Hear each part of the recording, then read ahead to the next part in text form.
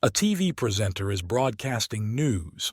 On the screen, a silhouette of a man says it's time to move on to other news, the topic of which is out of control, violent broadcasts, one of the newly emerging and gaining worldwide popularity view tunnel.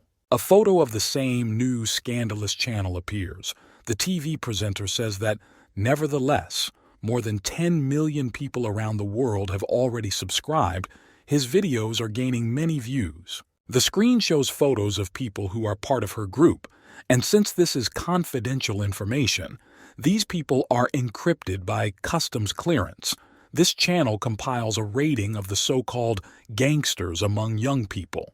The picture is changed again and shows a group of a dozen people beating each other with animal cruelty, all because the channel promises rewards and provokes them to fight each other or directly with the streamer. A message appears on the channel that NeoMask will soon start a live broadcast, to view which you need to click Confirm. After some time, the mysterious provocateur himself appears on the screen, wearing a strange mask that can change the image, a purple suit. A stranger greeted everyone and said that their cool NeoMask was with the audience again. A stranger is on a deserted street. A NeoMask sits in the middle of the road, holding a phone on a selfie stick to remain incognito. The guy uses a mask and says that today they are in the most famous place in the country. NeoMask shows the audience two photos. Two men in the picture. Kim Hyun-tae is ranked 332nd in the ranking.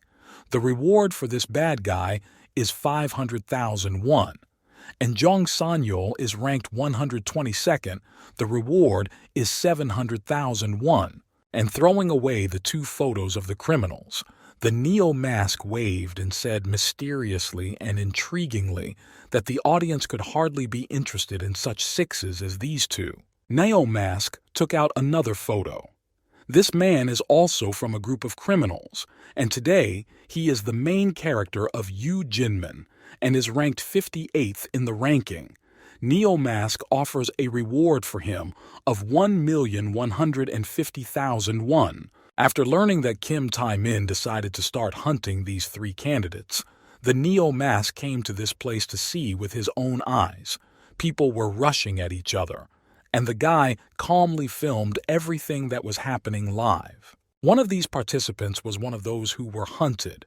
A NeoMask shouted that Kim Tae-min, who is ranked 68th in the ranking, had just received a big hit. The guy was lying on the ground unconscious. The audience in the comments were already vigorously discussing what had happened. The mask changed depending on his emotions. He said that Kim Tae-min asked to take everything off, saying that he would hunt down those who dared to take him on. The young man was confident of his victory, but he was unlucky and was left as a fool. Sitting down next to Kim Tae-min, the NeoMask turned the guy's head so that the audience could see the fight. He didn't care about the guy's condition. He wanted everyone to look at this scumbag who came to this place from far away to make money. He picked up and grabbed Kim Tae-min's face, mockingly called out to him and asked how he was doing. And he also noted that he didn't look very good, and it looked like Kim Tae-min was going to fall in the rankings. While NeoMask was playing with Kim Tae-min's body, someone called out to Neon curtly. Paying attention, the guy lowered the camera. It was the same two criminals in the photo who claimed that the NeoMask had no idea how many scum wanted to catch him. He had to get rid of it, while the other one smiled menacingly and kept silent. When the NeoMask got up, he could not believe his eyes. He was trapped. Some shouted that they would tear off this bad mask and cut his face into pieces. Others said he was finished. The young man was not happy with such friends. But it seems that the NeoMask is not scary, moreover. The guy cheerfully said that he offers these two criminals to give a reward for those who came to catch him. And if you add up all this money, they will all have enough for ice cream. But Yoo Jinmin did not agree to such a generous offer, assuring that they would refuse as he had long been annoyed by the antics of the NeoMask. So the time had come. The guy was quite angry because he had long been an eyesore to all the criminals of the place. Here, Men gathered around the young man, and they all saw only one target, the Neo mask, and turning to them, he offered to remove the mask from this handsome man, realizing that his accomplices were waiting for this. The guy pretended to be very scared. He didn't know what to do. The Neo mask was either fearless or a madman alone against so many people. Here anyone at least planned an escape plan and did not laugh at death in the eyes. But then his gaze became serious and direct, and the Neo mask, with a satisfied smile, had already thought of something. Throwing his hands up to the sky, the guy smilingly began to call his manager to finally put things in order. Tearing his gaze away from the seemingly insane Neo mask, who remained with his hands raised, the young man looked around as if he heard something. Then one of the crowd fell on the road screaming, while others, clearly confused by what had happened, stared at this poor man with a frightened look. Seeing the reason for their companion's condition, they turned even paler. A girl was standing in front of them, holding something in her hands, which already suggested that it was the object that had struck the criminal's head. It was really a girl. On the one hand, she was elegant, slender. On the other hand, she had a deceptive side. She knocked that guy off balance with an ordinary math book. His accomplices realized this, but still could not believe it. None of the company could believe that an ordinary girl could beat and knock down their friend, and she wasted no time in running straight into the crowd.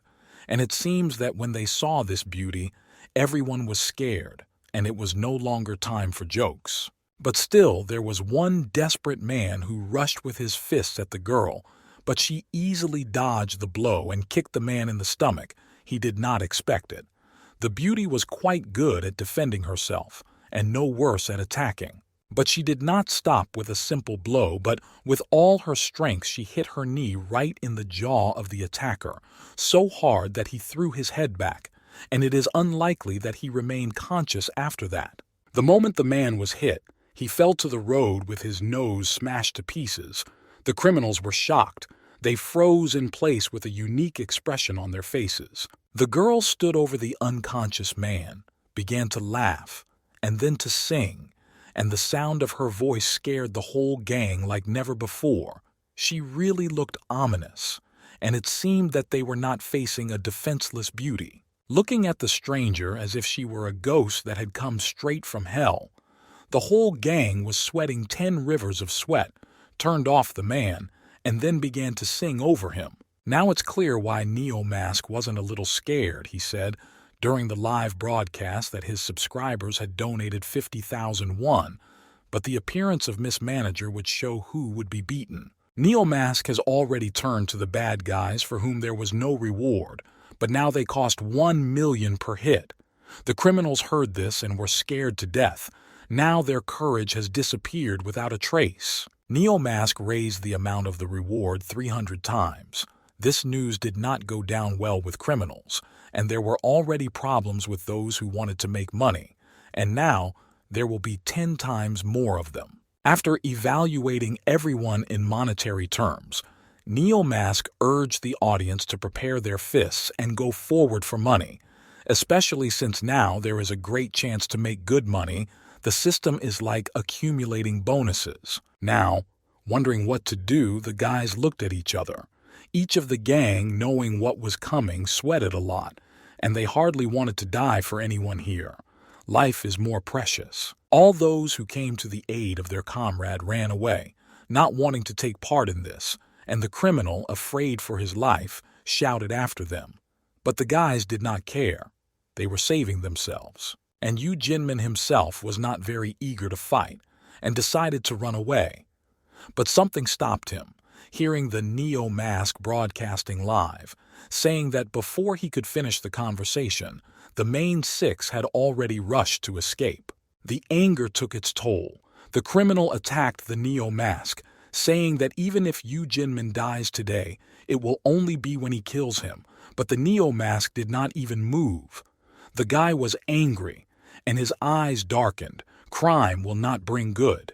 When the guy was a centimeter away from his target, Yu Jinmin met the Neo Mask's fist, and his own flew past the target, but he showed no emotion.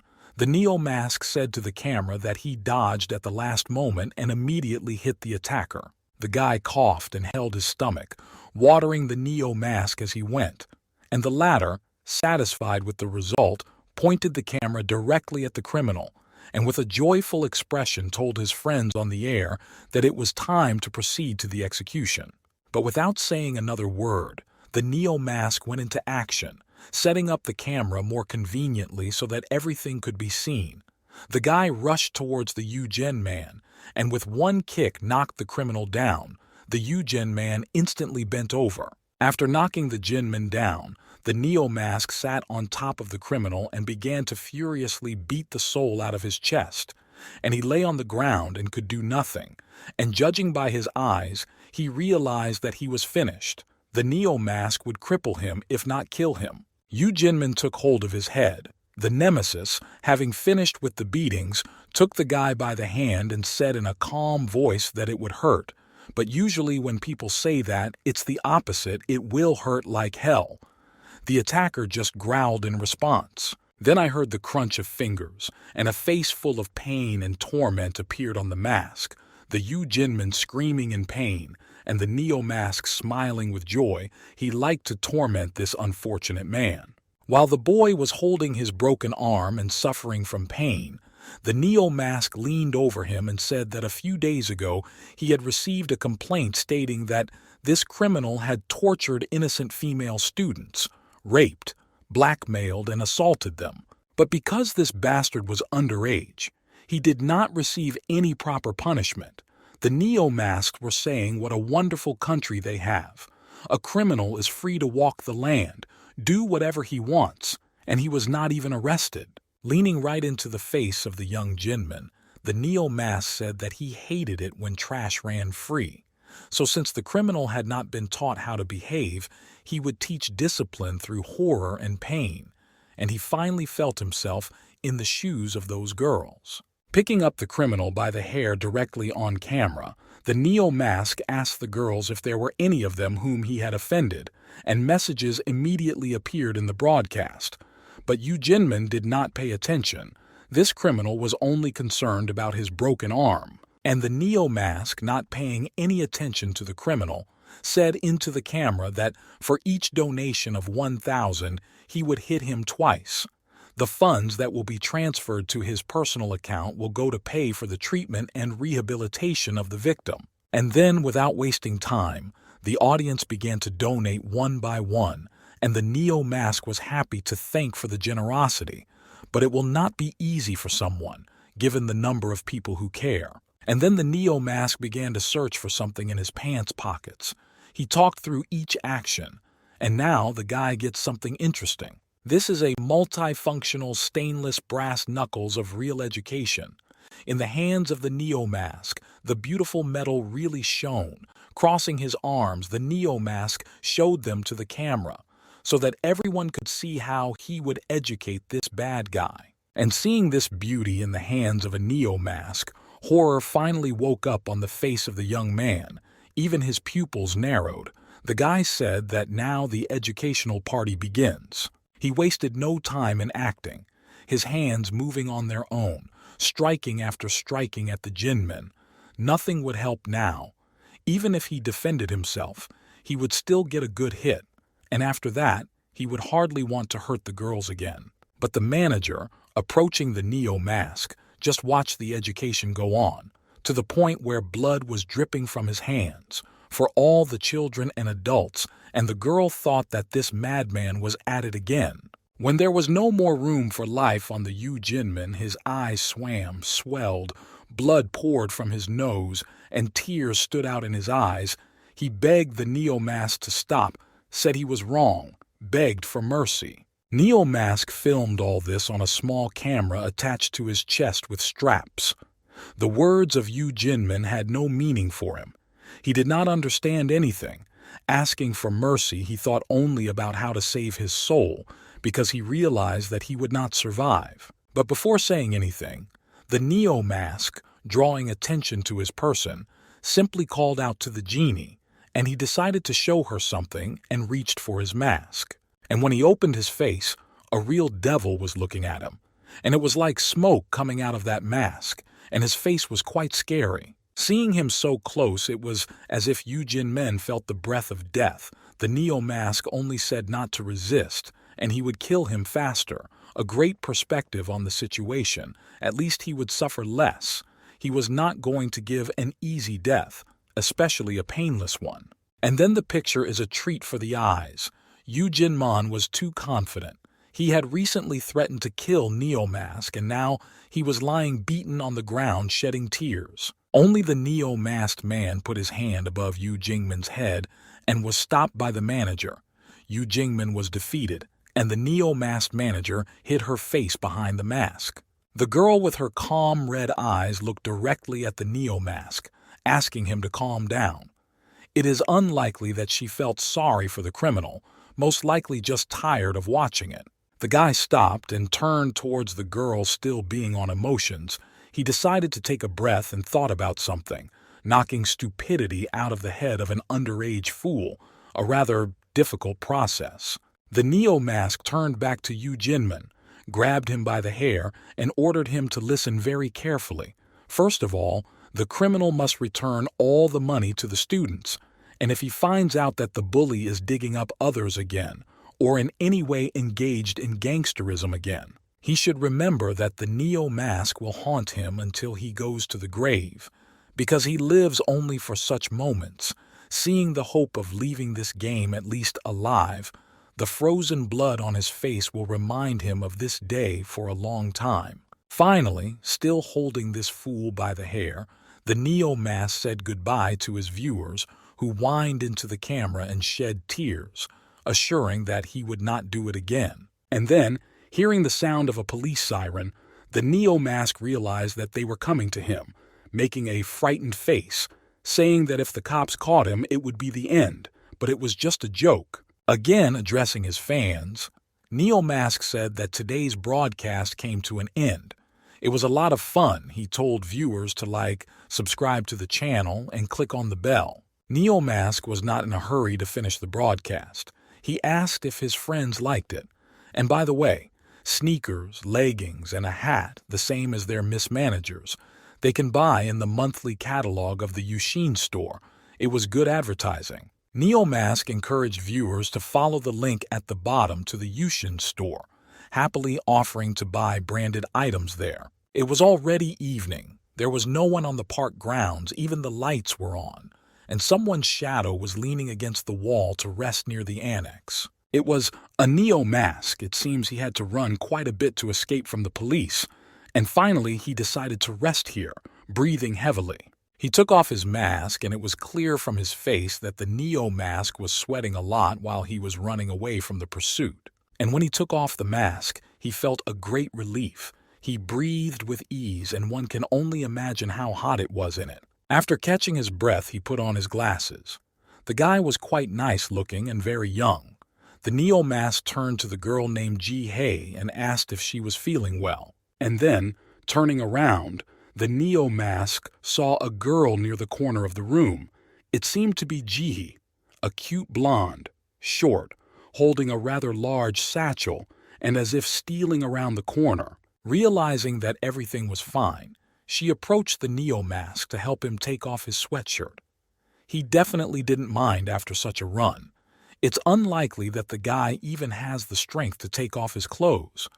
So he bent down to meet his partner, and taking hold of the sleeves of the sweatshirt, she pulled him towards her. Ji-hye stood waiting for him to get dressed, laughing, saying that he still couldn't get used to the girl when she was a manager. But she looked at him and said that he was not the only one with this problem. Ji-hye said that it was hard for her to get used to the fact that the neon nuclear psychopath and he were the same person. Describing the girl, it was impossible to pass by without noticing her eyes, which were gentle. Now she was a completely different person, calm and fragile. While Neo-mask was still getting dressed, Ji-hye was looking at his clothes with some curiosity, and suddenly noticed that she had said to bring other managers with her. Without being distracted from folding clothes, Neo-mask said that Seha and Taeyeon were on probation, for which he received a slap on the head. Calling him a cudgel, she said that in fact she was also on probation. Stroking his head after the blow, Neo Mask assured Ji-hai that she would be the first, even if she didn't study. Recalling recent events, one should be wary of making fun of the girl who beat and dispersed the entire gang with a math book. Holding out the Neo Mask, the girl noticed that it was already in such a terrible condition, and Ji-hai admitted that even if she wanted to, she could not afford it. Neo Mask gladly assured us that he would get Ji-hai a suit, and thanks to today's broadcast they will receive deliveries from the clothing manufacturer. The girl did not expect this. She has been dreaming of a suit for so long, and now she has a chance to get it. Because a lot of people watch their broadcasts, and Neo Mask and JH can't keep up with fashion, now we plan to get the latest jeans, cap, sneakers, belt, and a feudal ball all branded. Looking at Neo Mask with gratitude, Ji-hai even called him boss and said that she was leaving this case to Neo Mask. A dark room to which a door opens quietly, but from a distance it is impossible to see who is in it. But it is already clear that it is the silhouette of a guy. Now you can see that it's like a Neo Mask. He went inside. The room is well furnished, a spacious living room, large windows with views of the evening city, and in the middle of the living room a large white sofa, which recently had guests. Neo Mask walked into the room. It was decorated in calm, cold colors and made to look like a tree. There was a low lamp near the chest of drawers. The guy looked tired but happy. He was finally home after such a hard, busy day. As soon as he entered, the Neo Mask turned to Siri, who was connected to the speakers, and gave the command to read the messages for today. She immediately reacted to the Neo Mask's words and said that there was one message from the chief director of the Dukil Park. The guy, completely undressed, naked, went to the shower. He was enveloped in warm steam. Siri turned on the voicemail. It said that the neon again impressed everyone, and the director of the Park Duke sent Neo Mask letters from high school students. Director Park Dukil has selected all the main bandits and even the sixes, so when the information is confirmed, he is waiting for a deposit from Neo Mask. Now, we can look at the guy a little closer. His body is quite slender and muscular, and battle scars are visible on his back. When he came out of the shower, clean in body and fresh in mind, he was already dressed in a home suit and drying his hair. It was already dark outside, and the city was illuminated by the lights of street lamps and billboards.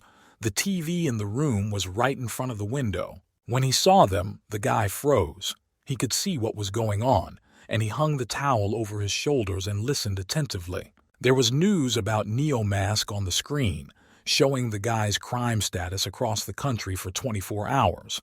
It was live, and different colors on the map indicated. Red was a serious case. Colored zones were special organizations. Green were cleared zones. Neo Mask was becoming more and more popular in the news rankings, and he was not the least bit surprised, but something in the window caught his attention. Neo Mask saw a high-rise building shining with red light from top to bottom, like a beacon among other houses in the night, and perhaps it was decorated with these lights for a reason. But when I saw it closer, it became clear that this high-rise shone from selective windows as if specially chosen. At the very top it shone the strongest. A little lower in one row were windows of 2 floors, and then in different ways, and the bottom was completely dark. In one of the windows stood the figure of a man with his back turned to the room, half naked and clearly looking somewhere. He was a blond guy with broad shoulders and a muscular body structure. His face was half hidden in the dark. The Neo Mask and this guy seemed to see each other and look directly into each other's eyes, and there was nothing friendly about that look. A guy named Daniel was having a party at the pool in this high-rise building, and one of the guests called him out, asking why he was standing there, and invited him to have a good time. The guy turned away from the window on his toes, being barefoot, leaving only the night city behind, and headed for the company. The Neo Mask angrily squeezed the towel around his shoulders, looking at this tall building. It seemed he understood perfectly well who was there. Neo Mask threatened to look at this building. Talk about showing the price of fun to some troll. So, considering who is usually hunted, it was one of the criminals. School is the period when we learn to live, to communicate with people, to solve problems, to learn new things, to make friends. But the most exciting moment in the school program is the exams, and this school has already received the results for the first semester. Each subject has a result and students' names, and under each, the students' scores are written. All the students ran up to look at the results, including Neo Mask, whose real name is Cha Soon-bin, and the girl standing next to him was surprised to see his low scores. A classmate said that when the young man first transferred, he thought he was smart. Turning to his classmates, he indifferently replied that he knew and saw the results, but he was really trying, but for some reason nothing was working. His friends did not mock him. On the contrary, they supported him. His girlfriend said that it was not a big deal nowadays. It might be good to live without studying. And with a hand on his shoulder, his classmate suggested that he register on ViewTunnel. A friend of mine said that there are channels where people record themselves studying, and they don't have to say anything. For example, they just read a book. But the guy did not miss the moment to joke about Sun-bin, saying that if the young man took off his glasses, he would look very presentable, and it might work, and he did not notice how the guy crept up on him from behind. And then suddenly, he slapped the joker. The bully didn't like what the guy was saying. He seemed to have put his hand on it well. The guy was bent down. The bully sarcastically asked him if he was going to become a blogger, and the boy denied it. And the bully turned to see if anyone would defend the victim. They were afraid of this bully, probably because he was quite tall and strong. And then the bully's eyes fell on Sun-bin, which meant only one thing. He had already found his next victim. And then the Neo Mask called out to him, sharply grabbed him by the hair and pulled him back to him. With an evil smile, he asked the Neo Mask if he was the same idiot who had recently transferred to them. No one had resisted him yet.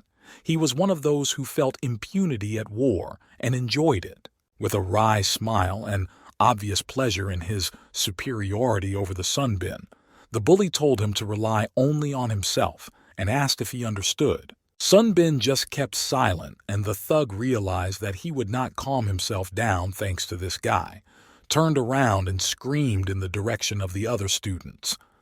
They were clearly frightened by such a sudden change of location and tried to attract as little attention as possible. Sun-bin calmly approached the injured friend, helped him up, and asked him how he was feeling. The guy was still holding his head with his hand. It seemed to be still hurting after the blow.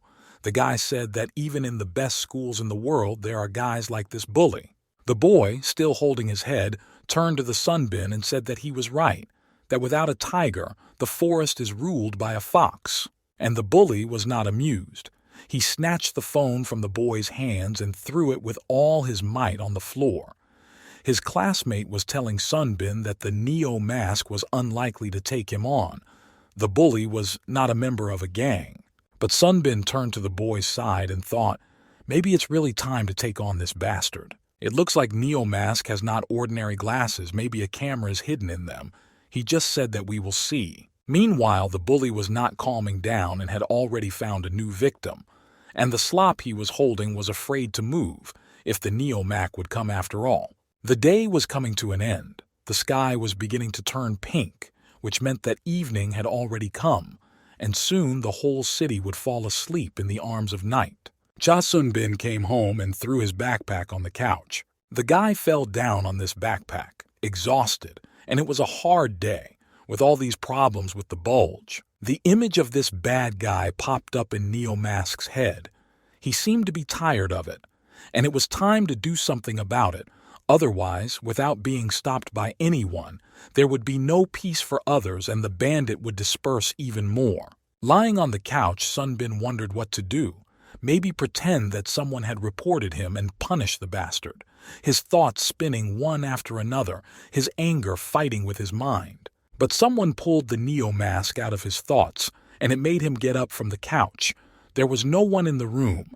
Maybe a voice came from the corridor, and the guy asked who it was. When he went out to meet the guests, the guy saw his partner in the company of rather stout men, one of whom was holding a package of gifts and said that it was time for a housewarming party, and that Cha Soon-bin's friends had come. The guests put the bacon on a handheld grill, specially set up so that all the fat would drain into a glass, and there was rice and spices on the table to go with the bacon. Sunbae, as the host, helped to cook, but Ji-hye's was not the same. Oil was all over the table. Sunbae moved every 2 or 3 months, and there was no reason to have a party, and everyone was too busy putting food on their plates. The burly man told Ji-hye to just take it as a get-together with friends, and asked the Sae to serve him a protein shake, and Ji-hye interrupted him and said, "You can't have a protein shake. He hasn't even eaten rice yet." But then one of the guests was almost forcing food into the sun bin. He kept giving him food and building a tower out of it. When Ji-hee saw this show, she couldn't believe her eyes and asked if they were really building a tower. But the man said that, thanks to the sun bin, he had earned a lot, and closing his eyes and folding his hands in front of him as if in prayer, he turned to the sun bin, addressing her as his boss, and begged her to earn even more this year. When she heard the conversation about money, Ji-see joined in, asking how much money they had made from sales this month, including advertising and copyright income. The man who was almost forcing food into the sun bin showed the number 3 on his fingers. His face was half covered by a shadow, which made his expression even more mysterious. The girl saw the amount and could not believe her eyes and demanded a raise. Another of the company's employees put a red jar on the table, started an advertising campaign. He presented a new plant-based weapon. If his friends got it, it would burn. Ji did not like that the guy put his chemicals on the table again. The girl returned to talking about income again, because she was also a fairly large contributor. So where was the fate of the girl?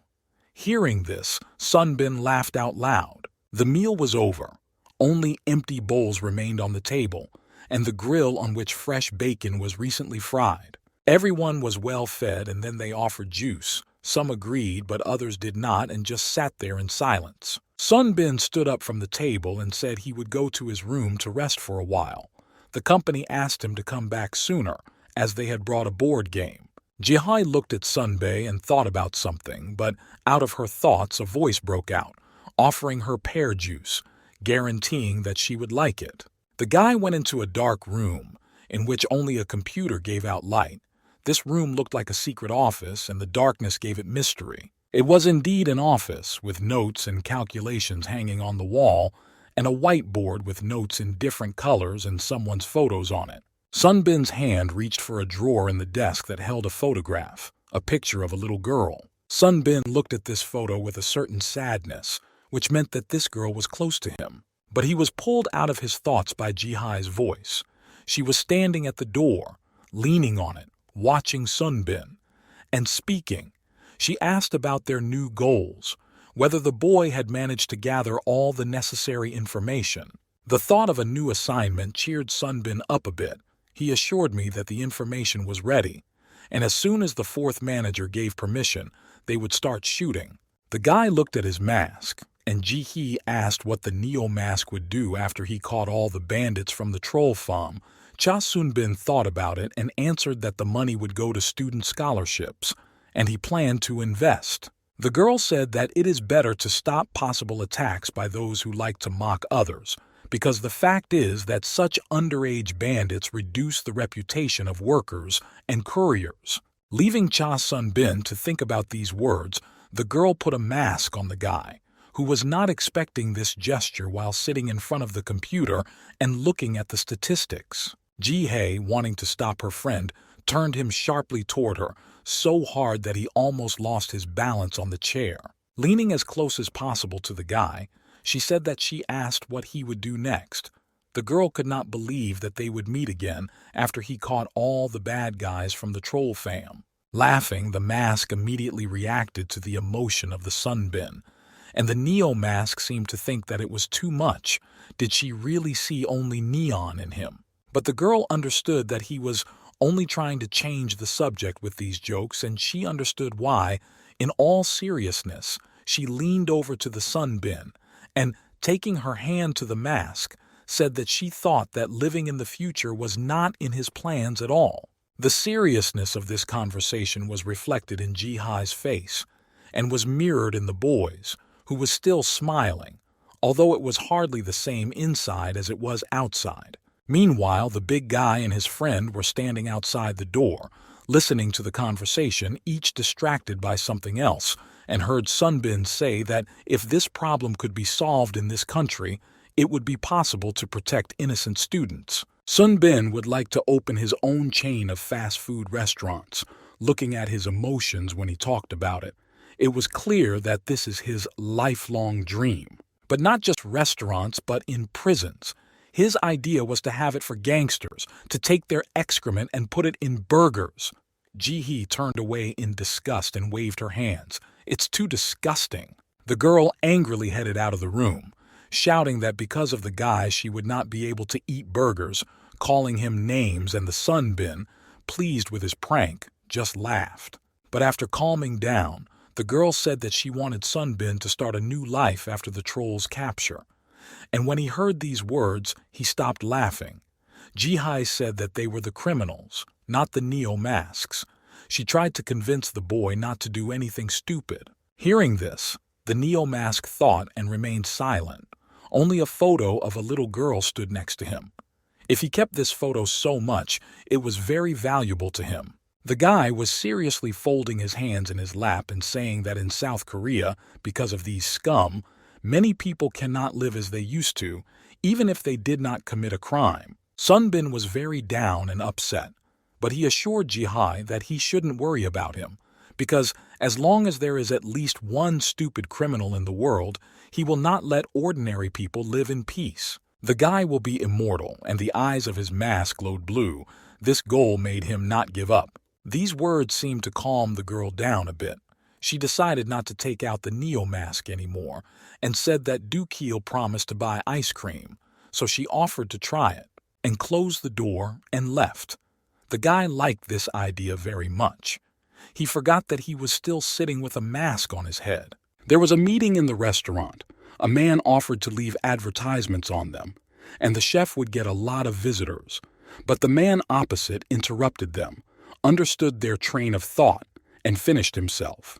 They wanted to say that the restaurant would earn a lot of money.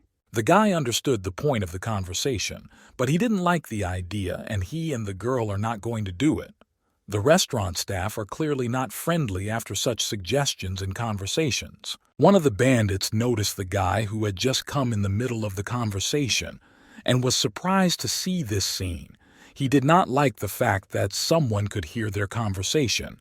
Extra ears are useless, and the fate of the witness is unenviable. Turning to his colleagues with anger in his voice, the man interrupted the conversation, saying they needed to leave, hinting that someone could hear them. The guy's glare did not bode well. With the most fake-friendly smile, the man said that they would meet the boss again. The guest who had been talking before looked at his partner suspiciously, and the boss said that he would call the police if they dared to come even once more. After leaving this place, one of the comrades did not like that they were resisting, and his boss said with a cheerful expression that they would set fire to this place, and the matter would be over, and laughed. The companion really liked their chicken, but it would be very fun. At this time, the man who was saying goodbye to the chef approached them, pointing to the restaurant, saying that he had seen a guy from high school here. It seems that he works here, and he kept trying to remember his name. I think it was Sumin. Meanwhile, Sumin looked out of the window with fear. Looking in the direction of the man, he seemed to notice that the bandit was gesturing to this place and guessed that this did not bode well. Glaring back at Sumin, the man got on his motorcycle and threateningly told his friends to find out which school Sumin was attending, as if he was bothered by the boy. Sunbin went to a grocery store called Gu. The large windows and doors showed that the store was quite spacious, which meant that it had a wide range of products. There were plenty of neo-mask advertisements in the store, and Ji-hee called him, greeted him, and asked if there was anything new, and without answering, the girl asked if he had eaten at all. making sure he didn't eat convenience foods. Holding one of these semi-finished products in his hands, he told Jae-hee that they were quite satisfying, and as you can see, the package also contained a Neo mask. The girl didn't like it. She asked about the food that Jae-hee had prepared for the housewarming party, and if the guy threw it away, she threatened to kill him, but Sunbae assured her that he had eaten it all and said he had to go. The girl didn't like such a short farewell, but still exhaled a disgruntled breath into the phone and said goodbye to the guy as he was leaving the store with his purchases. Walking home, Sunbin thought, it's been a year since they created the Neo Mass channel, which has gained a lot of popularity, but the trolls are still gaining strength. And if the guy wants to reduce the influence of this organization, the channel should attract attention even more often.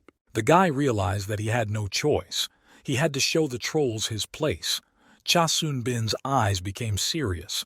He was clearly pissed off by these trolls. Suddenly, the guy stopped in the middle of the road. His thoughts took him far away. But then, out of his thoughts, the guy was pulled out by a noise. He was all alone in the middle of the street. It was already late at night. The high street lights were not on in any windows. The city was asleep. The only source of light was a lamppost. When he came around the corner, the guy quietly peeked out from behind it, and Sunbin was lucky that he was covered by barrels, which blend in well with the darkness. And a picture appeared in front of him. A man fell to the ground. His face was not visible. Only his hair was red. And from the fact that he was breathing very hard, one could understand that he was either running very fast or being beaten. The guy was cornered, barely breathing, surrounded by a gang, each of them in their own vehicle, some of them with a bat in their hands. It was a completely deserted place, except for these guys, an ideal place to kill without leaving a trace. Two of the company mocked their victim, said that when he dyed his hair, he immediately became cool, but the guy was silent. He tried to catch his breath. The victim was wearing a rather original sweater, purple, with a dragon pattern. One of the company's employees was laughing and threatening that if he didn't get to his feet in 5 minutes, he would be in trouble. Before the guy could answer, realizing his fate, his offender received a fist across the jaw at the same second, and judging by the expression on the bandit's face, it was quite heavy, and didn't give up.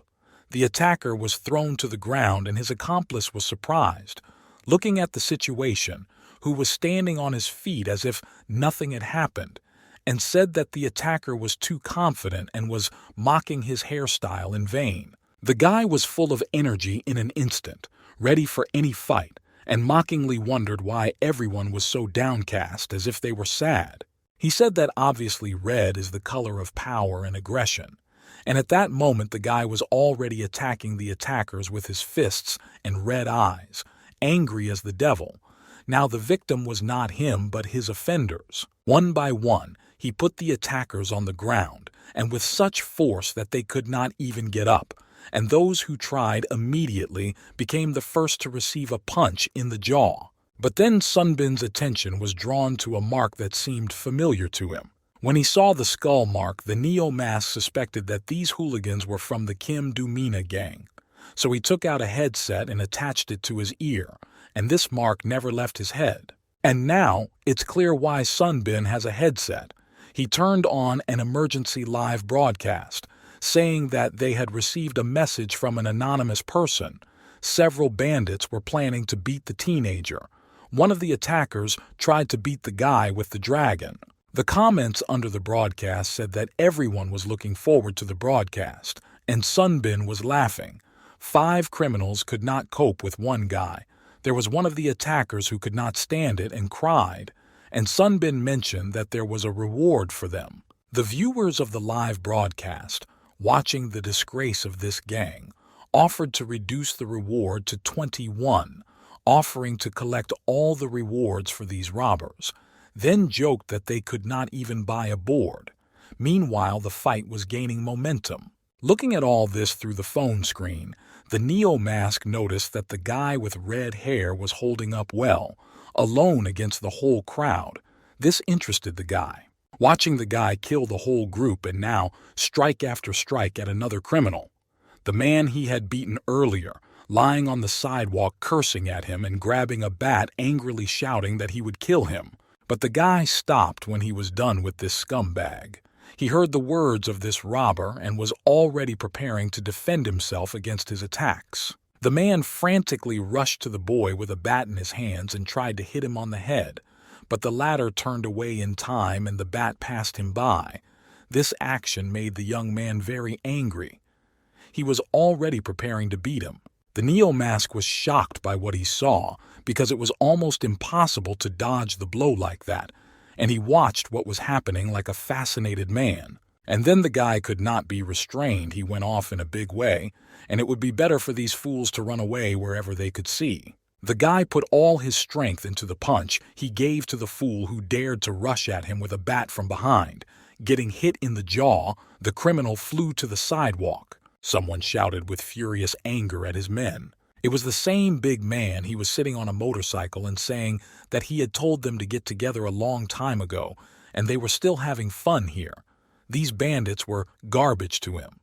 He was not interested in what was going on here, even after seeing this massacre. He noticed the perpetrator and called out to him, and when he did, he stopped the slaughter for a moment. The man's name was Mensa, and if this young man knows his name, then they know each other, at least remotely. Neo-mask heard that this guy knew the man's name, and now Cha Sun-bin knows this criminal as Mensa, and he thought about it. Somewhere Sun-bin had heard this name before, and he thinks he had heard it in some advertisement. And as far as he knew, this man could only shout. But he never got into a fight, so he should not be worried about him, although he looked quite ominous. But it was useless. But for some reason, when he saw the Mensa, the guy just cursed and seemed surprised to see him. One of the criminals, addressing his boss, apologized and said that he was on his way to a meeting when he encountered this guy, so he had to stay behind to teach them good manners. It seems they were afraid of him, because as soon as he appeared, the fight immediately stopped. But when he noticed the guy, all his courage evaporated. He asked if it was Ju Se-jin. But the man standing next to him seemed to be indifferent to who he was and what he was doing. It didn't concern him for now. But Ju Se-jin didn't seem to care about Mensa. He wasn't afraid of him. He even greeted him with a smile and said that the donut itself had arrived. It seems that the way Ju Se-jin called him made Mensa very angry, and he said that the guy had already gotten him and ordered his subordinate to call the others, and the guy looked at him and turned pale and could only squeeze out that he was going to call. But Ju Se-jin didn't care at all. He just laughed evilly and asked what kind of circus the man was putting on. And meanwhile, his subordinates turned their motorcycles around and headed off somewhere. The guy tried harder and harder to make the man angry and told him to come down to him and beg for mercy, and showed with all his appearance that he was not afraid of the Mensa. Mensu behaved like a clown. He showed with all his appearance how threatening and dangerous he was, shouted for his subordinate to let him go in order to beat the guy, but the comedy was that no one was holding the man. The subordinate was a little confused. One of the gang saw this and could hardly stop himself from laughing, but he couldn't help but smile wryly, and anyone in his place would have been unable to resist. It was really comical. While filming all this, Sun-bin also saw this tragic comedy and almost laughed himself, but he could not hold back his smile, only saying that Mensa is more interesting than he could have thought.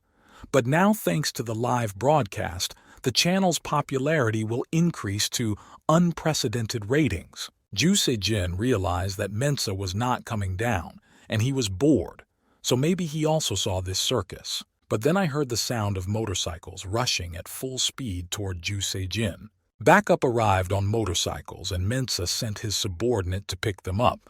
Their vehicles had the same skull mark as the others in the gang, and they all looked quite menacing. All of these men went straight to Ju Se-jin and trapped him, blinding his eyes with the light of the lanterns, so bright that it was impossible to see anything. Mensu smiled wryly, obviously pleased with what was happening, and told Ju Se-jin that he should try to escape now, that from that day on he would be going to school in a wheelchair, and called him names, and the Neo-Mask's words were confirmed. The guy admitted that he was cornered. Dozens of men on motorcycles were looking at him at full alert, waiting for a command like lapdogs. Someone was lounging on the steering wheel, someone was just waiting for the command, ready to rush into battle. Someone didn't like it at all, but they were all just waiting for the boss to decide. Well, although the guy did not show fear, he realized that he was in a bad spot and needed to think of a retreat plan.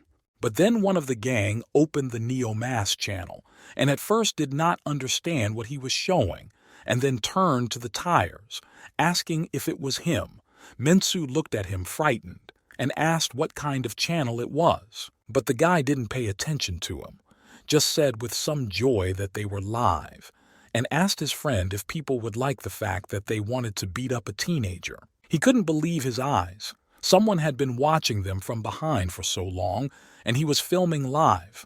There were already a lot of comments, and it's unlikely that the viewers really like what's going on there.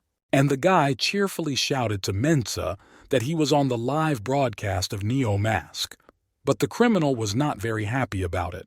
The possibility of being shown in a bad light throughout the country was not very good, given that Mensa also appears in advertisements. But Ju Se-jin did not miss the opportunity to tease Mensa, shouting so that it could be heard on the air that the baby from high school Sando was the main donut of the country.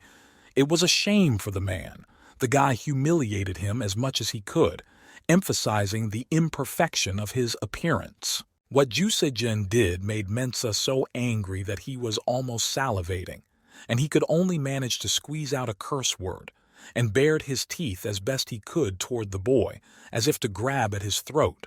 Mensu shouted to George to grab both Jo Se-jin and the man who was filming it all live, and everyone there rushed to Jo Se-jin's side, just like obedient puppies. A few people noticed the neon, and he realized it and laughed. Someone wrote on the air that the guy should run away as fast as possible, while everyone else was too busy with Ju Se-jin. Two of the gang were catching Chasun-bin. But the guy didn't seem to care at all, and moreover, he even liked this situation. The evening was getting interesting. He told the audience that they had a Neo-Mask with them, and that was it for today. They would meet in the next episodes, and turned off the camera. Seeing the defeat of his subordinates, Mensu roared like a madman, not understanding what was wrong with them today. He really did not like the fact that the gang was losing, and it was clear why. In an instant, Ju Se-jin turned into a bloodthirsty beast that swept away on his way. One of them was a criminal named Mensu, whom Ju Se-jin kicked right in the face. The guy was taking great pleasure in breaking the noses of his attackers, and he looked really strong. The donut fell from such a blow and could not get up from the ground. It looks like he was unconscious. The guy was very pleased with the result. He told Mensa that he would go home and order the delivery of chicken legs, and said that they would see each other soon. Meanwhile, the Neo-Mask was running away at full speed from the pursuers, who were shouting after him to kill everyone who came into sight. To be caught meant the end of everything, of all the work on the gang of trolls and other criminals who were still walking around freely and safely. Ju Se-jin also ran as fast as he could from his pursuers, because he could not kill them all. One of them would knock him down, and then others would come up, and that would be the end of him. He would just be trampled on. Sunbin, running away from his pursuers, jumped on the roof of the building to hide from them. He did it so easily, as if he had done it more than once, because to hunt criminals, he must be able to do such tricks. As soon as Sunbin jumped on the roof and lay down so that he could not be seen, the attackers on motorcycles passed by, and they were looking for the boy. And when one of them drove right under the sunbathers, he jumped out at the unsuspecting man. The man was scared to death when someone jumped on top of him, and the Sunbin took advantage of this opportunity when he was confused and grabbed him by the neck and pulled him towards him.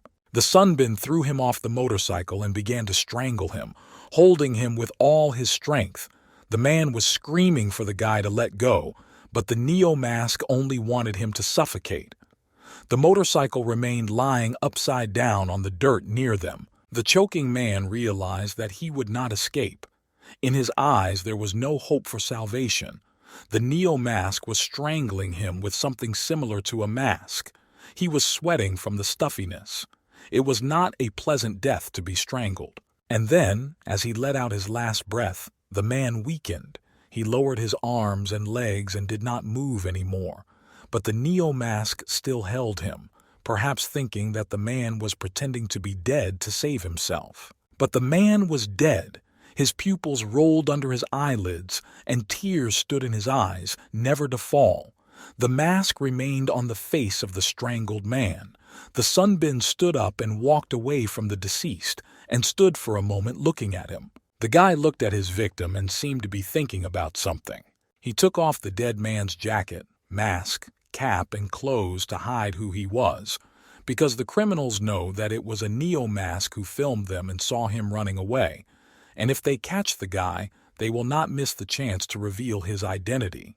With his face completely covered, the guy could continue his work, and now he was wondering where that curious stranger, meaning Ju Se-jin, had gone. Meanwhile, he was still running away from his pursuers, and as you could see, he was already very tired because he was breathing heavily. The guy was on the roof of a building. After jumping down from it in a remote area where there was not a single living soul, the boy stopped to rest, and as he noticed he seemed to have broken away from his pursuers, there were only cars, street lamps, and Ju Se-jin himself on the street, and no lights in the high-rise buildings. But that was not to be. Barely catching his breath, the boy cursed when he heard the shouts of his pursuers that one of them had found him. Ju Sung was already angry. After running for a kilometer, he was hardly eager to run again, and he was sweating so much. The guy had no strength left. He could only see the bandits approaching, and he was scared to death. But Ju Se-jin was lucky. One of the pursuers fell on his head with a wooden box, very similar to a table box, and hit the driver right in the head, so he did not understand what happened. His head threw back. Neo-mask finally found where Ju Se-jin had run to, but seeing that he was already being chased, he decided to help. He found someone's dresser on the roof, and he couldn't think of anything better than to drop the drawer on the head of the pursuer. With his face hidden, he was sure that he would not be recognized, so he could help without fear of being exposed, and the sunbin threw the boxes off the roof one by one. Thanks to this, there was a commotion on the road. One fell and all fell, receiving a new portion of blows to the head and body with boxes. Who was more lucky? Because of this obstacle, they were all very angry, because outside help made their task very difficult. Ju Se-jin couldn't believe his luck. He laughed. He didn't understand what it was or where it came from, but it didn't matter. He had a chance to escape. The whole situation was only to his advantage, and he decided to run away while he still had the opportunity before they came to their senses. But then it seemed someone came to his senses, out of nowhere, at full speed on a motorcycle that was clearly out of size, carrying a bat in his hand, while he was driving a motorcycle with the other and seemed to be very angry. This is exactly what Mensa Ju Se-jin did not expect to see, and he was clearly shocked. And Mensu is happy that he caught up with the guy and shouted that he wanted him to die. The guy could not even move in shock. He just watched the crazy Mensa flying towards him. He only wanted to kill the guy. Having caught up with his victim, Mensu was not going to miss a chance to get even with him. But when he saw the man, Neo-mask rushed to Ju Se-jin's aid and ran across the roof to meet him, yet he could not leave the boy without help. He was already exhausted from the fight with the criminals. While Ju Se-jin couldn't move in shock and fear, he watched the donut rush toward him, a Neo-mask already flying toward him in the sky. He was the last person the guy expected to see, but the Neo-mask did not pay attention to him. There was only one target now, and the unsuspecting Mensa got another kick in the face, and his nose was definitely broken. The man was very unlucky. The Neo-masked man was thrown back a few meters by the blow. It took a lot of strength to push the big guy away, but he didn't seem to care. He landed calmly on the sidewalk. After looking behind him for a minute at the guy, the Neo-mask told him to follow him. But still in shock, Ju Se-jin turned his head one way or the other, not knowing what to do or where to go. There was no time to ask. The neo-mask had already rushed up the stairs without even turning around. Apparently, he had no doubt that the boy would follow him, and he was right. Ju-soo had come to a little bit of his senses, enough to run after him. They ran along an empty street, thinking that everything was behind them because they could not hear or see anyone, and the darkness of the night helped them to hide. However, they were found, and the man who turned out to be running after them told the others where they had gone. When the light of the motorcycle fell on the boys, the neo-mask was almost around the corner, unlike Ju Sejin, who was just running down the stairs and was growling with anger. The neo-mask answered his question as soon as the guy caught up with him. The guy said he saw about 20 criminals, and that wasn't even a third of the Nopak gang. Ju Sejin couldn't believe his ears. Nopak, are they really here? Nopaku is a known group of hooligans. It was founded by those scumbags and Kim Do-ming, most likely, delivery service, restaurants, etc.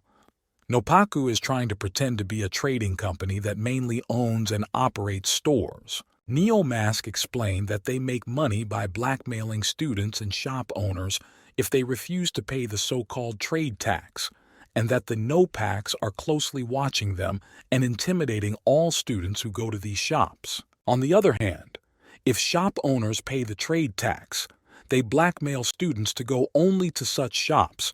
In short, if they pay, the business thrives. If not, the business declines or is destroyed.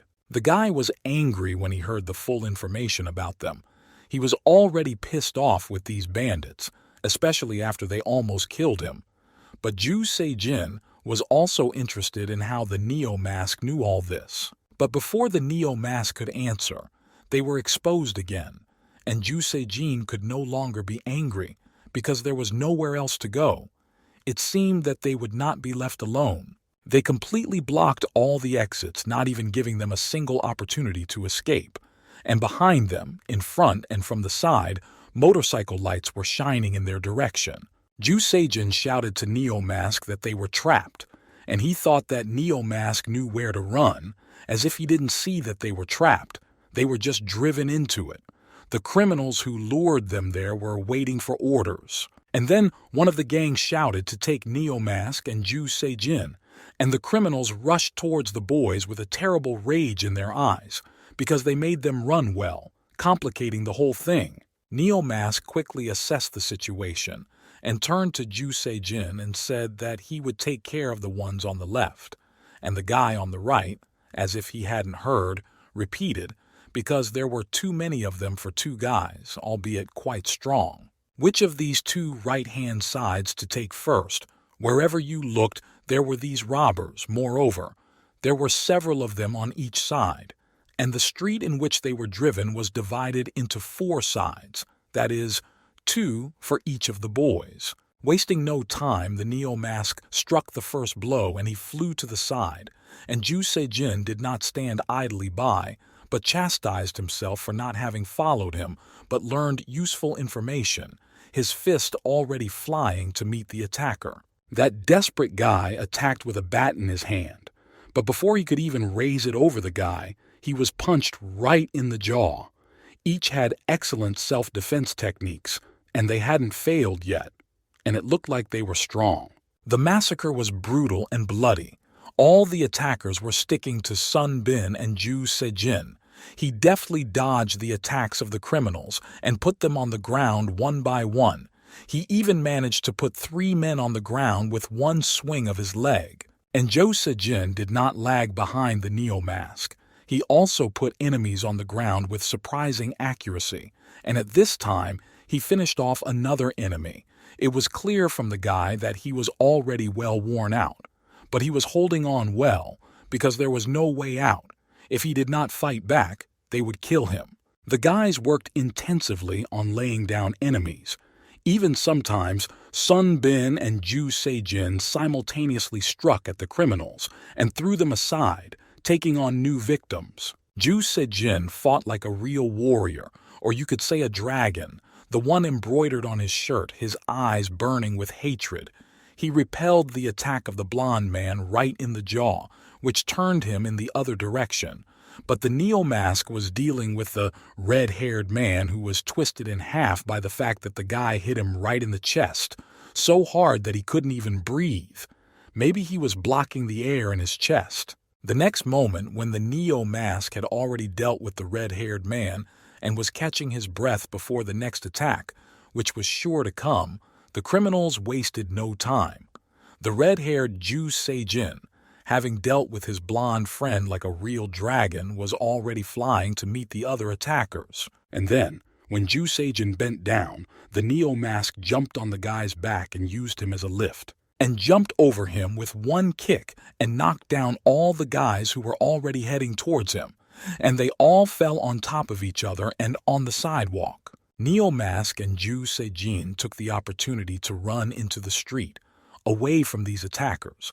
Neo Mask pulled his mask away from his face so that he could be heard, shouted to Ju Se-jin to run quickly after him, and the guy with anger in his voice, and running with all his might through the dark night street, said that, God forbid, Neo Mask would make another mistake. Finally, Ju Se-jin and Neo Mask managed to break away from the pursuers and stopped in the park near the simulators. They were completely exhausted. Ju Se-jin almost fell off his feet and bent down in half, trying to catch his breath, as did Neo Mask. It seems that there was no pursuit, and you can finally at least take a little rest, because it took them more than 1 hour to fight off the attackers and stay safe. Ju Se-jin, finally catching his breath from the chase, although he didn't know who he was, said he was very grateful for the help and asked if they had met before, and the Neo Mask was trying to cover his face with a cap, perhaps to avoid giving himself away, because it was said that it was the Neo Mask who was broadcasting, so he might have suspected something. But everything was much simpler. The Neo Mask was just very sick, and yet he could not resist, and ran to the simulators. Ju Se-jin, a little shocked by what happened, carefully asked what the guy was so tired. He threw up because the whole reason was in the mask. The criminal who wore it smoked a lot, and the unmasked man said that it stank, and why no smoker brushes his teeth, looking at the guy's face. You could see how he was nauseated. He was very pale, and pushed the mask away in disgust. Looking at this unfortunate mask with disgust, the Neo Mask covered his nose and said that they could not smell the bad breath. Ju Se-jin could not help but laugh, so much so that tears rolled down his face. The guy thought that it was not only about rage, and he was right. Seeing what happened, he looked around and his eyes stopped at the vending machine. Recalling the massacre, the boy thought that compared to those jackals, the red-haired boy was much stronger and more resilient. He fought like a real dragon with anger and determination. The gang would remember him for a long time. It was a shock for them that 2 boys were able to resist and escape from these criminals, alive and unharmed. But the Neo Mask thought that there was something even cooler. Images of memories of the recent massacre arose in his head. With what desperation and fury they fought side by side. It was a wonderful duo that was surprisingly able to withstand, fight back, and survive in this massacre. And then a tin can with a drink flew in the direction of the Neo Mask, and Sunbin deftly intercepted it in the air, as if automatically, but he did not understand what had happened. It was Ju Se-jin. He was calmly opening the same can in his hands, and in a satisfied voice he said to Sunbin to drink, the guy's treat. The friend was clearly happy to have a long-awaited refreshing drink, thanked him. And then Ju Se-jin, with fervor in his voice and determination in his eyes, said that he looked like a neon mask in battle, didn't he? He looked as if there had been no fight, no chase, no escape from his pursuers. But Sunbin just drank his drink quietly and silently, and did not want to answer. He listened to Ju Se-jin talking about Neo Mask with admiration, that is, about Sunbin himself. If only he knew that his idol was standing right in front of him.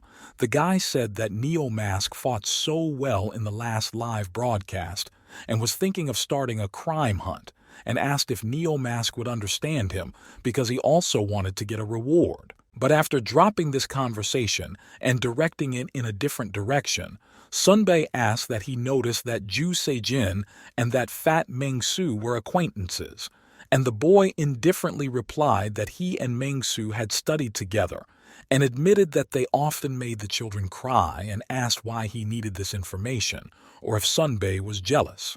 But Sunbaek was in no mood for jokes, and he asked cautiously with curiosity whether Ju Se-jin was a hooligan and whether he was one himself. The fact that he was well known among the gangsters should have been alarming, especially since Ju Se-jin had admitted to having hurt children in the past. But the guy calmly laughed and replied, squeezing the drink can, that he was in no way connected with criminals, that it was just childish pranks, and in general he was too good to do such nonsense. The guy, though not of a simple character, would not do such things. When Sunbaek heard Ju Se-jin praising himself and calling him handsome, he laughed a little, and Ju Se-jin noticed and said that he was already laughing at him, and that was at the first meeting, and he didn't show any anger or contempt. He reacted normally, even a little cheerfully to the laugh. In any case, Ju Se-jin thanked him again and asked him the name of his rescuer, and he introduced himself and extended his hand to Sunbae to meet him. He was quite friendly to the boy and wanted to get to know him. Sunbin introduced himself and kindly extended his hand to meet him, but he was still interested in this guy. Turning to go about his business, or perhaps just home, Ju Se-jin said that he now owed Cha Sunbin a favor, and if they met again, he would have to treat him to rice or something like that. Sunbin also started toward home and politely waited a while for Ju Se-jin to say goodbye. Looking at the trail of the guy who was already quite far away, Sunbae noticed that he was right. Ju Se-jin was really interesting, and for some reason it seems that this was not the last time they met. And only now the guy remembered his rice, which he bought in the supermarket. But because of all these events he left it where it is not known. It seems that someone will be left without dinner tonight. The western part of Seoul, the area of the most frequent attacks, the hideout of the Nopak gang, it was a building very similar to a garage, with two doors, one bigger and one smaller, designed for large cars and people. Inspecting one of the motorcycles, which looked like it was broken, a man sitting next to it said that nothing would help him. The motorcycle was hopelessly broken, and there was no point in repairing it. The man picked up a yellow lighter and started a fire, but without doing anything with it, he closed it back as if someone was playing with it, thinking about something. In the middle of this garage there was a beautiful black car which seemed to be quite expensive. Next to it were two motorcycles, almost identical, and in a chair in front of the man sat someone's figure. It was a Mensa, and in front of him stood his colleague, with whom he was in a fast food restaurant, offering his services, let's say, and threatening the chef. A man standing in front of me held a couple of nuts in his hands. He said that despite the fact that Tesub had warned him, it was addressed to Mensa. The guy was standing in the shadows, but he was clearly visible. He was a young man, very serious, wearing interesting pants with big slits in the knees. He kept talking. The Mensa even brought help from their sixes, but despite this, he still did not finish the job. Mensu was sweating profusely. He realized that because he had failed the task, the man was now in trouble. He was afraid to say a word, and the guy kept saying that even if he told him that these idiots would pay for their treatment themselves, they still need money to pay for the repair of 21 of the 60 bikes. The guy was playing with a lighter in front of the Mensa. The guy was sitting sadly over a pile of metal lying in a box with other tools, looking like he was picking through the box from sadness.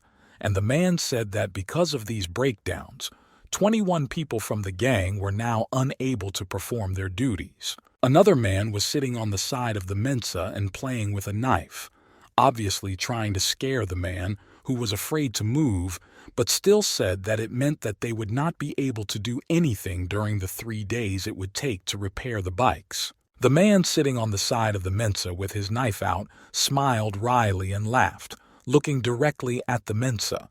His expression was rather strange, and perhaps it was the play of light in the room. The man standing next to the guy who was trying to do something was watching him closely, and he couldn't help but ask if he knew what to do with the motorcycle, but the guy only answered that Dooman had paid for the repair. They were one of the attackers who had chased Ju Sejin and Neo Mask. The guy holding a small wrench in his hand said that it was all because of a stupid Mensa, and he read that everything should work if there was a little bit of a slip in one place. The guy was noticeably nervous. The guy was still very young. It seems that he was afraid to get in trouble if he did not fix this bike. Looking at the way Mensu stumbles when addressing the Dooman and looks at him with such hope, one might think that Mensu is not the main one there, but just one of the puppets who follows orders. He said that those bastards had no right to look down on Nopak. But he stopped talking when he saw a man with a gun in his hand approach him. It scared the Mensa quite a bit, and the man said that those stupid bastards were not their main problem. If the guys from the troll farm found out about what happened, he could imagine how ridiculous the Nopak would look. The man came up to him almost close to him, obviously carrying something heavy in his hands, addressing the Mensa. It was one of the main gang leaders, Troll Farm, Nopak, Kim Dooman, a tall, rather formidable man with blood on his hands and sins on his soul. The man looked to be about 30 years old, and his body was quite muscular, as his clothes could not hide the obvious. Neither a t-shirt nor even a jacket. He was obviously very strong. Dooman slowly approached Mensa like a beast to a victim. He enjoyed his fear. He could only squeeze out his name, and interrupting him, Kim Dooman threateningly said, "Take care of yourself," calling him unpleasant words, who was already afraid and his pupils were narrowed. Kim Dooming's eyes showed an unhealthy gleam and excitement, and he swung his hand at Mensa with a fervor that looked like a very heavy metal disc, and Kim Dooming said that if you get hit in the head with this thing, you have almost no chance of survival. When he saw the metal brought in above him, Mensu could only scream. Tears were rolling down his face, and there was horror in his eyes, as if he saw his death, and it was true. A man like the head of the gang would not just threaten, he would act to justify his title and place. Otherwise, he would be removed from this town. So the question is either him or him, and for the man the choice is obvious. And then some liquid splashed all around in the garage. No, it was not Mensa's blood. Yet Kim Dooman decided to mock the man, to enjoy the moment when he trembled with fear. For him, it was just a game. It was the engine oil from the broken motorcycle. It stained the floor and the key and hands, as well as the clothes of the guy who tried to repair the vehicle, cursing at the world. He said that this motorcycle was beyond repair. All the work was in vain. A very large and beautiful city, high-rise buildings. Today is a bright, sunny day, no fuss, not even people are visible. Calm, measured, everyday life. The man is talking on a tablet. He is tall, blond, well-built, with deep-set eyes, a straight nose, and a sharp chin, typical male features. He is dressed in light pants, a black sweatshirt, and a green jacket that suits him very well. He was very serious and reserved. The man was given the task of collecting information on Chu Se-jin, and he managed to dig up some information on him. A little blunt, but he fights well enough, and his reputation is not bad. Due to his skills in battle, he is being considered as a new manager, but whether he is suitable for the role, editor Kite Khan was also once a candidate. It was Sung Bin who was considering Ju Se-jin as a new manager. The guy sat back and thought, and his partner listened patiently. Sung Bin said that as he knew a manager is someone who acts as his bodyguard, and editors are something like mercenaries. Both sides must be strong enough. Sung Bin and his colleague were having a meal at his friend's house. In order to work in a team with a Neo Mask, a candidate who is selected for both the role of manager and editor must be able to control himself, keep his mouth shut, and know who to say what to, because the Sun Bin, being a top-secret person, cannot afford to hire a manager who will reveal his identity. As for the editors who are only paid, they need to be able to crush the opponent completely, like Keith Han does, but Neo Mask is still looking at him. Chu Sejin has good basic skills and intuition, and he seems like a good person, but something is confusing him. In order to understand whether Ju Sejin has enough self-control to become a manager, Sunbae thinks they need to look at him a little more. He gets up from the couch and starts thinking about the new candidate. After thinking about the situation, Sunbin said that he would leave it to his partner to find information about the No-Pack gang. Smiling with satisfaction, his partner replied that he had just understood his boss. A guy in a high school uniform is walking down the school corridor. He is calm, confident. The room is empty. No one is interfering with his way to class. When he entered the classroom, he greeted everyone. It was Ju Se-jin, and his classmates greeted him back, as if they were the only ones in the class. The boys whispered to each other and asked Ju Seung why he didn't read or respond to the messages, but he didn't understand what messages they were talking about because he hadn't seen anything, and asked his friends what had happened. They turned to the guy and showed him the phone with a video showing Ju Se-jin beating one of the criminals that ill-fated evening, and the comrades asked if he had appeared on the Neo Mask channel. But what is there to ask if it was already clear that it was Se-jin? The guy didn't know what to say, so he was a little embarrassed and hesitated, and only asked if they had seen everything. The guys couldn't believe it was true, and one of the two classmates said proudly that he was right and it was really a Se-jin, a moment of glory for the young man. It's good if he doesn't get eaten up by this popularity. A classmate said that he needed to tell the sum, and then someone appeared in the doorway and heard the conversation.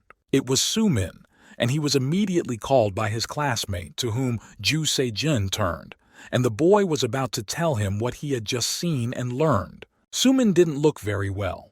His cheek was covered with a plaster, and we noticed it immediately, and asked him what happened to his face, if he had a fight with someone, but the guy just said that he just fell out of bed.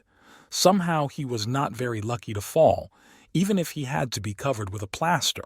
But Ju Se-jin looked at the boy and thought about something, and it seems that he knows what happened. The bandits gathered near the garage cooperative. Some were heading to their motorcycles, others were just standing there, and some were ready to go. Their bikes were ready for adventure. A blond guy, laughing at the story, lazily asked the T-Sob if he had taken care of the piglet Mensa, and the T-Sob replied that he had come right after the hospital where he was now. Kim Dooman turned to him and told him to tell everyone that if they didn't bring money to repair their bikes, they would be in trouble. He leaned his head on his bike and remained silent, and the others were ordered by Kim Dooman to stay and prepare to make a routine visit to their neighborhoods. While Sumin was walking calmly to school as usual, the day was beautiful, friendly. There were very few people on the street. Advertising signs were burning brightly on the shops, as if luring passers-by inside like a beast to prey. The boy was walking calmly, thinking about his own, perhaps dreaming, perhaps remembering something. But then someone's voice called his name, and the boy did not like the person who called him. On such a nice sunny day, nothing would portend trouble. But then, as luck would have it, the gang, the culprits of the day going wrong, stopped the sad man, and before the sun could rise, they were there, tracking the guy. And this portends only trouble. There were like 4 of them, and you shouldn't expect good things. With a fake happy smile, the man said that he was back. He was the same one who was in the fast food restaurant.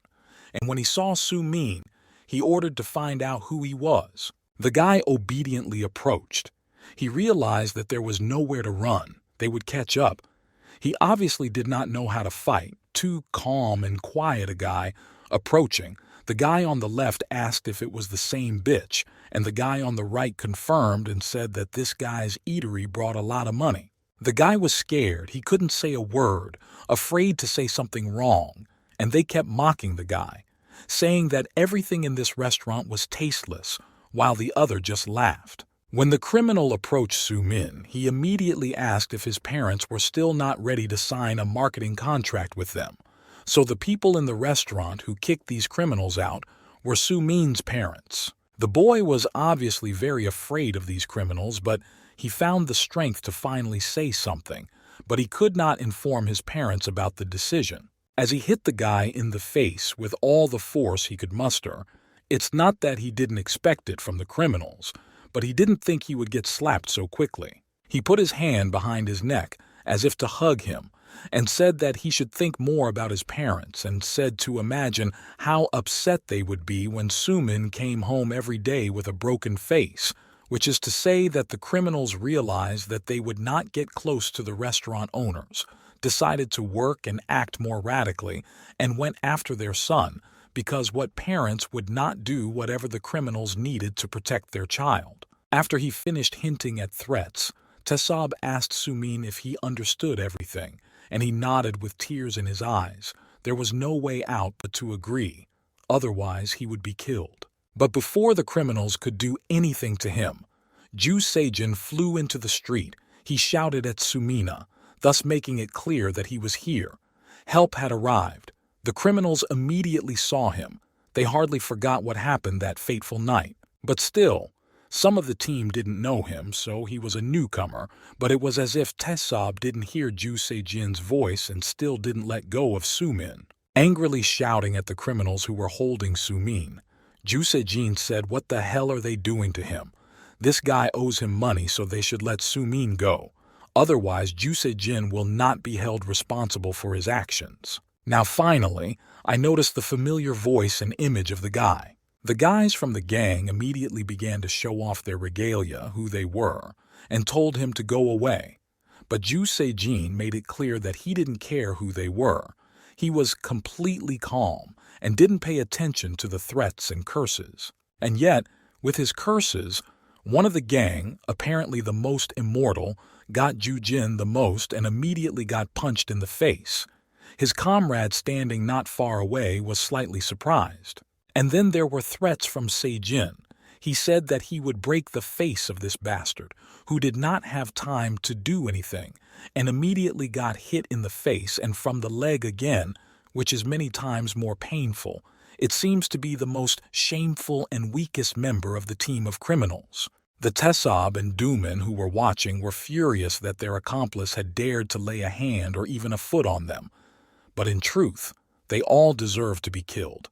Every last one of them. While Ju Sejin was busy staring into the eyes of his recent acquaintances, the same guy who was standing not far from his friend immediately started to approach him from behind, and he was already punching him in the face. But before he could even come up and do anything, Ju Sejin immediately gave him a good punch with a turn, so that the fool was turned around and went flying down. Standing up with a swollen cheek, after such a blow, it is not surprising that he cursed at Ju Sejin, and it is already clear that he is afraid of the guy and really wants to avenge this blow. But the criminal's pontifications abruptly evaporated as soon as Ju Sejin leaned over to him, and even without words with his own eyes, hinted that he should shut up. Otherwise, next time he would not just get a blow on the cheek, but would lie down and no one would be able to get him up. Still, after asking him again what he had said, Ju Sejin wrote out how he had been hit quite lightly, but the criminal did not think so. He was again well thrown back, but Sejin did not seem to care. And then, as if waking up and realizing who was in front of them, Tesab turned to the Duman and said that he was this guy. But before he could finish his sentence, the Duman did it for him, saying that he was one of the guys who had beaten the Mensa guys. And thanks to whom half of their bikes were out of order, the guys were obviously not happy that this guy had come to them now, because first of all it meant problems for them, given his calmness and the scale of the tragedy after the meeting with the Sejin, and secondly, he interrupted the conversation, so to speak, of the criminals with the Suman, and did not let them finish what they had started. After assessing the situation, Kim Dooming only said that everything was clear, and he was obviously already preparing a plan to get rid of this problem called Ju Sejin. While Ju Sejin was having fun with a guy he had recently put down with a single punch, and was about to pick him up to teach him another lesson, one of the gang, and it looked like it was Ju Sejin, called out to him, and went straight for the guy, while the others stayed behind and just watched. Kim Dooming came up to Ju Sejin and asked if it was him who caused them problems yesterday, and Ju Sejin did not hide it. He was completely calm and confident, and calling Kim Dooming, he said that it was him and asked what he wanted to do to him now. He didn't like the way Ju Sejin addressed Kim Doomina and was angry with him. He didn't think the guy would dare to talk to him like that. Looking at the man, Ju Sejin suddenly realized who he was, but decided to ask if he was really the leader of the No Pack. The man didn't hide his irritation, just as the Count said his name and said he was from the Songdo College. But Ju Seong didn't care who he was or where he was from. The guy said that he had named his shack to emphasize where it started. The man was clearly very offended, but he kept quiet, and Ju Seong continued to say that Kim Dooming was trying to intimidate him, and joked that these idiots had read too many comic books about school bullies. Otherwise, there was no other way to explain it. Hearing the conversation between the boys and seeing Kim Dooming's reaction, Taesab picked up the phone and asked Dooming if he should call the Six. Ju Sejin was quite amused by what he heard, and he looked over Kim Dooming's shoulder at Taesoba and said, "What kind of gangsters are they that can't come out face to face?" Ju Sejin laughed at him, saying that he was really that afraid for his ass, and laughed, and the man could not say a word in anger, but in fact, in all the fights, the two did only one thing. They called the Six, and never once did they go out with the enemy to fight, but sent someone else. Sumin was standing behind the gang while they were busy with their long-awaited victim, and Taesab stopped talking and stood behind Kim Doomin, and Doomin raised his hand as if to threaten him, saying that Ju Sejin seemed to have gone crazy, and laughed. The boy didn't deny Kim Dooming's words.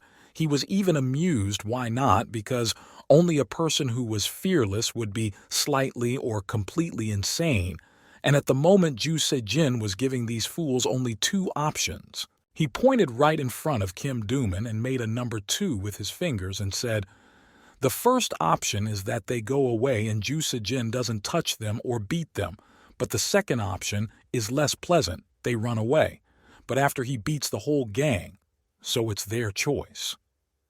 Kim Dooming didn't like this at all. He was angry because how dare they set conditions for him, the leader of the gang, and threatened to beat him up. And Kim Dooming was showing that he wasn't afraid of Ju Sejin. Maybe he was, but there was a hint of doubt in his eyes. And if you think about what happened last night, the guy put down a lot of people with Neo masks, and now he's threatening them. But the man has no right to allow himself to show even a little excitement.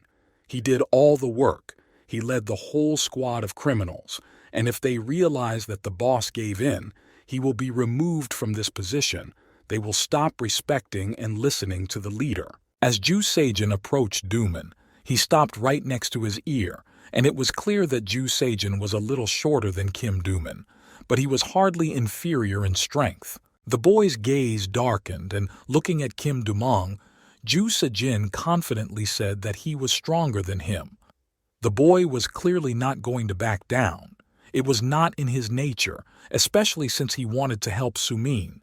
And if he backed down, those bastards would never leave the boy alone, nor his parents. These words really hit a nerve with Kim Dooming. His eyes became animalistic, angry. His eyes were bloodshot. No one dared to say such things to him, let alone talk to him in such a tone, to the leader of the gang. For him, it was something like being spat right in the face. And having changed the conversation to another, more calm direction, Ju Sejin thought to try to resolve the situation in a more peaceful way, if it was possible at all, judging by Kim Dooming's mood after such threats, so Ju Sejin offered to end on good terms.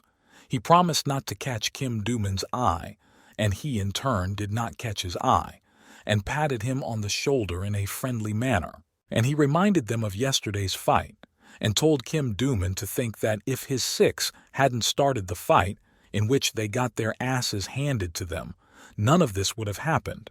So instead of stretching this story, they either start a life and death fight now, or they leave it all behind and never see each other again, which is not a bad option because everyone will be safe and sound. And as last night showed, Ju Seijin can easily stand up to this group because there are only 4 of them, not like last time. There are more than 20 of them, so there's a chance they won't come back alive. Standing in front of Kim Do-min, the guy asked with a smile if they had an agreement, but the man was still silent. Maybe he decided to think about it and not risk his men, or maybe he wanted to outsmart them, and then gather the men to kill Ju Seijin, catching him somewhere along the way. Both men stood with their hands in their pockets. They clearly did not trust each other. With his hands out of his pockets, it seems that Kim Do-ming has thought it over and is ready to make a decision. Ju Seijin waited impatiently to hear what Kim Do-ming, the famous leader of the group, would say. His eyes were penetrating, and he knew that everything would be decided now. Either they would part ways and all would remain alive, or they would meet in a deadly battle. And there was only one way out. Either he was going to be safe or he was going to be lost. Taesub also looked at Su-min and Ju Seijin expectantly, waiting only for his boss to respond.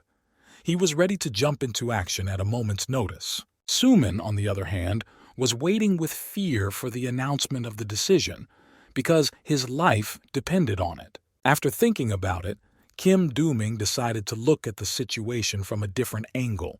He was not desperate or stupid, and he walked over to Ju Seijin, put his hand on his shoulder, and closed his eyes with a smile, as if he could not believe what he was saying, and had to admit that Ju Seijin was more intelligent than his subordinates. He passed Ju Seijin and walked away, slowly and briefly shouted to his men to follow him, while Ju Seijin watched in silence as Kim Do-ming's figure moved away. Taesub followed his master, silently passing Ju Seijin, glancing at him one last time, clearly wondering why his boss had decided not to pick a fight, and Ju Seijin only glanced at him with one eye.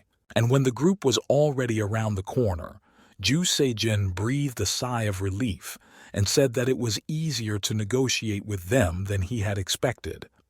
At that time, a pale, frightened to death Su-min approached him, stammering and thanking him for saving him from trouble. Ju Xiong guessed that these guys had picked on Su-min because of his parents' fast food joint, and he said that he had asked Su-min to tell Ju Xiong about such things in elementary school, but Su-min preferred to endure it himself.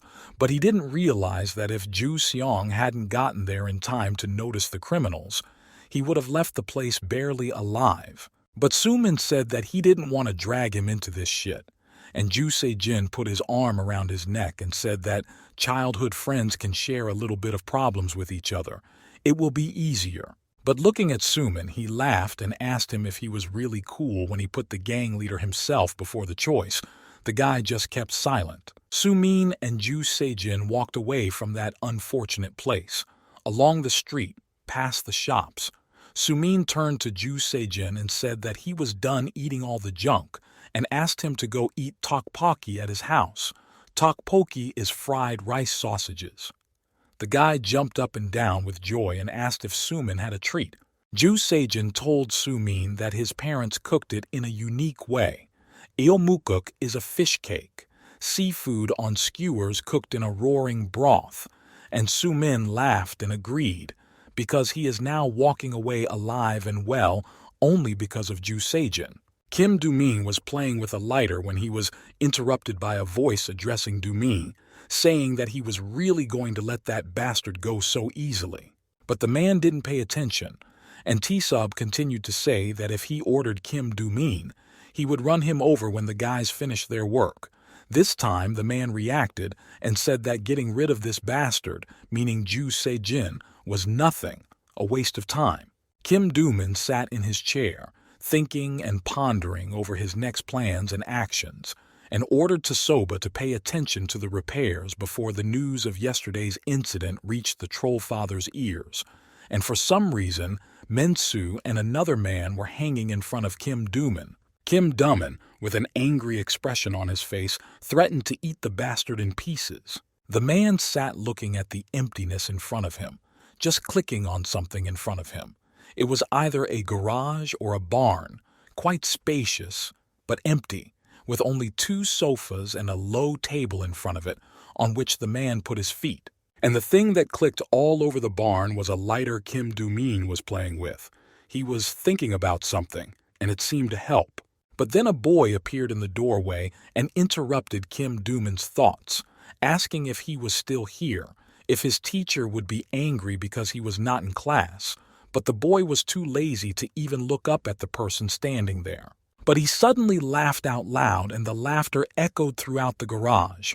Kim Do-min called the boy an idiot who was interested in what teachers and parents would say, but Kim Do-min didn't give a damn. But then a guy sitting in front of the Duma, a rather strange guy with dark green hair, put his leg up on the couch and leaned forward a little, laughed and said he was mocking, stupid, said if it wasn't for their parents who constantly stopped them and teachers, even he doesn't know how many of them would have been left disabled. Hearing about this, Kim Do-min said that, by the way, could the dream make another young man disabled? And the young man smiled and realized who the year was about, and told Kim Do-min that he was talking about the red-haired guy that Tae-sob was talking about, and asked if it would be enough if he would beat him until he died, and laughed out loud again. But strange as it may seem, Kim Do-min disagreed this time, and it seems that this time Do-min had come up with something more terrible than just death, as evidenced by the fire in his eyes, which grew stronger and stronger at the thought of Ju Se-jin. It's a bright, pleasant day. Not a single gray cloud in the sky near the Go store, where last time a neo-mask went to buy a snack before the slaughterhouse. A summer terrace of a beautiful purple color has been set up, but so far no one has been there. Maybe it's too early, or maybe the vacationers have just left. We will never know. Sunbin was standing at the counter looking at the assortment of the store, and behind him, a guy was looking at his phone, and it seems he was so staring that he didn't notice anyone else. Someone said hello on his phone. It was a neo-mask channel. He was explaining their reward system for newcomers who had just subscribed to the channel, who were being bullied at school, and his manager was in the video, as she should be in a mask. Neo-Mask said that they are announcing a reward for all the idiots who laugh in the comments under the bullying video. They only need their social media contacts, and as soon as they become known, any teenager who sends a video of him beating up these bullies will receive a reward from their company. And the video showed a short excerpt of a teenager who was apparently being bullied and beaten by a bully. He was screaming for the boy to die and laughing at it and saying something. He said that today he would have nuggets for lunch. In the video was Kim Jo-il, his arsenal included. Extortion of money, harassment of girls, the usual problem student. He was offered a reward of 400,000 won. If translated into dollars, it would be 364. The policy was as follows. Psychos hunt psychos. Neo-Mask pointed a thumb down. He said, "Your friend is a real scumbag for whom a reward has been announced, but you are afraid that you will not be able to cope. Unite with others and fight to get the reward." In this way, Neo-Mask wanted to somehow motivate the victims to finally become hunters. Then someone called out to Cha Sun-bin, distracting him from the display of goods he was looking at so intently. It was Ju Se-jin. He had not forgotten his savior, and now he was very glad to meet him. He did not expect that they lived in the same district of the city. Ju Se-jin said that it had been several days and that Kim Do-min was nowhere to be seen, and it seemed that he had told Cha Sun-bin about the incident with the Sungmin that had happened the other day. Ju Se-jin thought that maybe Kim Do-min had realized his mistake and had drilled this lesson into his head, realizing the situation he was in. Ju Se-jin finished his burger and said that he thought about destroying their business or whatever they were doing, but he would probably leave it to Neo-Mask. Cha Sun-baek said that it was all good and commendable that Ju Se-jin wanted to somehow get this mafia out of the way, but he still said that he shouldn't get involved in this swamp that would drag down anyone who dared to even approach it. But Ju Se-jin was even too confident. He didn't understand why Cha Sun-baek was saying that. He was sure that those bastards were completely frightened when they saw him, and he asked Cha Sun-baek if he didn't believe in his strength, considering how they had defeated an army of criminals together a few days ago. He glared at Ju Seong and replied that, being alone without support and connections in the right circle, it would be impossible to defeat them, and it would be better for Ju Seong to stop before it was too late, at least for the sake of his friend, who was innocent, but they would be on his trail. The guy was a little shocked by what he heard, and he seemed to realize that Cha Sun-bin knew more than he was saying, because he was not just talking him out of this stupid idea. After the incident, Jo Seung saw his friend Musinov every day, and this time he assured him that it was clear that the crazies were no longer approaching them, and Musin said that Jo Seung didn't have to see him off, and put on a fake look of surprise on his face, as if he hadn't planned anything like that, and it was just a coincidence. He said what he was talking about. Ju Se-jin was going to buy tteokbokki at their fast food restaurant. When Su-min heard this, he happily said that his father said that if Ju Se-jin wanted to eat, they would buy him a meal because he had saved their son, and they were very grateful to the boy. But Ju Se-jin thanked him and refused, saying that he would lose respect for himself if he did not pay for what he was eating. Su-min just laughed and called him a fool. But in a friendly way, not out of spite, he was just joking. Walking to a fast food restaurant, Su-min stopped, clearly up to something. He told Ju Se-jin that he would go buy them drinks, and told them to choose. But Ju Se-jin was embarrassed and tried to talk Su-min out of the idea, but he stood his ground and said that he would choose the drinks himself. But Ju Se-jin kept trying to talk him out of it.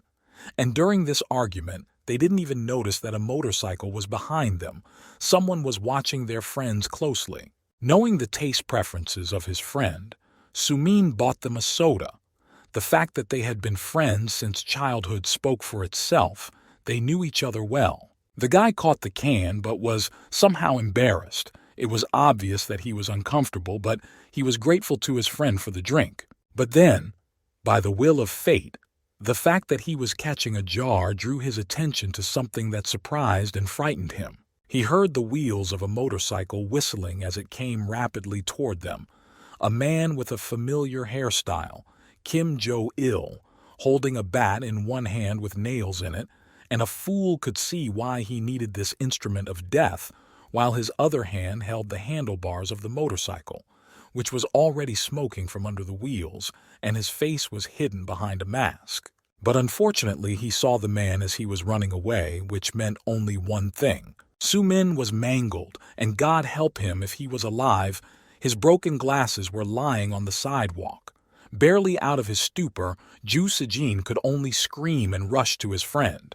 It seems that Cha Sun-bin was standing at a bus stop, waiting for transportation when his phone rang. Cha Sun-bin picked up the phone, and what he heard was clearly not pleasing. The guy was shocked. He was told about his friend Ju Se-jin. He asked where Ju Se-jin was, and he was lost in a street as if he were alone. Now it is clear where he was. Ju Seong was walking from the hospital where Su-min was. He was told that the glass did not hit the retina and optic nerve cells, but he almost lost his sight. This news from the doctors stunned Ju Seong. He could not recover. He was reproached with the thought that, despite all his efforts, he could not save his friend from trouble. His parents arrived at the hospital the moment they found out what had happened. They didn't even have time to change.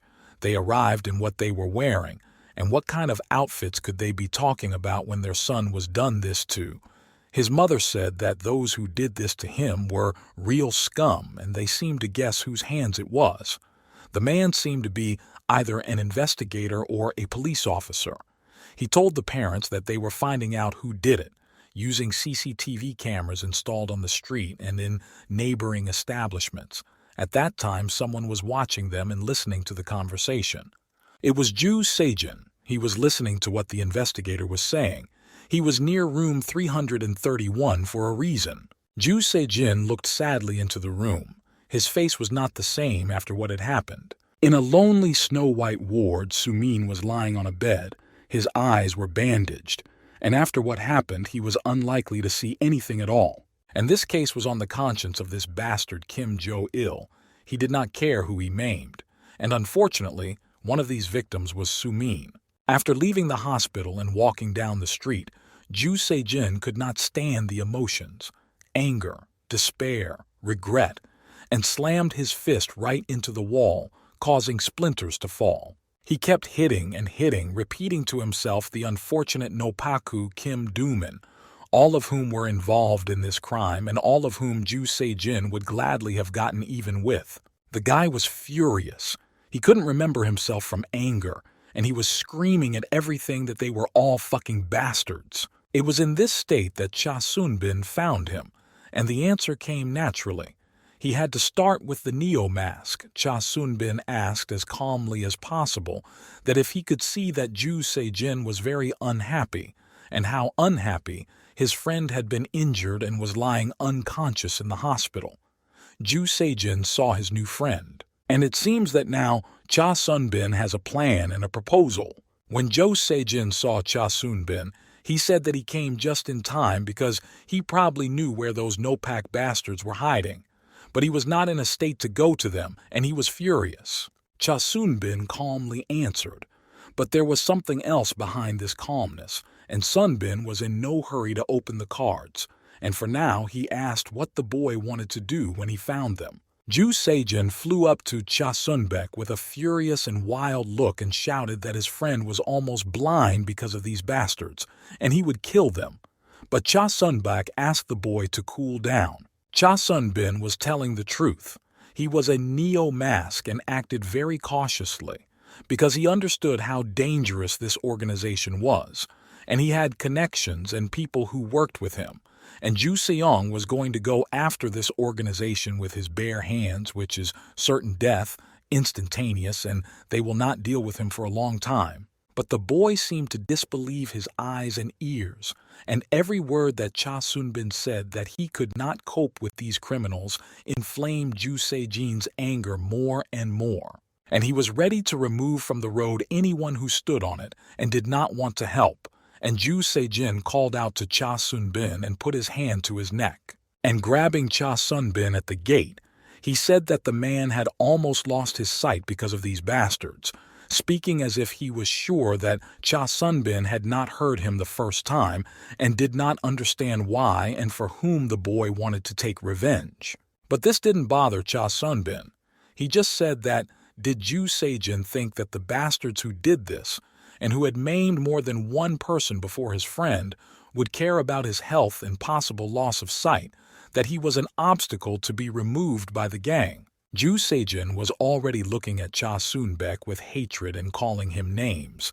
He only wanted the boy to tell him where to find them, but Cha Sun-bin ignored the cursing because he understood why, and his angry look did not hurt him. Cha Sun-bin kept on standing his ground, saying that he had better stop at least for the sake of his friend, because if he thought about it, if Ju Se-jin went on with his life, his friend might get killed. This made Ju Se-jin even angrier. He could only growl. He couldn't even say anything. And right now, these bastards were in their garage.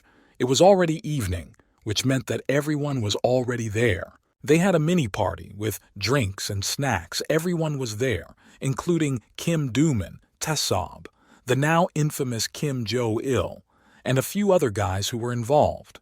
And they were having fun and walking around, listening to their friends' stories about the ambush. Kim Jo-il was contorting the Suman's face, pointing at him with his weapon. The fact that his comrade could be blinded seems like a deadly game to them. They will distort and tease his parents, who are ready to cry at any moment if they are reminded of what happened to their child. They will compare who did better and laugh. There is nothing else to call them but scum. Talking about how cool they are, it will only excite them and get them excited, cheer them up. One of the jackals said that if a guy thinks that their guys fight worse than him, then Ju Se-jin is not in his right mind, and he thinks that Ju Se-jin let them go and not they let him go, said the fat pig who barely moves his carcass from side to side. Cha Sun-bin said that these bastards don't know what defeat is. Ju Se-jin can believe him. They won't stop until they want to, or until they are stopped.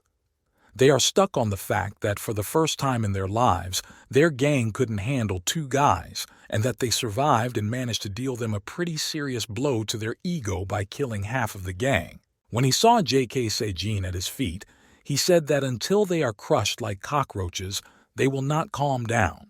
And now I could confidently say that the whole gang was crazy. And it was even clearer when they almost gouged out the eyes of their friend Ju Se-jin. A normal person would never do such a thing in his life, and certainly would not gloat over what he had done and over the unfortunate. Putting his hand on his friend's shoulder, Cha Sun-bin said, "That's why Ju Se-jin can't defeat these thieves." These words echoed in Ju Jin's head, repeated over and over again. He could not win, but he did not want to believe it, and it seemed that he did not think that if he rushed into the lair of the snakes, they would simply kill him. He didn't want to believe it, didn't want to think about it. And he ran towards the Chae Sun-bin screaming, shouting, how could he know about it, calling everyone names? And he was shocked by the reaction. As soon as Ju Jin raised his hand over Cha Sun-bei, he immediately intercepted it, preventing him from doing what he had planned. Cha Sun-bei had enough strength to stop Ju Jin. Ju Se-jin, beside himself with anger, couldn't say a word and tried to pull his hand out of Cha Sun-bin's grip, but his grip was too tight, as if the boy had just used all his strength to hold him. Cha Sun-bin was adamant and asked if Ju Se-jin really wanted to test him, but he said that he was a psycho himself. His eyes were hard as a rock, not a single muscle in his face flinched, and all the muscles in his body tensed to the maximum. It looked like there might be a fight between the boys, two quite strong men. If they got into a fight, it would be impossible to guess who would win. Neo-Mask is live again. He greeted all the viewers, asking how they were doing, and messages fell like snow on Neo-Mask's page. Neo-Mask said that by popular demand, today they will finally have an interview with their main weapon, the fabulous manager Joy.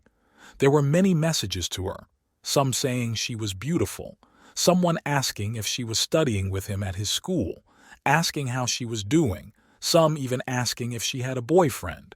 It seems someone has their eye on Joy. She did not look happy with this participation. The Neo-Mask stood next to her and waited, but Joy did not want to talk. She crossed her arms in front of her and looked straight ahead, and it looked like she was very angry, did not justify her pseudonym Joy. Neo-Mask was the first to break the silence. He turned to the girl who was still silent and unwilling to talk, and then she finally got bored and got up and walked away. Neo-Mask asked her to say something, some kind of greeting for the fans, something like, "Hi friends, I'm a Joy." But she didn't respond to anything. Neo-Mask asked where she went, but the girl didn't answer. The Neo-Mask was completely confused. Not knowing what to do, the Joy walked away without even looking back. Apparently she doesn't like too much attention and doesn't like cameras. Popularity is not for her. And then I heard her voice, angry to the point of being angry, and the Neo-Mask put up his hands as if he was going to defend himself from someone, perhaps his own manager. And yes, an angry Joy flew at him. How ironic, she was holding a bat, aiming it directly at the Neo-Mask, and shouting that she had warned him that there would be no interview, and swearing at the guy with all the words she knew, and the Neo-Mask was running away, shouting Joy, Joy, and she did not react. And then a rather funny picture appeared on the air, which said that due to the injuries, Neo-Mask was forced to take a break for one day. There was no need to make the girl angry, so he went full out. One can only imagine how they cheered up the entire audience of the live broadcast. Someone watched the live broadcast and could hardly breathe with laughter. And when a picture appeared on the phone screen on which a child was drawing, and it was reported about the urgent completion of the broadcast, still laughing with all his might, someone said they were crazy. But still, it was very interesting to watch how the Neo-Mask ran away from the camera, escaping from the fury that was flying at him with a bat. In front of the fast food restaurant, there were two motorcycles, and as one could tell by the marks on this vehicle, they were the people of the Kims. They were watching the broadcast and laughing. One of them, in a black sweater, almost begged his friend to switch to something else.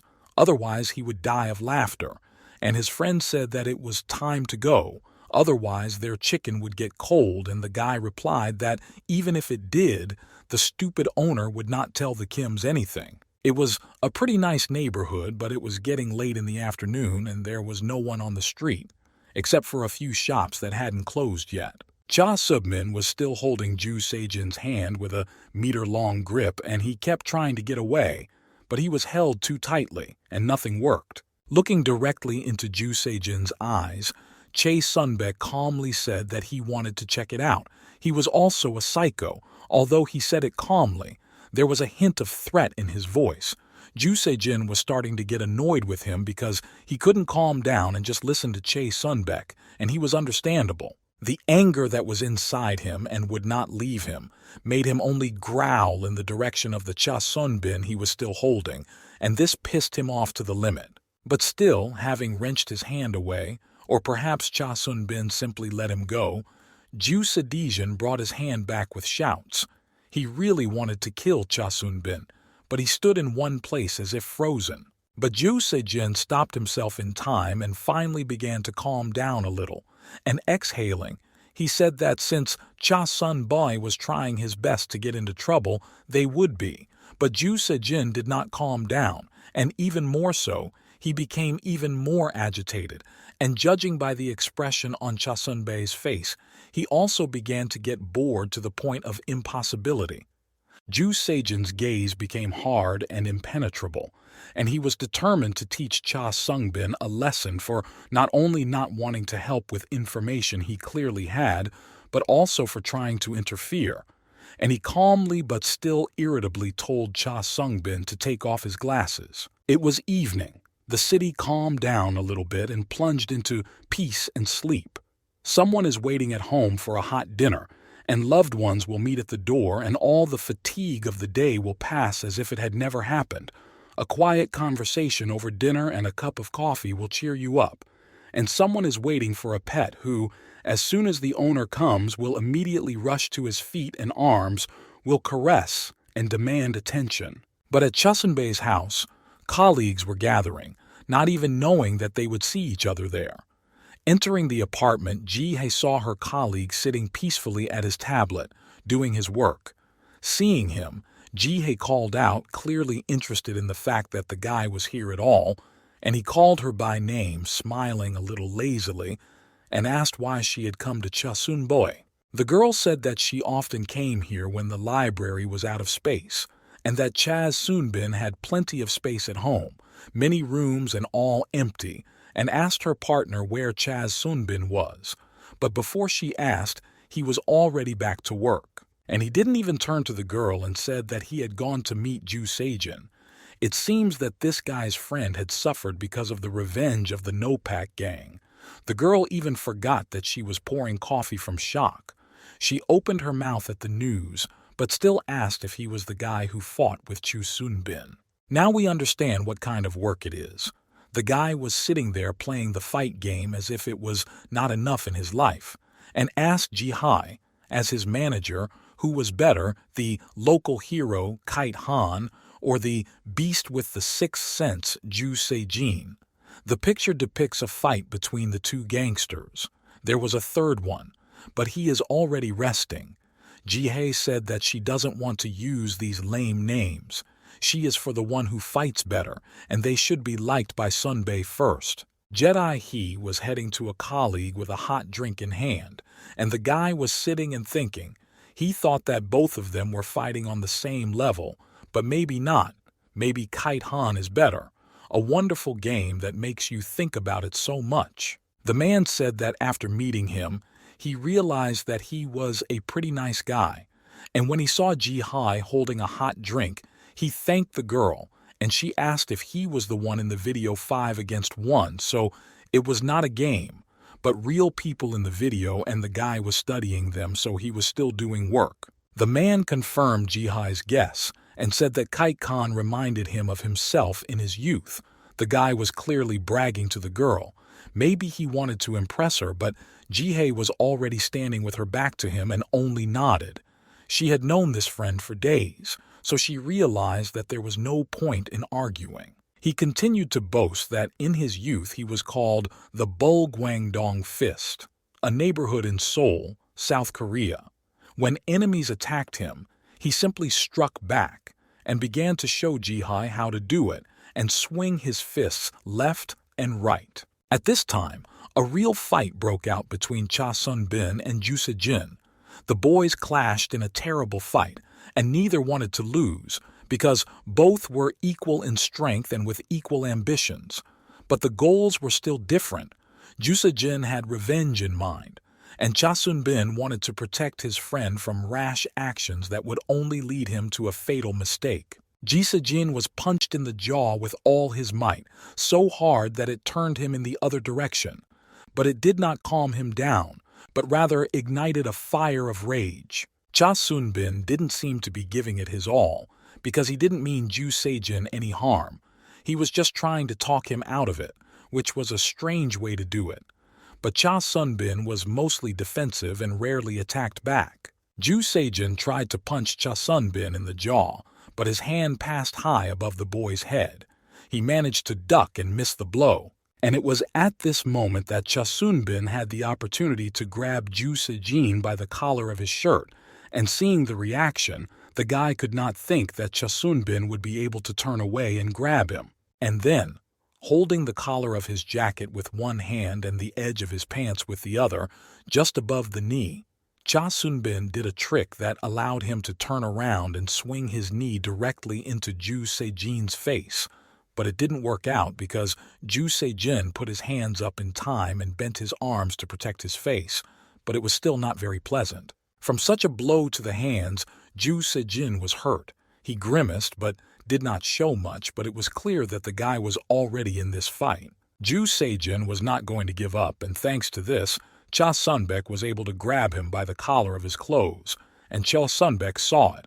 And then Ju Se-jin, with all his strength and anger, turned around, holding Cha Sun-boy, lifted him in the air above him. The only thing Cha Sun-bek could do in this situation was to curse at Ju Se-jin. But cursing doesn't help matters, and Cha Sun-bin was already flying over Ju Se-jin's head, but he missed the chance to help himself somehow and grabbed the hem of his friend's shirt and pulled it along. And only now did Ju Seong see this fraud on Ju Seong's part, and he had to admit that he had not expected it. It takes a very agile person to be flying in the air, knowing that it will not be very pleasant to fall, to be able to grab his clothes and throw them on top of him.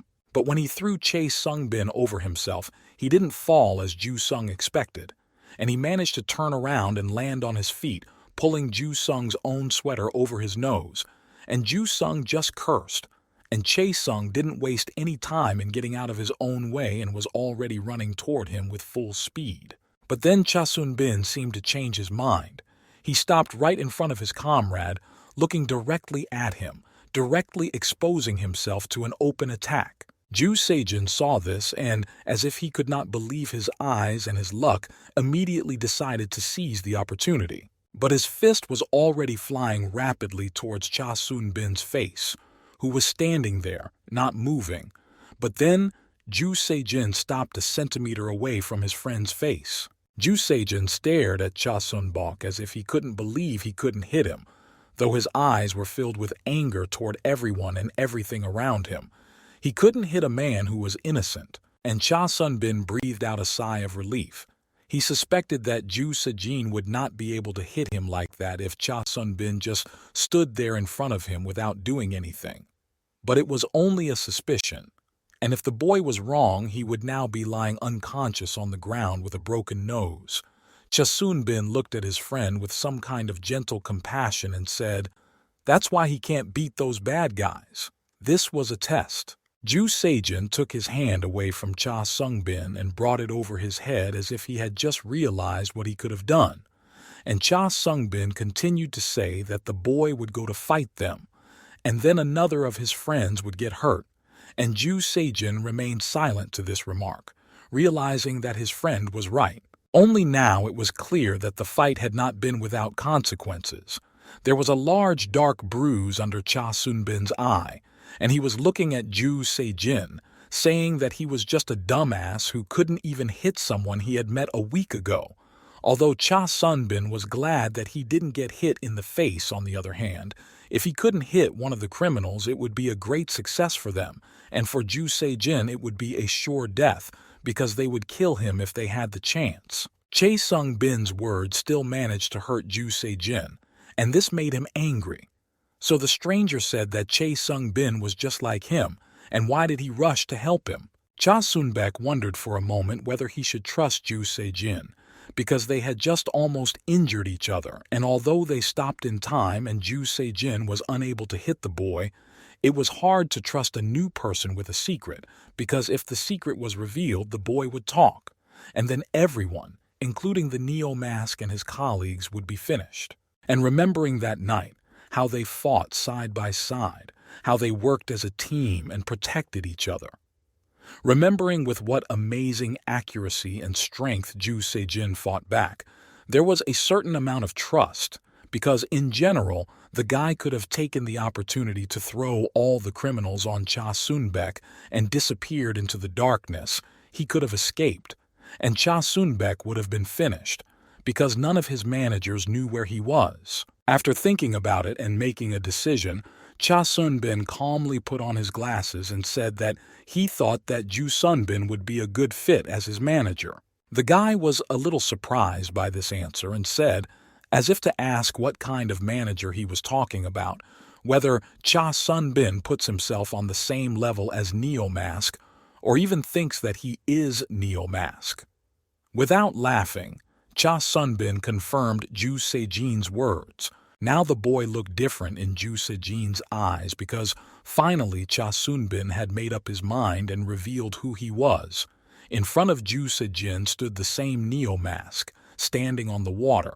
His reflection showed the truth of Cha Sun-bin's essence, who he really was. He was the Neo-Mask. Ju Se-jin turned pale at the news. He never thought that he would ever meet someone and fight with them, and he could see the boy's surprise in the reflected eyepiece of the Neo-Mask. He couldn't believe it and said that he was saying that Cha Sun-bae was a real Neo-Mask. Neo-Mask said that those idiots didn't even realize it. But did he think that his appearance in that live broadcast and saving Ju Se-jin was just a coincidence? And now that he recalled it, Ju Se-jin said that now that Cha Sun-baek had told him, things were becoming clearer. Chae Sung-bin said that Ju Se-jin was very naive, but here the guy needed proof that Chae Sung-bin was really a Neo-Mask. But Cha Sun-bin seemed to be expecting this question. He smiled and said, "What's the point of lying to him?" He told Ju Se-jin not to mess with Nopak, and as a result, they ended up fighting. Ju Seong's hands began to tremble, and Cha Sun-bin noticed that he was a Neo-Mask. And Ju Seong said that if he was really a Neo-Mask, he could hide the manager's identity and defeat Nopaka. It seemed that the guy already had a plan in his head. And Ju Se-jin looked at Neo-Mask with some joy and hope, and said to all the other people who cannot defend themselves, for example like Su-min, they will not be in danger, and together they will be able to stop the Nopaka. And if Cha Sun-bin is really a Neo-Mask, he can call on other managers and editors to stop their illegal machinations. And if this were the advertising slogan, there would be no other way. No one will leave alive. Despite the channel's policy of education, the Neon Mass channel has recently received reports of repeated attempts at hooliganism. No matter how many Neo-Masks have been warned, and no matter how many have been taught and caught, not everyone has learned the lesson. The Neo-Mask was frankly surprised by such a thirst for revenge that he couldn't say a word, only thought about something and remained silent, looking directly at Ju Se-jin. Meanwhile, Cha Sun-bae's colleague was still thinking about the two candidates, Kim Hyung-tae and Cha Sun-bae, and wondered if it would be easier to accept the strength of both candidates. But Ji-hai was not listening to him. She was busy with her work, a stack of books on the table next to her, and she was writing something in her notebook. But the man did not calm down. Picking up the phone, he kept saying why he should choose one, and Cha Sun-bin said that he liked them both. Finally, after paying a little attention to what her colleague was saying, Ji-hee said that Cha Sun-bin prefers that the core team should consist of no more than 5 people, including himself. But the guy said, Doesn't that mean the top 5 people who are the best at combining with each other? The girl just looked at the man as if he had already gotten to her and was interrupting her work. But all Jihai said was that they had to know the streets of hell in Joseon, know how to hide and keep their mouths shut, and that any number of enemies, even if they were 10 or 100 or 5, could be dealt with by a single person. Hell in Joseon is a term Koreans use to describe their country, a reference to the federal caste system of the Joseon dynasty and the inequality in society between the haves and have-nots in our time. Here is what the girl wrote, or we can say drew. They form an impenetrable corner of defense, which allows you to quickly counterattack. Now the guy began to understand, and he asked if this was a tactic from foreign special forces, so he would have to choose one of the representatives. But the guy was curious about the criteria by which Cha Sun-bin chooses them. The girl looked up from her writing, taking the pen and placing it over her upper lip, trying to hold it in place while she mimicked a mustache. Ji has said that Cha Sun-bin always said that he demanded from his collaborators what he did not have, but the grabber did not seem to understand that this was something that Cha Sun-bin did not have. And the girl began to explain. First of all, it was restraint, and Ji-hee made a rather modest and gentle face, still playing with the pen and putting the gova on her hand. If a person can't keep secrets or battle order, then everything will come to an end, because everyone wears masks, hide their identities, and as soon as they are discovered, they will be found and destroyed, Cha Sun-bin told Ju Se-jin, seeing how careless and hot he was, and this thirst for revenge could push the guy to make a fatal mistake. Ju Se-jin stood and listened calmly and attentively to the Neo-mask, apparently still could not believe that he was the Neo-mask. And Jae Sung-bin was saying this to make Ju Se-jin understand why he was not suitable for this role, the role of a manager. And Ju Se-jin looked at Jae Sung-bin with fear in his eyes, afraid that he would not really take him to the team, because someone who is ruled by emotions is no different from those stupid hooligans. He will only ruin everything. Cha Sun-bin turned to leave, but then turned around and said that Ju Se-jin as manager. And Cha Sun-bin tried to find a word so as not to offend the guy too much and said that he was not competent. The guy stood there, not knowing what to do. On the one hand, he did not want to impose and bother Cha Sun-bin, but on the other hand, now the chance to take revenge on those scum was slipping through his fingers, and their crime could go unpunished.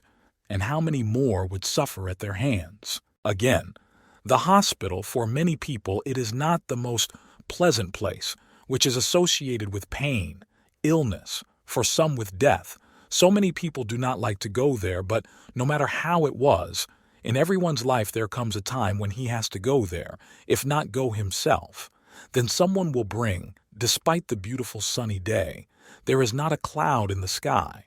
And for someone who is in serious condition, or for someone who goes to visit this person, there is nothing joyful in this day. Someone is holding a phone and pausing a video of the Neon Mask channel, a selection of the best of the 20th century. Someone was just delighted to see it. In this video, a Neo-mask wearing an action camera broke into the apartment of the hooligans, beat 3 of them on his own, and saved the girl they had lured or brought there. The hooligans were definitely not happy with the sudden appearance of the Neo-mask, who disrupted all their plans. After rewinding the first video, the viewer saw the next one. This moment was so funny, and he started laughing. The Neo-mask came to the computer class to punish the bully. And for a second, he was scared when he saw the number of this guy's friends, and then it turned out that they were his fans and sent the complaint to get his autograph. And the viewer laughed again. What fans will do to see their idol? But the next video was just a legend. A Neo-mask caught some hooligans who did not pay for food, and the guy made them eat until they threw up, and then they paid for everything they ate. The Neo-mask stood over them like a warden and made sure they ate properly. The poor guys were hungry. Ju Se-jin came to Sumin's room, but he already had visitors, and the boy was sitting on the bed with his eyes bandaged. One of the visitors shouted happily when he saw Ju Se-jin at the door. Ju Sejin approached his childhood friend and the visitors and asked them what they were doing.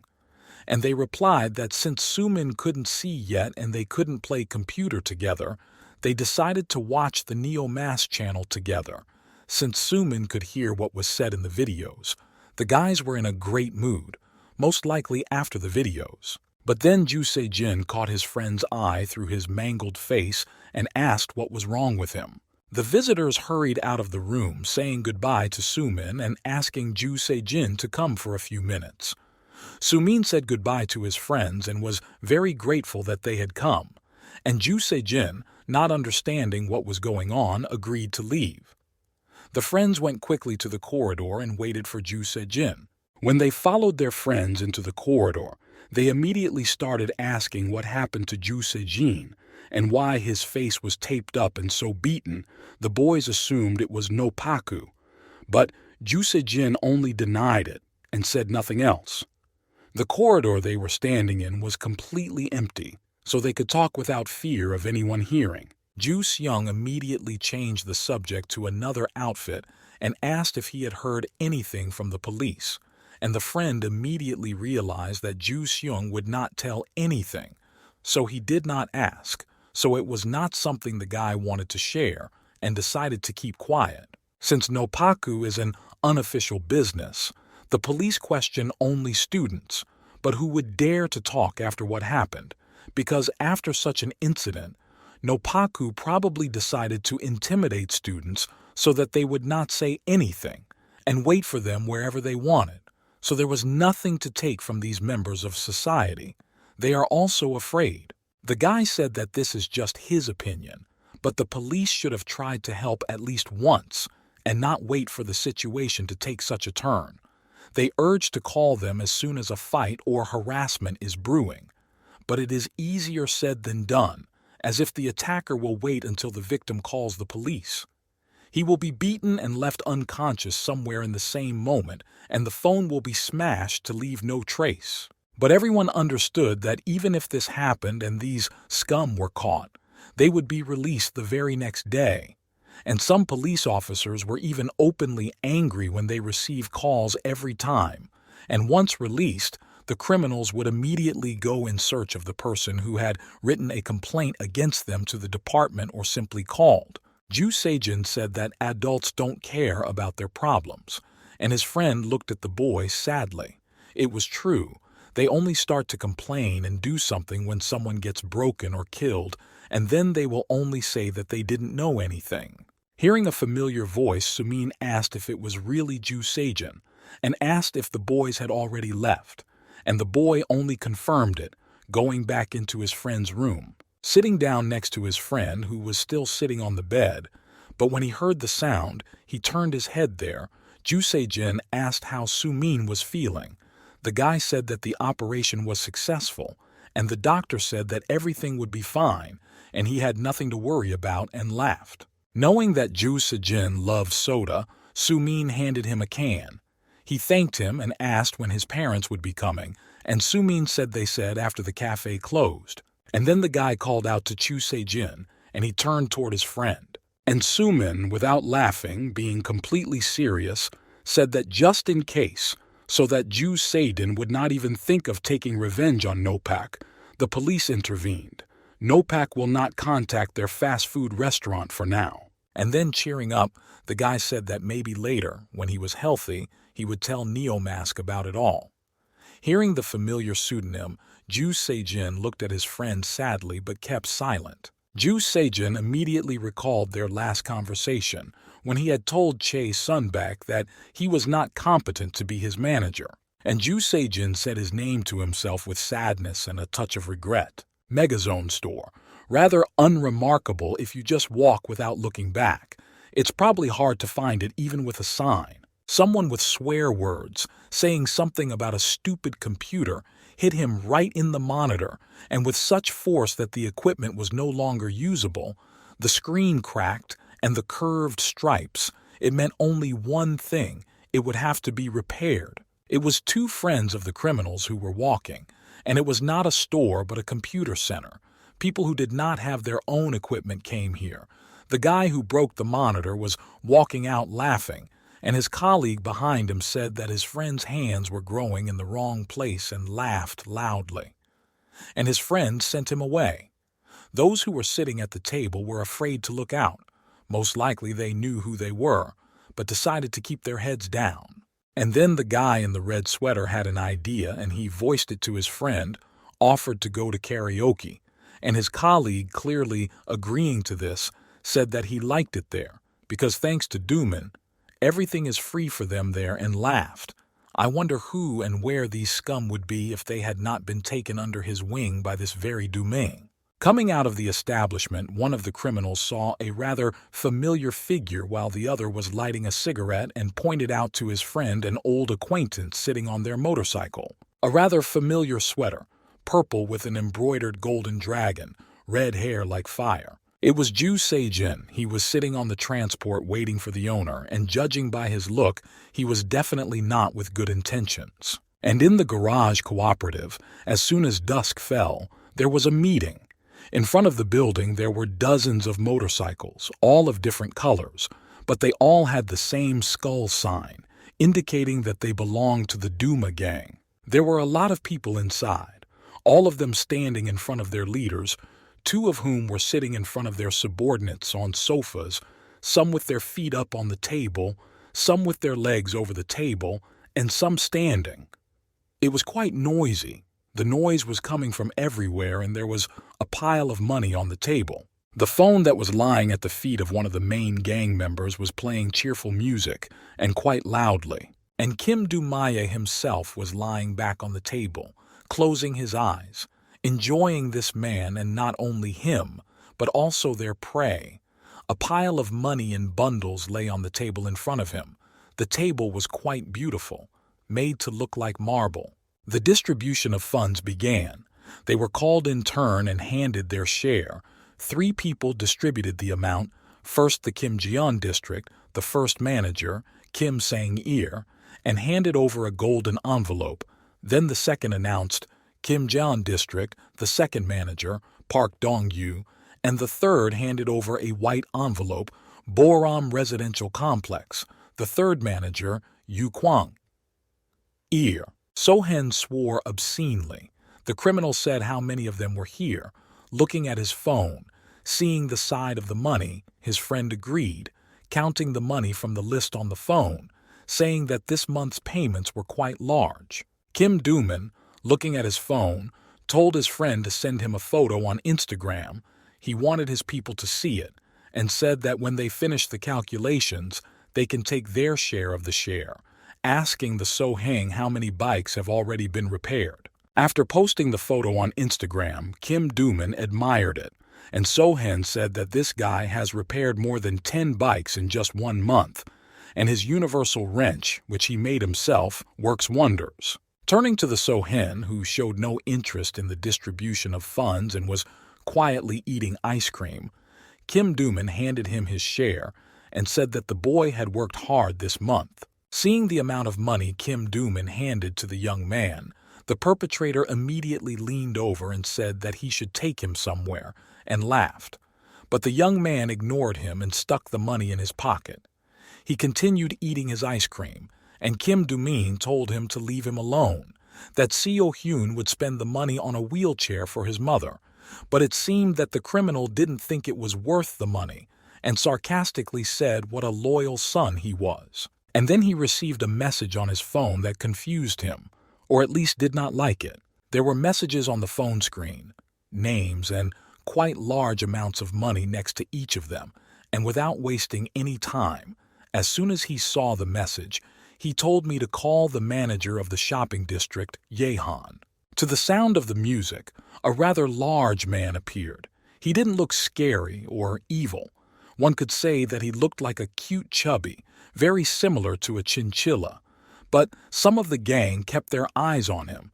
Maybe someone liked him, or maybe they were just seeing him for the first time. And then Kim Jo-il came up to this big guy, and leaning funny in front of the man who was holding his hands behind his back, asked who he was. He hadn't seen him before. The guy calmly replied that he had come instead of Mensa Henam. Henam is a respectful address of a junior member of the team to a senior member, but this did not satisfy the criminal's question. And then the T-Zob also came up to the man and brazenly started slapping him on the head, and said that no one cared who he changed, whether it was a mensa or a plate of food, and whether he wanted to greet his superiors first, and called the guy a fool and said that the guy had really pocketed 30,000 won. It seems that this pontificating got boring enough for the man and he exhaled, barely holding back, and T-Zob noticed this and immediately picked on him for allowing himself to exhale. But if you can't breathe in this room, you need to put a sign on the door saying, "No breathing." And the guy behind him immediately grabbed his shoulder. He was obviously afraid of these people and started to pull the man's shoulder, telling him to say that it was his fault and apologize before they all died here because of him. But the guy lost his patience and pushed the boy away from him, told him not to touch him and to get lost somewhere. He said that the guy was really crazy. It's no use T-Zob fighting against this man. He's twice as big as this criminal. And Kim Jo-il decided to make fun of him and said, wasn't he going to raise Pema's children when he became a vegetable? He's too kind. So they parted ways, and he called him a rotten man and laughed. This made him angry, but he seemed to have no other choice but to threaten, and he turned to Kim Jo-il with a rhetorical question about what he had said. But the man did not hesitate and continued to mock, saying that when he was angry, his eyes almost popped out and he laughed out loud and he shouted at Kim Jo-il to shut up.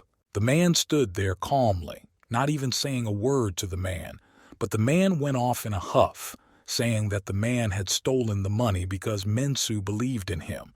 And did the idiot tell him that he was stronger than them? Or did the man think he could overcome the man who was now pointing the phone at his stomach? Cholvik said that he did not say such a thing, but he did not calm down, and said that then why the hell was he behaving like that in front of his superiors? The man just could not stand it anymore.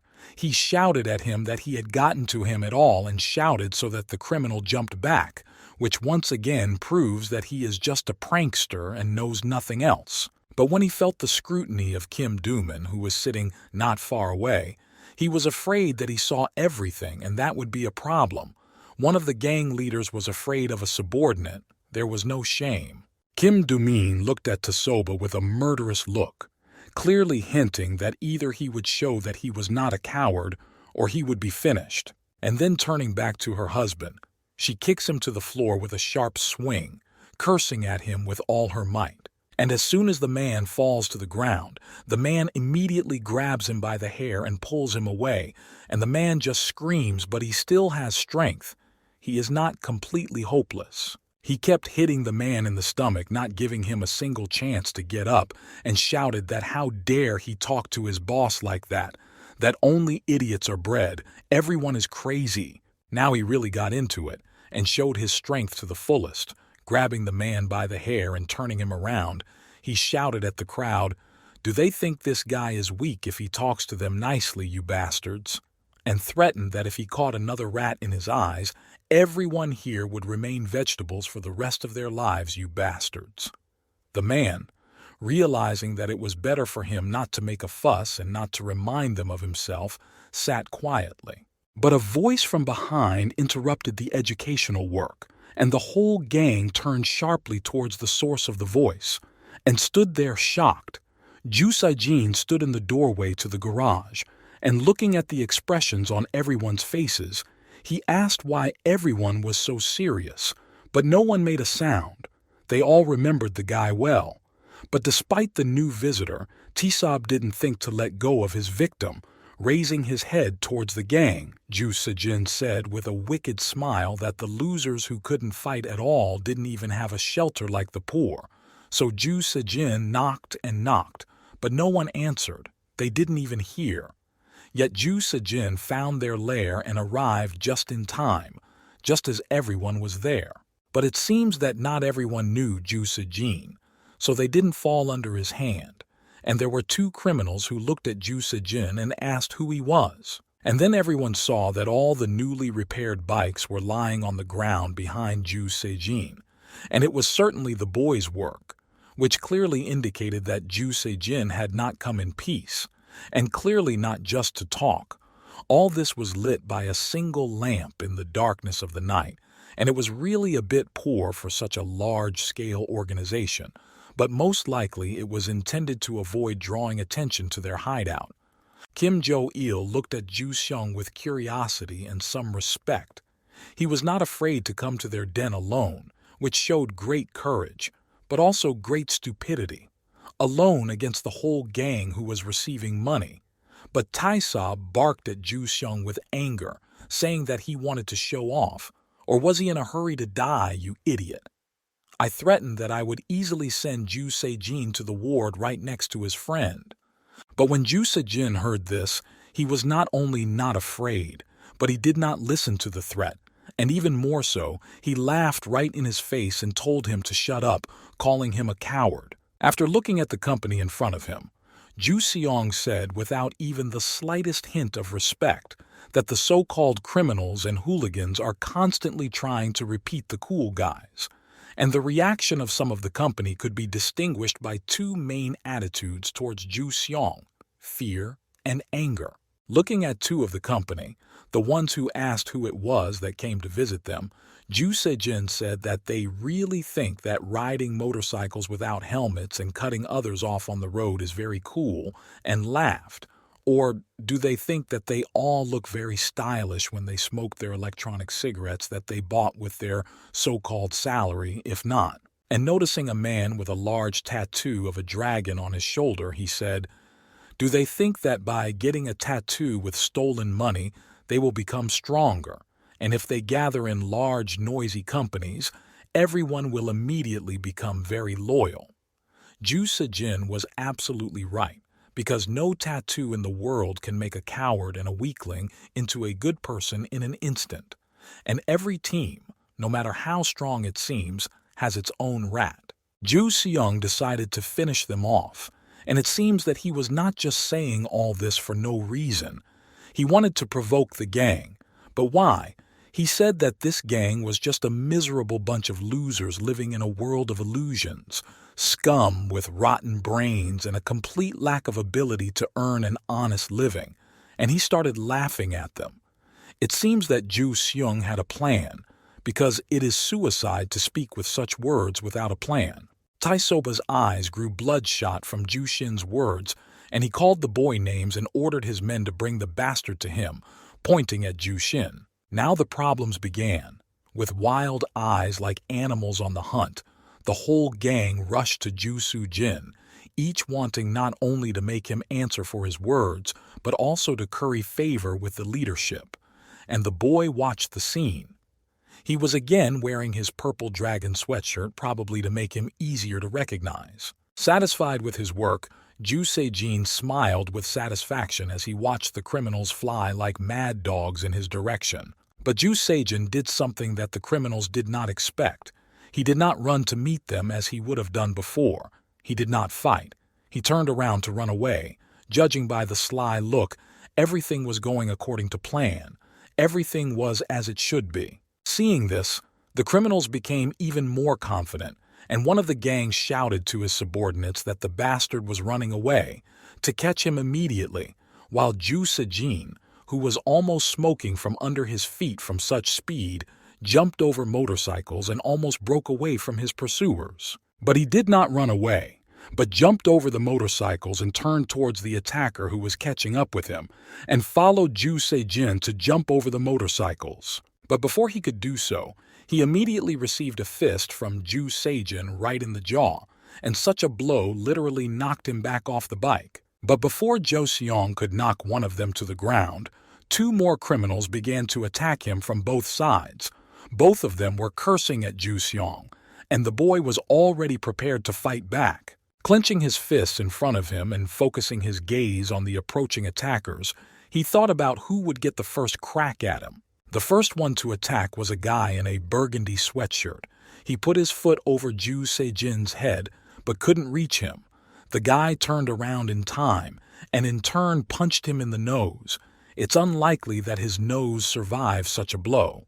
While the whole group was trying to get Ju Se-jin, the management was watching them from inside. They did not join the fight themselves. T-Sob scolded the guy with all the words he knew. Kim Jo-il shouted that he needed to enter from the back.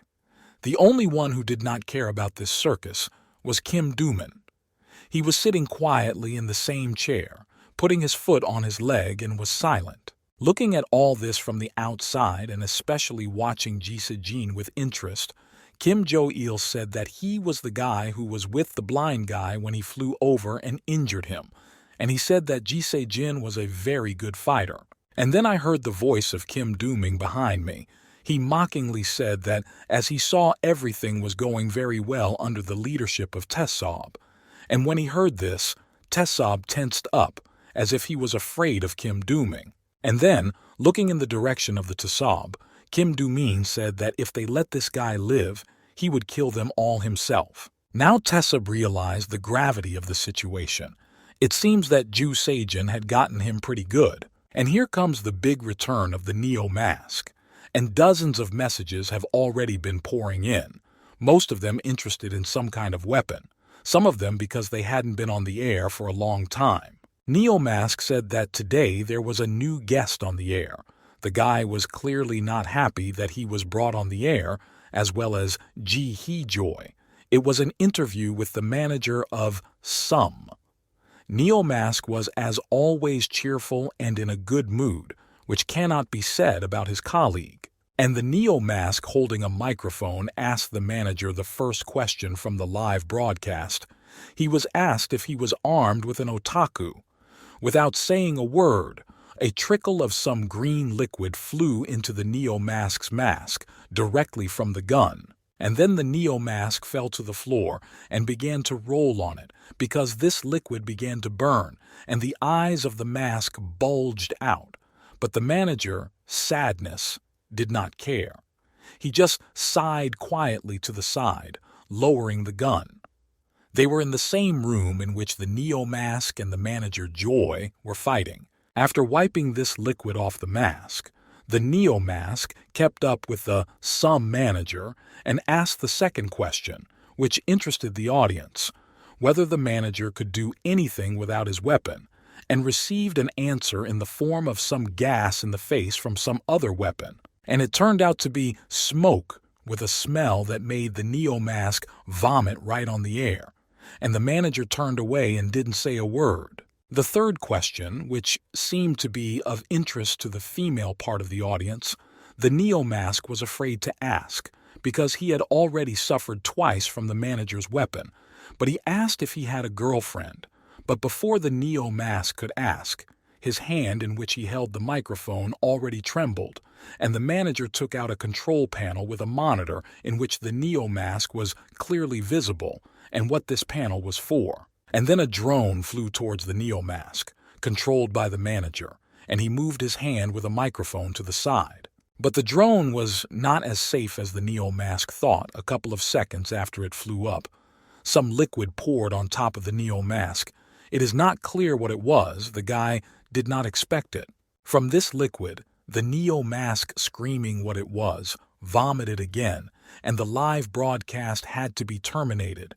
A picture appeared on the screen saying that the Neo Mask was forced to take a break for one day because the manager, Sad, poured glue all over him.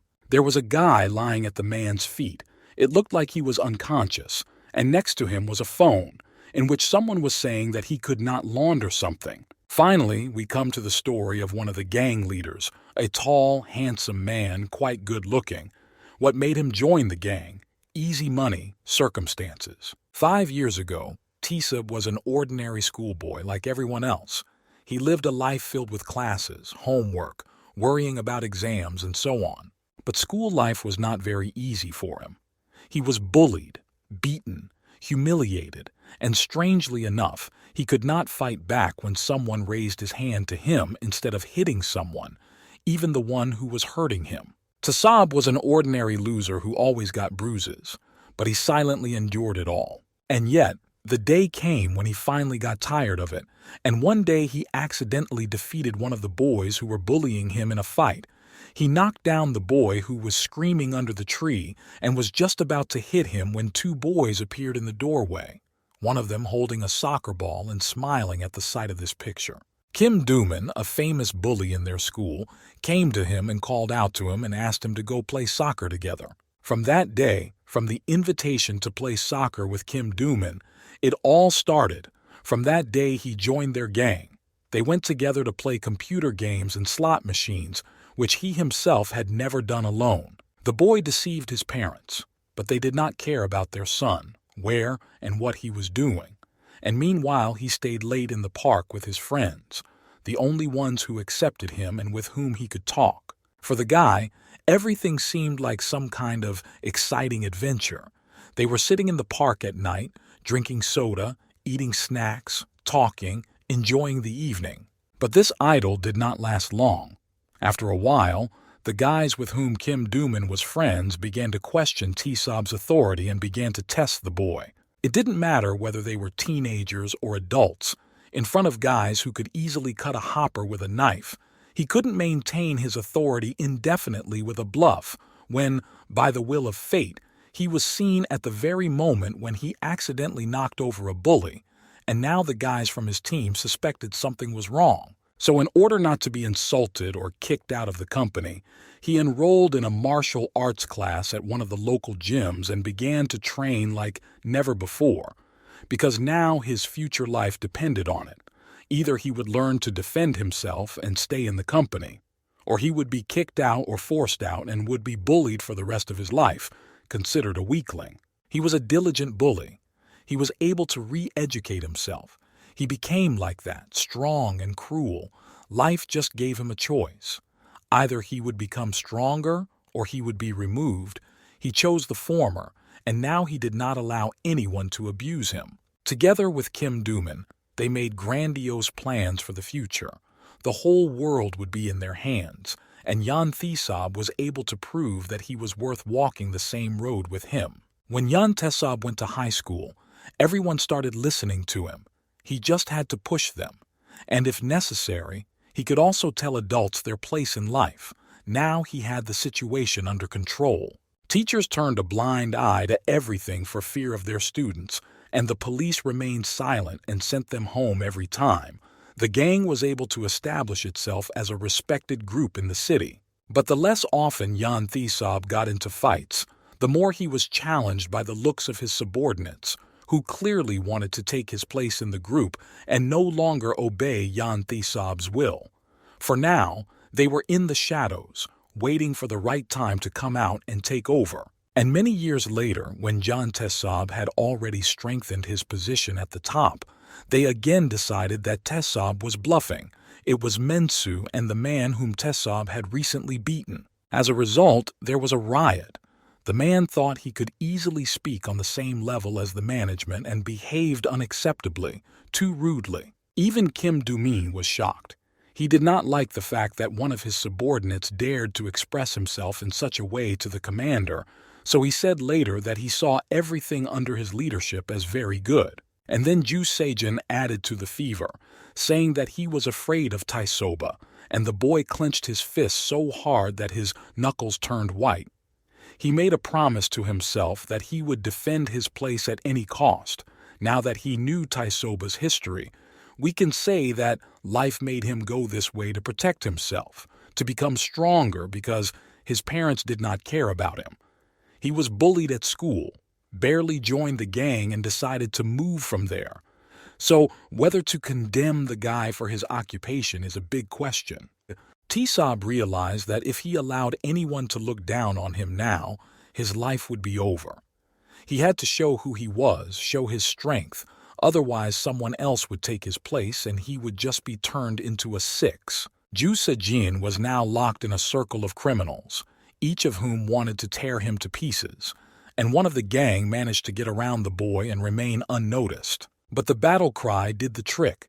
As soon as the criminal opened his mouth, Ju Sejin saw him, and he clearly did not like being attacked from behind. But that was not the case. His hand flew over Ju Sejin's head and did not touch him even an inch. Ju Sejin managed to turn away and was saved from the blow. But the guy didn't just miss. Right after Ju Sejin dodged the blow, he hit him under the guy's rib so that he couldn't even breathe. But Ju Se-jin didn't stop there, and finally, to make sure he learned his lesson, he punched the guy in the jaw so hard that he was thrown back. And only after dealing with one attacker without having time to look back, the next unfortunate one came up from behind and grabbed Ju Se-jin by the gate, screaming and cursing. But not for long. The attacker did not take into account the fact that he could get an elbow right in the stomach and fly back. Well, it seems that the guys did not know the word tactics and attacked as they could without thinking about the consequences. Perhaps that is why they are in sixes and go. But still, Ju Se-jin missed one punch. While he was finishing off the attacker, the next one ran up to the guy and kicked him in the side with all his might. Immediately, other crows came and started kicking Ju Se-jin to avoid getting hit in the face. The boy covered himself with his hands. Even if his hands were hurt, it was still better than getting hit in the head. The criminals already felt the taste of victory and shouted curse words at Ju Se-jin. Perhaps this angered him the most and gave him the strength to get to his feet, which the attackers did not expect. And Ju Se-jin grabbed the legs of both boys. He turned them around and threw them away so that the attackers fell on top of each other. But they were unlucky, and Ju Seong struck at them from above, sending the criminals on their way. Ju Seong was already so far gone that he was unstoppable. The boys who had not yet participated in the fight watched in amazement as Ju Se-jin dealt with all the attackers, and they did not dare to attack the boy. No less than 4 attackers were lying unconscious around Ju Seong, and Ju Seong himself, with his hands on his knees, was catching his breath, breathing heavily. He was not a robot and fainted after that. But even in this state, Ju Se-jin said that even if he died and came back in the next life, he would never understand such idiots like them. The guy was sweating and barely standing, but he did not want to show his weakness to his enemies. He wiped the sweat from his cheeks and looked up at the other members of the pack who were standing back and hesitating to attack. And Ju Se-jin asked why they were standing there, saw what happened to the others, and wet his pants with fear. There were 2 people watching, Kim Do-ming and Kim Jo-il. And Kim Jo-il asked Kim Do-ming if he thought Yang Tae-sab would also get the full measure. But Kim Do-ming hesitated to answer, and he put his head on his hand and watched as Ju Se-jin put his men to the ground one by one. But after thinking about it, Kim Do-ming only said that we'll see. Even he wasn't sure of his friend's victory, because it was pointless to deny that Ju Se-jin was fighting very well, and Kim Jo-il looked uncertain. But Kim Do-min, revived, replied that Yang Tae-sab would never lose. After catching his breath, Ju Se-jin addressed the gang and said that they were miserable bastards and it was great that they were scared. Looking at the gang, Ju Seong thought that they were all so weak that he wondered how they were still alive.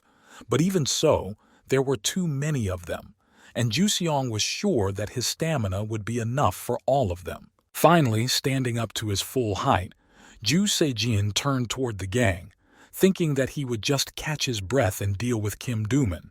But then, someone hit one of the gang right in the ass in the direction of Ju Seong. The guy didn't expect it and flew right at Ju Seong. But the plan failed, and Ju Se-jin immediately reacted and pushed the body that was falling right at him so that he could see who did it. And then Ian Tae-sab flew up to Ju Jin and kicked him in the knee with a swing. His movements were precise and strong. He was a worthy opponent for Ju Jin. They fought in a fierce struggle, and at least no one would leave unharmed.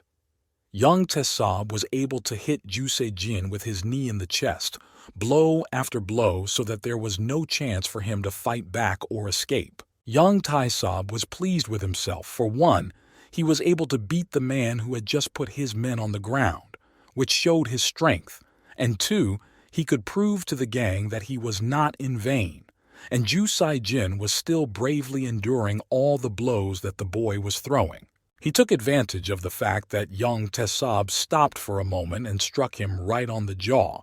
But Tae-sab survived, although he was shocked that Ju Se-jin was able to escape. And flying in the air, he swung and kicked him in the chest with all his might, so that the man only coughed and could not say a word. Ju Se-jin took hold of his chest exactly where he had just hit him, and young Tae-sob moved away. He could hardly breathe, and the guy was very pleased with himself, because despite the fact that he had put down several people before, he was now able to defeat the one who was said to never lose. The crowd was quiet. No one said a word. Everyone was shocked by what had happened. As Ju Sejin watched young Tae-sob tremble and barely catch his breath, he said that he knew that this boy could not do anything. Wiping the sweat from his face, Ju Sejin jokingly asked if Tae-sob had any balls at all, as if Ju Sejin was provoking him again and challenging him to a fight. While resting, he heard two subordinates talking out of the corner of his ear, saying that how Ju Sejin managed to escape from the grip of Tetsuo. Perhaps he doesn't know how to fight at all, which made Tetsuo very angry. And who can say now that those who were afraid to even fight in front of Ju Sejin are now laughing at Tetsuo? Meanwhile, having rested, Jushin turned to young Tae-soba and told him not to be upset, and Tae-soba looked up at Jushin in surprise. And when he was able to fully bend and stood in front of his subordinates, Ju Sejin continued and said that in the end their gang was just a bunch of girls who had gathered together. With these words, he angered not only Tae-soba, but also everyone who was behind him. Kim Do-ming was still sitting with his head in his hand, listening attentively to what Ju Sejin was saying. He said that they should understand it all themselves if they started their own business. Kim Do-ming seemed to be calmer than all the others in the gang, because these words did not hurt Jae-ho an inch. Ju Seung's face was filled with a picture of his friend Soo-min lying on a bed in the ward with his eyes bandaged, and whether he would ever see again was a big question. Ju Seung told the gang that the value of his friend's eyes could not be compensated for even if they all tore out their useless eyes, and who would want them? Now Ju Sejin was in full swing, his eyes blazing with vengeance as if he promised that no one would be left unscathed, and he said that now it was time to tear out eyes, tongues, nails, and teeth and bring them to him. Ju Sejin got his way. Young Tae-sob also went off in a huff after hearing all this, because he had made a promise to himself that he would not allow anyone to talk to him like that, and he headed towards the boy, and those behind him laughed, and one of them said that this time he had completely rolled Tae-sob, and the other agreed. And with all his anger, Tae-sob rushed towards Ju Sejin, cursing him with all his might, and flying at full speed towards his enemy. Ju Sejin was just what he needed. He watched with satisfaction as young Tae-sob rushed at him, and decided to make him even more angry by telling the coward to come to him. The Neo-Mask art diary looks like it was drawn by an 8-year-old child, all in flowers, sunshine, and sky, or someone who has no ability to draw. And one of the pages already had a caption above it. "Today I beat up a bully," and the picture showed a cheerful Neo-Mask, a bully lying next to him who was crying, and somewhere Ji-hee was hiding, watching it all, and as always, she was strict. Because this bastard was bullying students, Ju Sejin was on that list and they were not fighting alone. And the adults were scolding him, both quite strong opponents who would fight for life and death. Ju Sejin hit him in the jaw with all his might, which knocked him back. Because none of the adults saw the hooligans beating him, the adults only saw him beating them, and Ju Sejin, angry as hell, rushed to attack Tae-sob. And even when the boy told the adults about it, everything was as it was, the whole truth. But they continued to scold the boy, repeating that he should not talk to the elders. And when the guy asked them why they didn't make any remarks to these hooligans, they told him that they had always been like that. So it was better not to touch them. A good policy. You don't touch them, and they do whatever they want to you. And when something happens, they will think about it. And then when he asked them what he should do when the bullies beat him while adults are not looking, they told him to endure. He is a big boy, but it is very bad when a child who cannot defend himself cannot even find protection from his family, who also advise him to endure. Then there are two ways. Either he will grow up to be a closed-minded person, or he will become stronger. He can't even find protection in his family, who also advise him to be patient, then there are two ways. Either the child will grow up to be a closed-minded person, or, as in T-Sob's case, will become stronger, and those adults are just cowards. The adults advised him to shout, "Get off me," and then they would see that he could defend himself. That's what they told the boy. What a stupid thing to say. Adults who do not know how to defend themselves advise a child to make himself a victim. It seems that when a person grows up, the worst comes out of his mouth. Ju Sejin got a good beating. Blood flew in all directions from his face, his eyes widened, and a grimace of pain mixed with anger froze on his face. Tae-sob was incredibly pleased and proud of himself, ready to kill Ju Sung, just to prove to everyone in the gang, including himself, that he was strong and could take down anyone who dared to stand in his way. Ju Sung, meanwhile, had moved away and taken to his face, most likely breaking Tae-sob's nose. Then the bullies like to torment him more and more until he breaks down completely. He honestly doesn't understand if the adults really don't know anything or if they are just pretending not to know. Without wasting any time, Tae-sob flew over to Ju Sejin and kicked him in the leg, wanting to knock him down and bring him to his knees. Ju Sejin fell to his feet and grimaced in pain and defeat, no longer able to fight. And they are so generous to hooligans and say that everything happens among teenagers.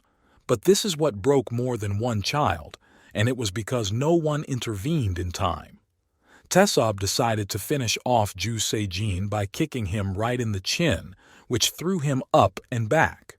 The only thing he wants is for no family to suffer at the hands of criminals, and there are many of them now, and Sumin's parents were one of them. It was his only wish. Tae-sob hit Ju Sejin in the head with his knee with all his might, and after that, the concussion was certain, and most likely Ju Sejin lost consciousness, and God willing, he would survive. Even if adults are unwilling or unable to do something themselves, this is the only thing he wants to do.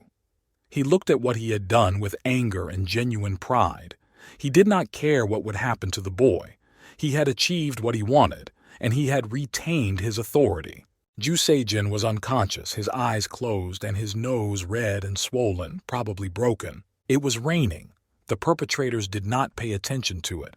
Ju Sejin was lying unconscious on the ground. The perpetrators surrounded him in a circle. Some were laughing and filming with their phones. Some were bending down to check if he was unconscious, and some were looking at him in shock. But they were all satisfied with what John Tae-sob had done, and of course, they began to respect him even more. A crane was standing behind the criminals. A new building was being constructed. There was still a lot of work to be done, but it would be completed sooner or later. It was there that Neo Mask was standing under the umbrella, and he saw with his own eyes what was done to Ju Sejin, but he had warned him more than once about the consequences. A new day, a new morning. The city is just starting to wake up. The sun is starting to light up the houses and streets a little bit.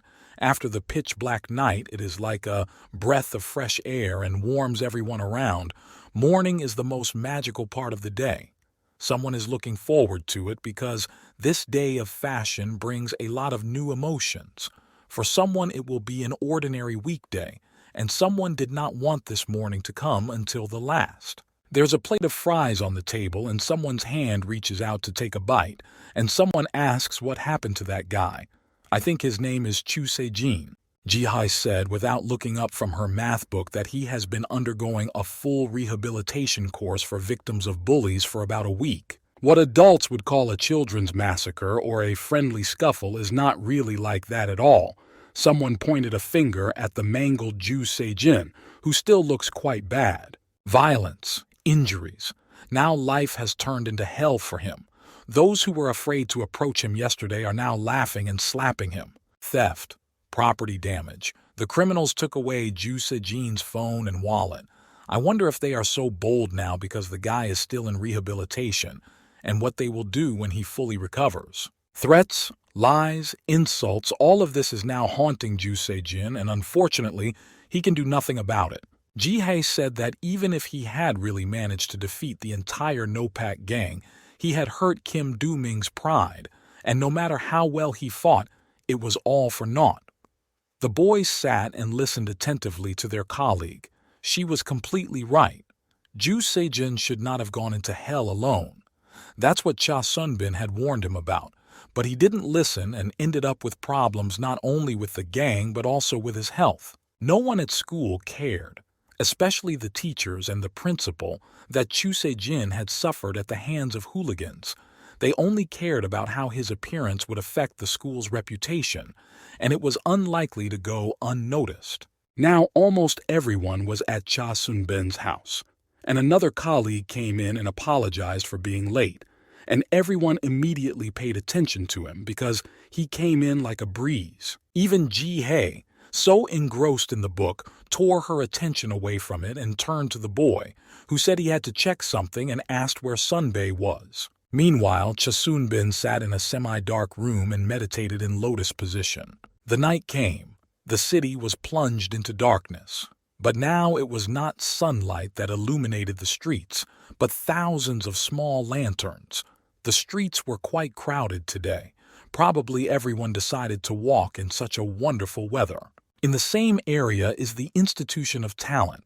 At its entrance are flower pots with green trees. Kim Do-ming decided to visit this place, and he seemed to be in a good mood this evening. The man walked in and stopped in the doorway, looking around. It was noisy inside.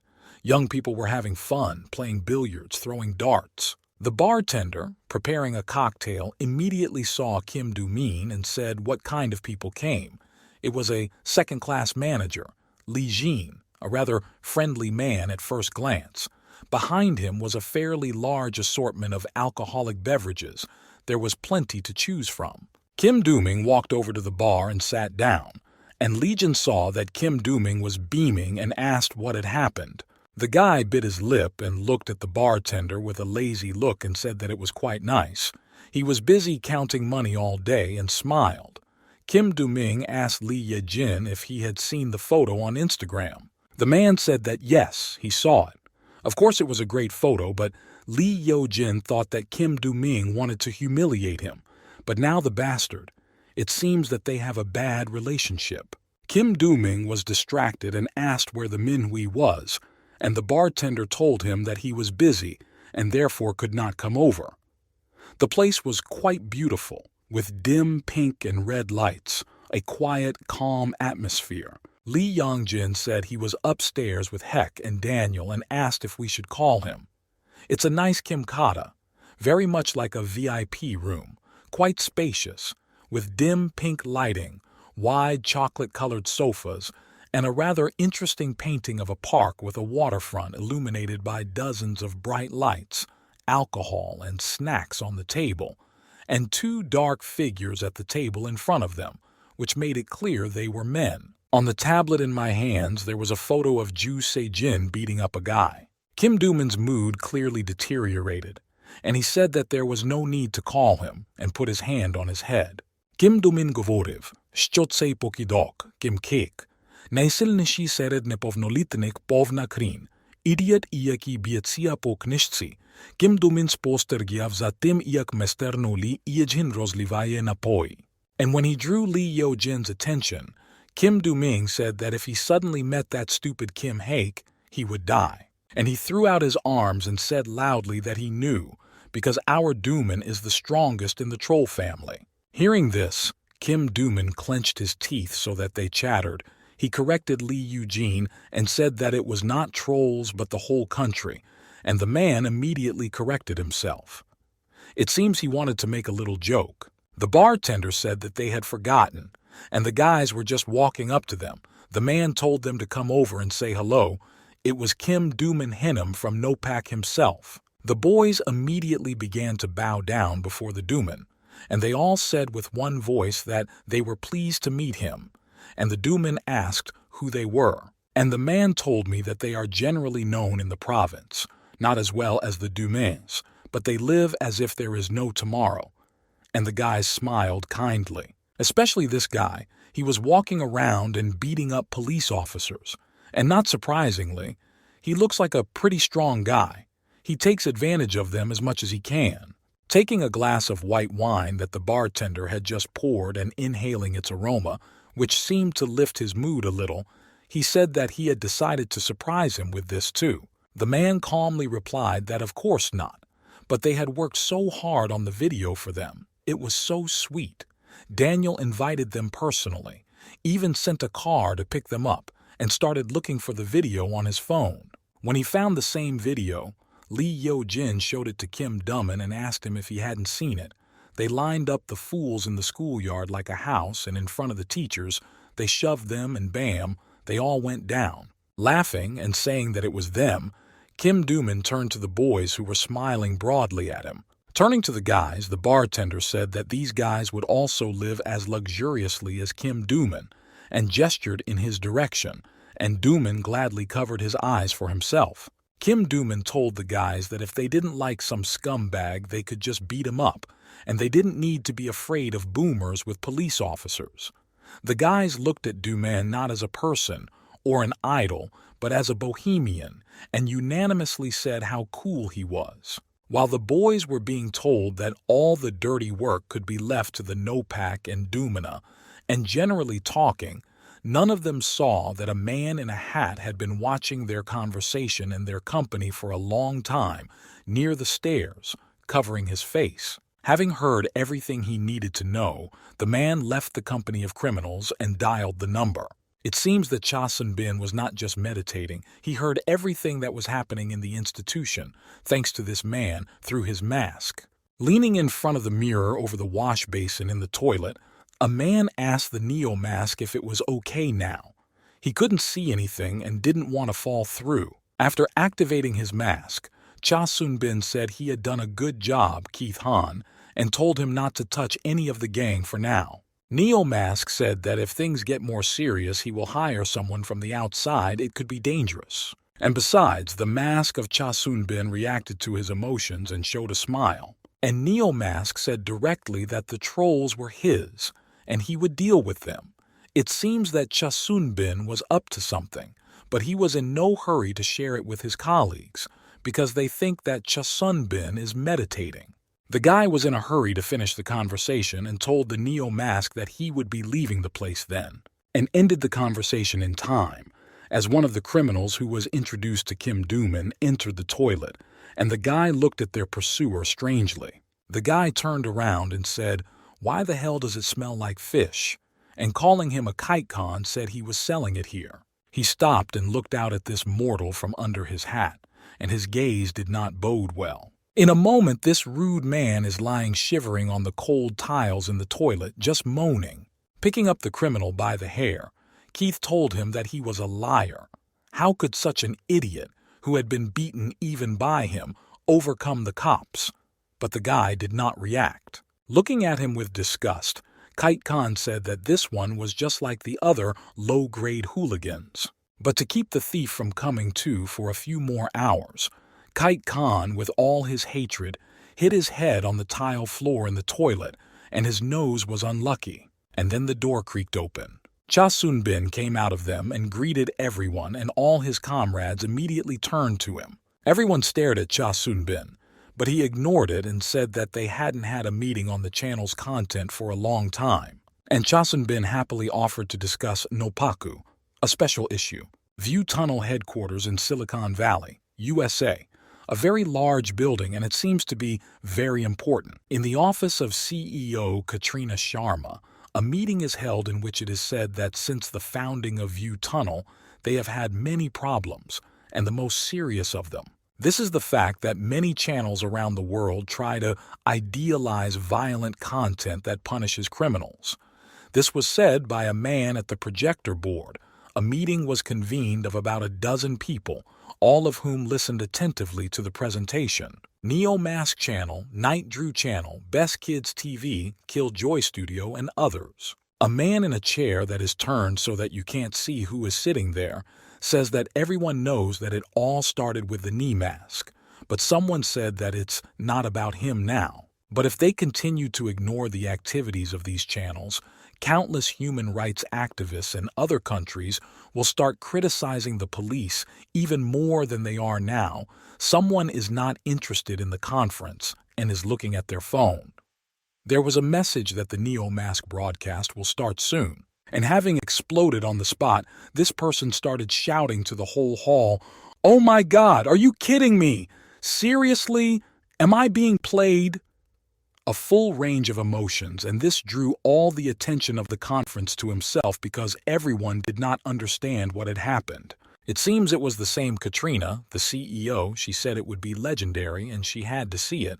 The man sitting next to the CEO asked what was wrong, and the man said that the meeting was not yet over. But Catherine Charmouly did not seem to care.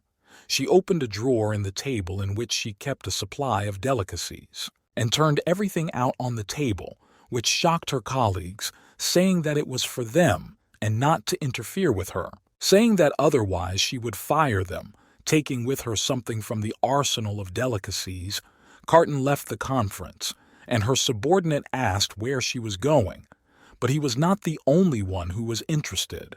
The director had almost left and said that she was going to watch the Neo-Mask broadcast. She shouted at her worker to leave and not to interfere with her. Everyone present was shocked by this, but no one dared to stop her. Looking at each other, not knowing what to do now, someone said that the company was over. It looks like someone decided to relax in the restaurant and came here in the evening. After ordering beer and various kinds of snacks, Kim Dooman and Tessob and their friends who were flirting and talking with them, the girl sitting next to Kim Dooman asked how it went. Did Kim Dooman beat that red-haired guy? It was clear that Dooman liked this attention and the fact that he was considered the winner. But the other person did not like it because his merits were assigned to another person. But he interrupted her and said, "What does it have to do with Dooman? He took care of him," and laughed. Tessob said, taking a glass of beer in his hand, that now Ju Sung was an outsider, and Tessob took care to beat some common sense into his stupid red-haired head, and the girl listened attentively and said that now, after their fight, everyone had probably given up on Ju Sung, and laughed. Tessob looked at his friend and said that, thanks to Dooman and Nopak, he was now resting in a bar, and he was very grateful for that. It was obvious that Dooman was pleased with his words, and said that Tessob flattered him out of the blue. Raising a glass of beer, Kim Dooming said that their friendship will continue until death do them part, Yang Tessob. It seems that Kim Dooming really values their friendship if he says so, and if you look at it this way, there is no one else in the company except Tessob, which means that Tessob is Kim Dooming's closest friend. Ian, raising his beer in response, said, "Of course, and if someone pisses him off, you just have to say so, and he'll kill them." After leaving the bar in a good mood, relaxed, young Tessob headed towards his motorcycle, but the ladies were not with them. Young Tessob asked Dumin if he was not going to go, but Duman said that he would not go today. Getting on his bike, John Tessob started it up and turned on the low beam and drove the motorcycle for a while. This vehicle was clearly to his liking. But as soon as he was about to leave, he stopped and froze because a van was blocking the road in front of him, which was not typically parked, and it was forbidden to park like that, which surprised him. As he drove up to this unfortunate van, Jan Tessob was furious that someone had put his van here, but who needed it? He knew something was wrong. The van was blocking the road, and in a strange position it could only mean one thing. It was a trap. They wanted to lure him into it. And then a bright light shone into his face and blinded him. And then 3 motorcycles appeared in front of the vehicle as if from the ground. The one in the middle was blinding the guy with its light, and he shouted, "What the hell? Turn off the light! What a fool!" But then another bike came up. This picture would have alerted anyone. The van blocked the road, preventing us from leaving the street. And now some unknown people blocked the last exit. And it is unlikely that they decided to take an autograph or say, "Hello." You don't block streets with trucks for that, although maybe someone did. Seeing the very unwelcome guests in front of him, John Tessob broke out in a cold sweat. He would not be able to stand up to these 4 alone. He should not even try. Realizing that the situation was taking a dangerous turn, Jan Tessob began to look around and was ready to start at any moment. And then Ian's suspicions were confirmed. A motorcycle came around the corner at full speed, hardly the kind of work he would do to simply say hello and wish him a good evening. Jumping on his motorcycle, Jan Tesab ran away, and it was clear that he was already being chased. They all drove the same vehicle. Even the color was identical. Sensing something was wrong and not daring to fight back, as it would be suicide, Jan Tesab abruptly took off, and giving the gas he ran away, and the pursuers followed him. Luckily for Jan Tesab, there was another exit from this street, and he headed there. He was being driven like prey into the mouth of the beast. It is hardly a coincidence that there are two exits from the street and only one is blocked. Perhaps Tesab is being driven exactly where they want him. But what was most interesting was that the road was going in a circle, and there were also wagons on the side of the road blocking all possible roads to retreat. Without stopping, young Tesab shouted, "What was going on here?" Was Tesab, now known throughout the gang as the winner of Jujin, scared. Turning the corner, and at such a speed that smoke came out from under the wheels, the guy seemed to be looking for shelter until these pursuers caught up with him. But before he could hide, Jan Tesab heard the sound of motorcycles. The pursuers were very close. They were catching up. Stopping at the door of a building, I jumped off my motorcycle and cursed to myself and asked myself what it was. Forcing open the door, which seemed to be locked, Jan Tesab ran inside and immediately locked the door. But it is unlikely that these pursuers will be stopped by any door on the way to their goal. Turning on the phone and going around the corner, Yang Tesab began to think about who it could be. B. Mensa, Yu Yunho, damn it, who the hell are they? How did they even dare to attack Yang Tesab with a no-pack? Even in such a situation, Tesab was more worried about his honor and pride than his life.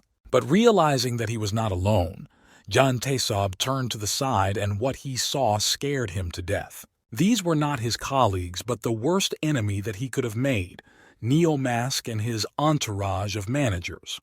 With him was Manager Joy, Manager Sadness, with whom Neomask tried to broadcast live, but the third manager was not yet introduced.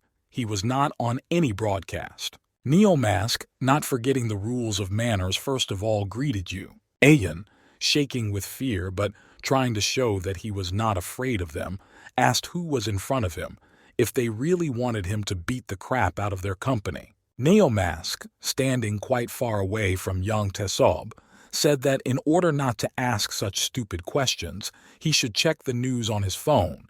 Young Tesab did not understand what he was talking about and reached into his pocket with his phone. And picking it up, he saw a message on the screen, 15 minutes left before the start of the live broadcast of the Neomask channel, and the Accept button.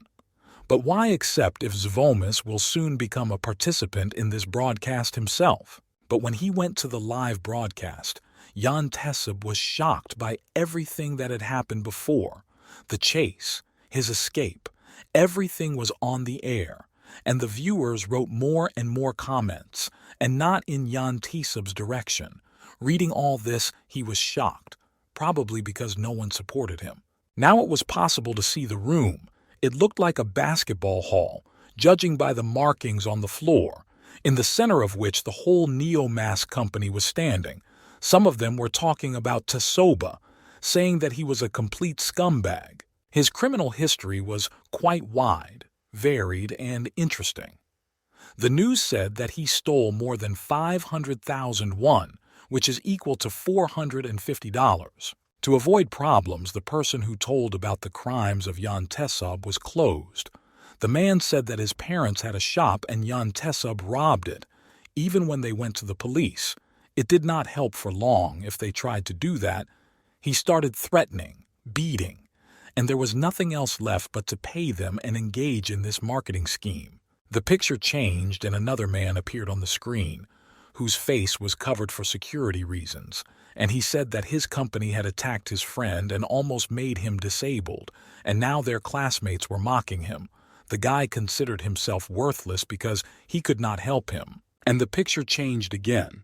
On the screen was a photo of the Kim Dooming team, and young Tesab himself was also there, and it said that a friend of his had taught him in the same class in elementary school, and he told him that after playing soccer with them, he became famous, became a gangster, and joined their gang. He was a bandit who did not want to receive from other bandits, a traitor, Jan Tesob, and he did not write a statement against him, against this worthless traitor, but only because their channel wanted to break it up on their own. So Neo Mask and Jan Tesob have known each other since high school. Something clicked, and dozens of neon-colored light bulbs lit up on the ceiling. Shrouded in a great radiance, a Neo Mask appeared. His emotion on the mask looked like he had just come out of hell.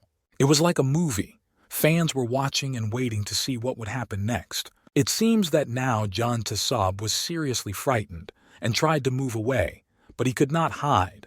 The light was falling on him. The guy was dragged into a trap like a stupid mouse, forced into it, forced to come here, to this hall. The comments were already heated, watching what was happening on the other side of the screen. The Neo Mask was acting like a star in public and holding a microphone. Meanwhile, Kim Do-ming remained in the company of the girls, talking to the one sitting next to him in a black dress. But the girl with whom Yang Tai-sob was talking before turned pale as she looked at the phone screen and called Kim Do-ming. And when Do-min was clearly not happy with being distracted from the conversation, he turned to the girl. She pushed the phone to him, which apparently was a live stream of Neo Mask, and asked if it was not Tesob. Taking the microphone, Neo Mask said to the audience that it seems like the last live broadcast was 100 million years ago, so let's interview the managers and find out what they think. And first, the Neo Mask chose his sturdy fairy Joy, who lazily pointed a finger up and asked what she would say. And after receiving a meaningful answer without words, he left saying that they heard her. Then he chose Sadness as a victim, but the latter did not say a word, holding a gun. Apparently remembering the last trial broadcast, the Neo Mask decided not to bother him. And finally, satisfied, he thought about trying to say something but could not come up with anything, thanking for such an eloquent thing. And that was the end of the Neo Mask. Throwing the microphone in the direction of Jan Tesob, Neo Mask said that he was very grateful for such feedback, and it was all completely Tesoba's fault, a stupid, nasty hooligan. But Tesob did not say a word, only covered his head with his hands so as not to get hit with the microphone. Seeing and assessing the situation, young Tesob had to admit that things were bad for him. This time he was the target of the Neo Mask, and there was no trace of the confidence and strength that Tesob had shown over Ju Se-jin. Copying Tesob's words about being a victim, the Neo Mask began to mock him, saying that he was about to burst from this, and that he was not even in the ranking of hooligans in the country. Screaming either in anger or fear, Tesob said that he really thought that Neo Mask was so cool, then why did he come here? And if he wanted to fight, let him come, asshole. The Neo Mask, laughing, said that Tesob wants the almighty Neo Mask to fight him with someone like Jan Tesob. The Neo Mask called out to young Tesob quietly. The expression on the mask's face changed. His eyes seemed to fall open and his mouth became empty. And the Neo Mask said that he did not understand anything. But hearing such a voice, he was also shaken. He really did not understand what the Neo Mask wanted from him. The Neo Mask did not expect an answer from Jan Tesob, and he said himself that whether he would get out of here alive and on a stretcher or in a bag depended on how well he played the role of his toy in these 30 minutes. He said that he could even invite the almighty family of hooligans here if he wanted to, hinting at the Kim Do-min, and then they would have to. Just to prepare a few more bags, around the corner from the entrance to the gym stood another manager. But who was he? And why didn't he come out with everyone else? The same Ju Se-jin appeared again, on the same fateful day for him. And from the very beginning he realized that it was not serious. After all, in a fight anyone can get hit in the face and lose, or so Ju Sung thought at the time. But no matter how many times he fought, these bastards always made up excuses to embellish their victories. They even pleased themselves with false self-confidence and avoided one-on-one combat. It is worth recalling a funny case with Bamensu, when he pretended to fight with Ju Sejin and shouted that he was not being held and would tear the guy apart, but in fact, no one was holding him, as you might say. He was blowing smoke in his eyes. The victory over the gang allowed for the possibility that they would leave Ju Sejin alone, but there was always the danger that they would seek revenge. If the parasites are not destroyed and you get rid of them only for a while, then sooner or later, after a while, they will start to bother again until they die. As an example, you can take a mosquito. No matter how much you drive it away, it will eventually crawl back to the chosen victim until you kill it. Ju Sejin nevertheless recognized, although it was a hard lesson for him, that Chasunbin was right. No matter how many times Ju Sejin beat the bandits, he could not get rid of them himself. These bastards will not calm down and accept their defeat. They will only get worse. Moreover, with their zero intelligence, they are not even able to engage in a dialogue. They can only swear, call names, and their colloquial vocabulary leaves much to be desired. It is difficult to call them even human, but it is still impossible to cope with them alone. They are like zombies. You drive them away, they climb, you run away, they follow you. They will stretch their nasty hands. School, it looks like it's class time because there are no students in the schoolyard.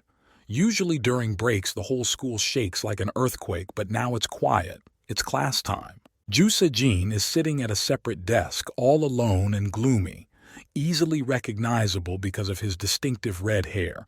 His friends are very concerned about their friend's condition, and stepping aside to talk, a short guy asked what's wrong with Ju Sejin. Even Su-min is on the mend, and they looked in the guy's direction. One of my comrades thought that his face was getting worse and worse every day. Ju Sejin really looked terrible, but he had been undergoing rehabilitation for more than a week. The tall guy said that Ju Sejin was trying to pretend that everything was fine, but he didn't look that far gone. His friend confirmed, and then a couple of guys came around the corner and made sympathetic faces. Shoving one of the comrades who somehow interfered with them, the bandit told them to get out of the way. The tall guy in the mask said that the loser had beaten him, referring to Ju Sejin.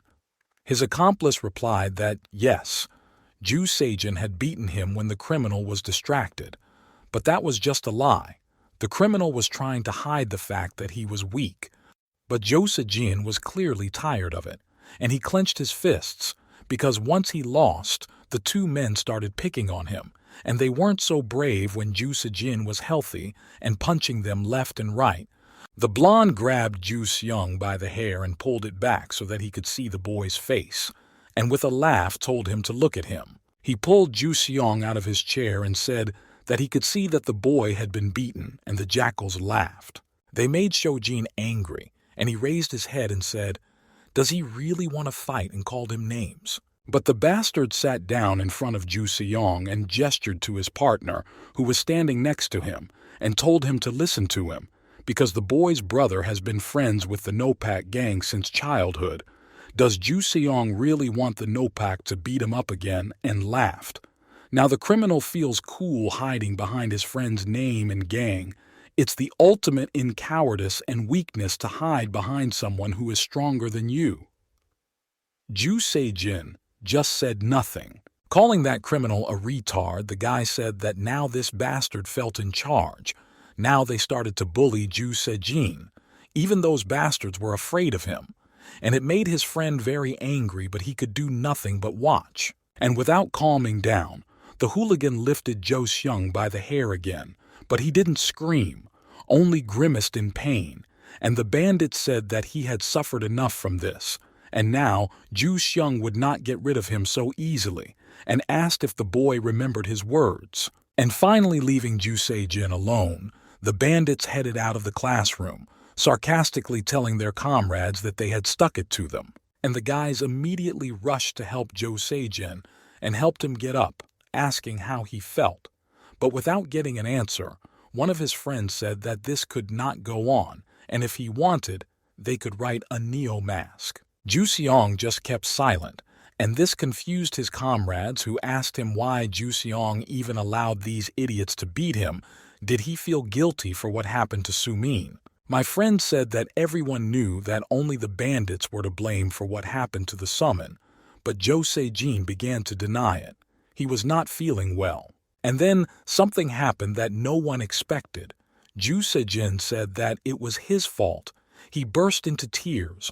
All the emotions that he had been holding in for so long, all that had been collected, now came out with a stream of tears. On the roof of the hospital of the Sacred Heart, there was a guy talking on the phone, and it looked like he was talking to a Neo Mask. The guy said he understood everything and said goodbye. It was Kite Khan, and the conversation turned to his grandmother, and Neo Mask asked about her health, but Kite Khan assured him that he should not worry, because thanks to Neo Mask she is now undergoing rehabilitation in a good hospital, probably the same one on the roof of which he is now. And speaking of his grandmother, Kite Khan suddenly closed his eyes and remembered what was a pleasant memory. It turned out that his grandmother used to sell fish in the market. It was right under their windows. And one day in elementary school, Kite Khan went to the store late at night to buy something to eat. And at the entrance to the market were smoking gangsters from his school. Kite Khan did not want to get involved with them and tried to ignore them. But after taking one step forward, something exploded near Kite Khan and threw a huge puff of smoke and flames into the sky. A little more, and the boy could have been right next to this fire. As it turned out, the fire was caused by the same hooligans who, having finished smoking, started having fun and set fire to the tents at the market. Fortunately, the firefighters who arrived at the scene of the fire saved his grandmother, but she was hospitalized. But since then, Kite Khan has been thinking that if such idiots are not punished, then everyone's family can suffer, and it will not necessarily be a fire. Who knows what these brainless idiots will come up with? So Keith Khan said that Neo Mask can call him any time, and that he doesn't care if he is a manager or an editor. The main thing for Kite Khan was that he would be able to continue to press and kill such parasites. We return to the gym, where a fight is brewing between Neo Mask and Yan Tezob. Neo Mask says into the microphone that now they are facing a typical hooligan, Yan Tezob, and he is so desperate that he dared to challenge Neo Mask himself. The audience sitting in the hall roared like crazy waiting for the fight. But turning to the side, the Neo Mask said into the microphone that no matter how much he wanted it, he would not be his opponent. And behind the Neo Mask came the same manager who had been in the shadows until now. Ian Tesob was shocked by this announcement, but no less scared than he was before. And the Neo Mask kept saying into the microphone that this guy is full of rage. He is incredibly strong and wants to deal with every bully he meets. And the Neo Mask introduced the audience to their new manager, Rage, and then his eyes lit up behind the mask. And to the applause of the audience, the manager slowly walked to meet his opponent under the spotlight that was set up for him, and the Neo Mask, still holding the microphone, turned towards Rage. Joy stood aside and watched with folded arms. She looked at the newly arrived manager and asked herself the question she had already answered. Who was this new manager? Sitting in Chasunbei's apartment, they were discussing whether to choose Kite Han or Ju Se-jin. Ji-hai asked to be introduced to the situation. Their colleague was silent, and Neo Mask said with a thoughtful expression, "An editor is a person who has to fight well. It's enough for him. But a manager should use these abilities only when necessary. He should be restrained." Keith Han was already an editor, and then Neo Mask met Ju Se-jin and gave them a test. While one of them was faithfully following his orders, it was Kite Khan. The other lost control of himself at the very last second. It was he who spoke of Ju Se-jin. Yes, they are both great guys who fight to protect the weak. Yet Neo Mask cannot ignore one fact. Ji-hai watched as Manager Fury walked straight to the Neo Mask, under the spotlight and the applause of the audience. Greeting his manager, Neo Mask recalled the words he had said to Ju Se-jin, "You are not competent to be my manager." When he met with Cha Sung-bin, Ju Se-jin seemed to ask him to be his manager, but Cha Sung-bin said it was too late and was about to leave. But Ju Se-jin kept up, was persistent, and asked Cha Sung-bin to tell him what he could do. Ju Sejin blocked Jae Sunbin's exit with his hand, not wanting to lose his last hope of becoming the manager of Neomask. Jo Sejin, angry, told Cha Sunbek that he still believed in Ju Sejin, because if he had been completely disappointed in the candidate, he would not have come to the meeting and revealed his identity. Cha Sunbek remained silent. Ju Sejin approached Neomask and asked him once again what he had to do and whether the inspection had already begun. Sighing and taking off his glasses, Cha Sunbin said that all the bullying of his friend Cho Sungmin should go to Ju Sejin to keep him safe. So for starters, Neomask said that Ju Sejin should fight those bullies and lose to them like a miserable loser. He should be their most exciting toy. Neomask said that it was necessary to show that Ju Sejin was afraid of them, to allow himself to be scolded, even to start crying when they beat him, to make everything look as realistic as possible. You need to make them feel cool as they want to. From that day on, Ju Sejin will plunge into a feeling of helplessness for the first time in his life. It was planned from the very beginning, and it is very rare for a person to sacrifice himself for the sake of friendship. The adults will start yelling at him, even though he's the victim. In fights Ju Sejin has to lose.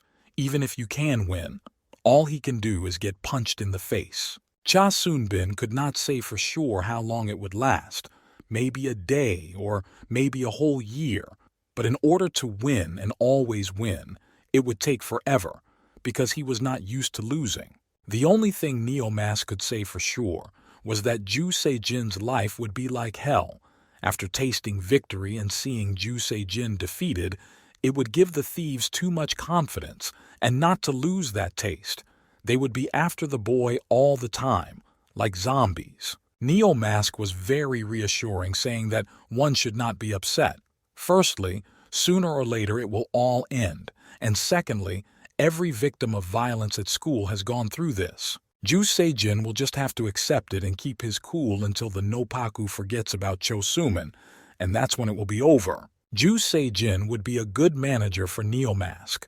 Squinting slyly and looking in Ju Sejin's direction, Neomask probably thought that he would refuse, because it is unlikely that anyone would agree to be beaten instead of someone else. So while the criminals considered themselves almost gods and were calm, thinking that now they were not threatened, they calmly and with a level of importance like an emperor walked around the city while Ju Sejin played his role perfectly. It seems that this time he was bothered by the hooligans in the alley, and when they finally let go, Ju Sejin slung his sports bag over his shoulder.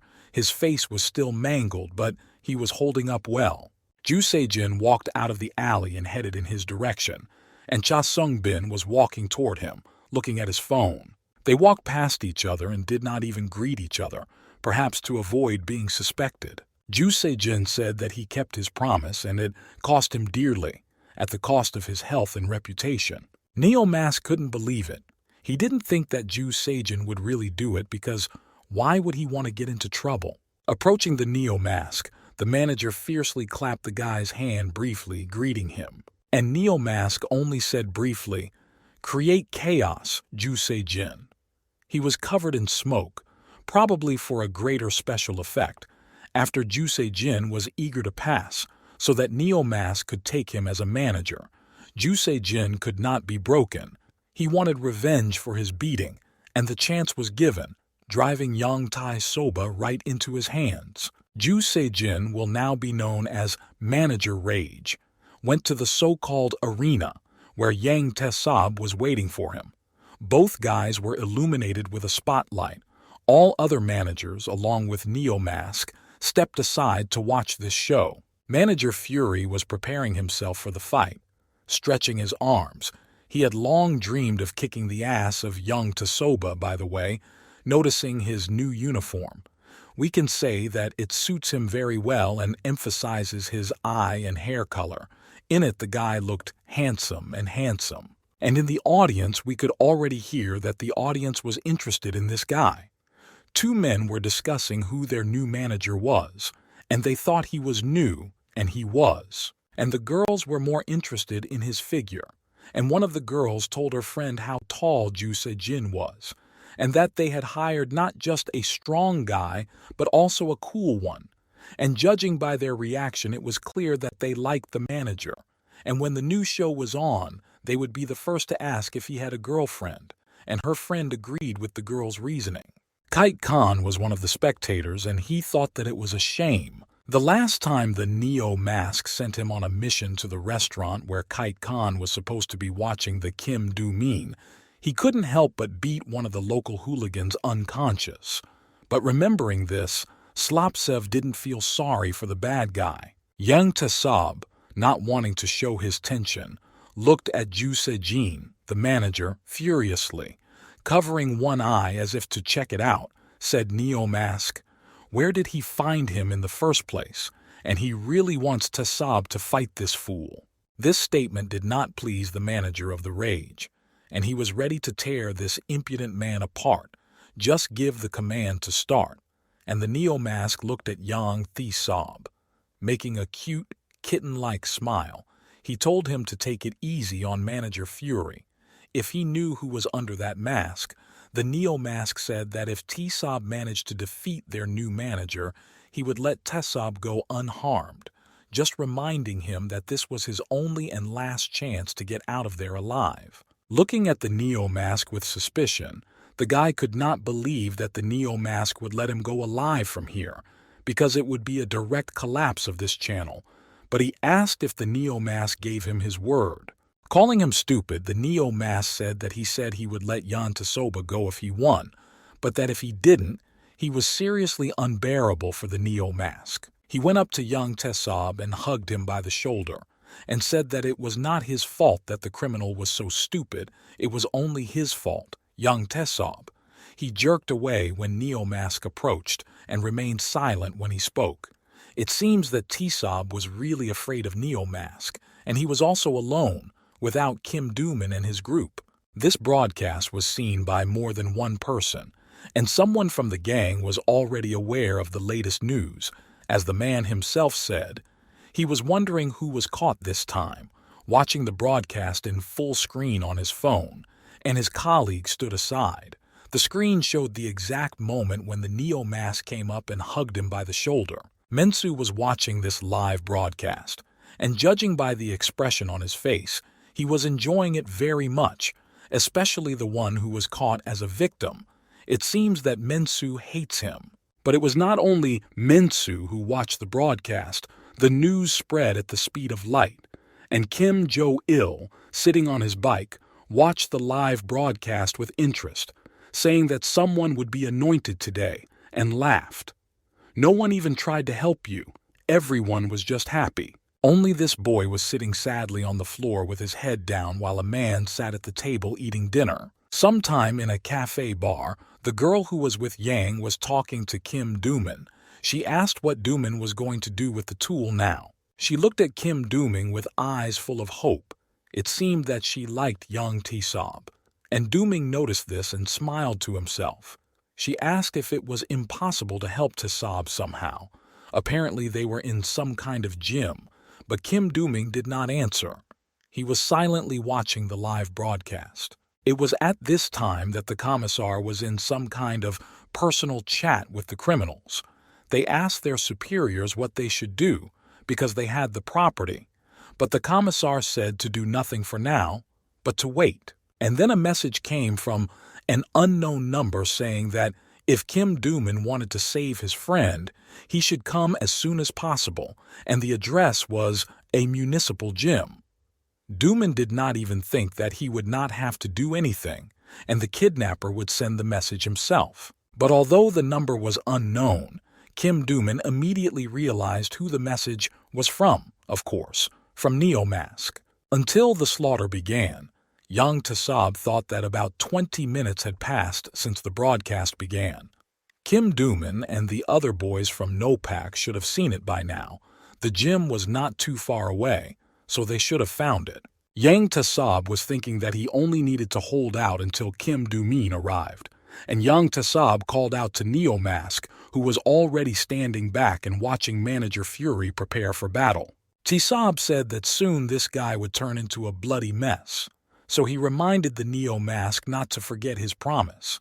The Neo Mask heard this and took his head and said, "My God, he is so sensitive." And returning to Tisob from the beginning, Neo Mask said that he would keep his promise and let Tisob try not to die. And laughing, he turned to the manager of the Joy, who was still standing aside with his hands folded in front of him and watching them, and asked if the music was ready. And then a mask with the inscription "Neon Psychopath" lit up on the big screen, and the music started.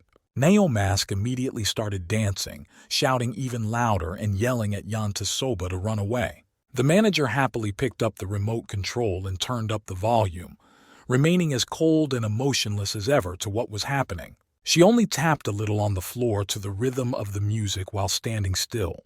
And as soon as the music started, the manager furiously began to warm up, as if on cue, and looked at Yang Tasoba with hatred. He was ready for anything, especially to kick that bastard's ass. This was the neighborhood where Cha Sunbin rented an apartment. It's a pretty good neighborhood, and it looks like the apartments are very expensive as well. Cha Sunbek brought Ju Sejin to his home, and when Ju Sejin entered the apartment, he was delighted to see the decor and said that Cha Sunbek's apartment was very nice. Entering Ju Sejin's house, Park Dukil greeted him with a handshake and said that he was glad to meet him, and that without him, the Neo Mask was like a pair of pants. Ju Sejin greeted him with a handshake and thought to himself that he was his tailor. As he walked on, he saw a girl reading a book and immediately realized that it was Jihai, Sunbei's sister, and said that it was nice to meet her, and introduced himself. Jihai immediately asked if Ju Sejin had signed the contract. But with a laugh, Cha Sunbin said that the manager was not his sister. He looked at Jihai again, and the girl was silent. It looks like either Ju Sejin is being played, or they are not really brother and sister, although there is something similar. And most likely, having seen the live broadcast with Manager Joy, he tried to see something in her that he saw on the air. Jiha didn't like this intense look, and she asked with a threat that Ju Sejin really wanted her to hit him on the first day of their meeting. Now it was obvious that it was really her. Ju Sejin couldn't take his eyes off the girl, probably because he finally saw her in person. The other managers also introduced themselves to the new colleague. First, Okatai Young said hello and said he was the manager of Pleasure and said he had heard a lot. And then Kim Se-ha said hello, he was the manager of Sadness. Jihai was the only one left, and without turning toward the several pairs of eyes that were looking at her expectantly, she introduced herself as Min Jihai. Kim Se-ha said that the girl was in her 3rd year of study. Ju Sejin couldn't stand it and said that seeing them all live was very cool, and even asked Cha Sunbek if he was awake, and Cha Sunbek laughed and said no. Sitting down at the table, Cha Sunbin handed Ju Sejin a document, a contract with View Tunnel and an agreement on his employment as a manager. Ju Sejin couldn't believe his eyes when he saw the contract, especially since he only had to sign it. But Cha Sunbin said that before he signed it, he needed to know something. The boys moved away and sat down together at a round table to negotiate, and Cha Sunbin handed Ju Sejin a contract saying that the Neomask Canal was a ghost ship that was sinking. But Ju Sejin did not understand what Cha Sunbin was saying. The picture shows a boy huddled in a corner, seemingly afraid of something. For those who have suffered uncompensated damage from crimes committed by hooligans, for those who will have to live with trauma for the rest of their lives, for those people who will never receive an apology. It was so realistic for them, and their channel became a kind of consolation. Ju Sejin listened attentively to everything Cha Sunbek said. Despite this, the Neo Mask is just another thief, and his death will not be pretty. After all, one day he will either be caught by the police, or killed in a fight, or die at the hands of some other Neo Mask, a so-so choice. But this is the path Cha Sunbin consciously took to be able to help people. Ju Sejin's eyes dropped to the contract in his hands. He read that Cha Sunbin said that he was signing a contract not with Neo Mask Channel, but with View Tunnel Management, and it was also a kind of guarantee of protection for managers and editors. Speaking about the contract, Cha Soon-bin said that even if he does not die, the Neo Mask does not have enough power to change the whole country, because in fact, Cha Soon-bin remains the same unknown and powerless teenager. After listening to Cha Soon-baek, Ju Se-jin asked why he created this channel and fought so hard against bullies. Ju Se-jin even looked at Cha Soon-baek with some sympathy. Maybe he had a new look at the boy. Hearing this question, Cha Soon-bin said that since kindergarten, when he did not even know how to read and write, Cha Soon-bin remembered one instruction that he had heard: if you get lost, go to the nearest store or police station and ask adults to help you, which always comforted him. And Cha Soon-bin thought that if he ever really got lost and didn't know what to do or how to get back, all he would need to do was ask any adult for help.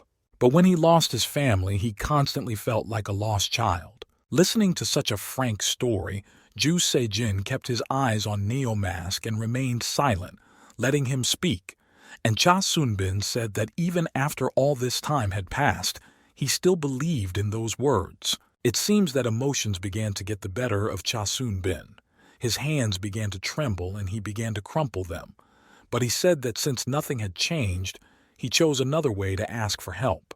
Wearing a Neo Mask from time to time, he was constantly joking, saying, "Please catch me, hit me on the head, think of something, save people from idiots like him." Laughing, Cha Soon-bin said that he was not very smart, so nothing else came to his mind, but what he had lost could not be regained. Cha Soon-baek said that if real adults pretended not to notice a psycho like him, then he had nothing to regret.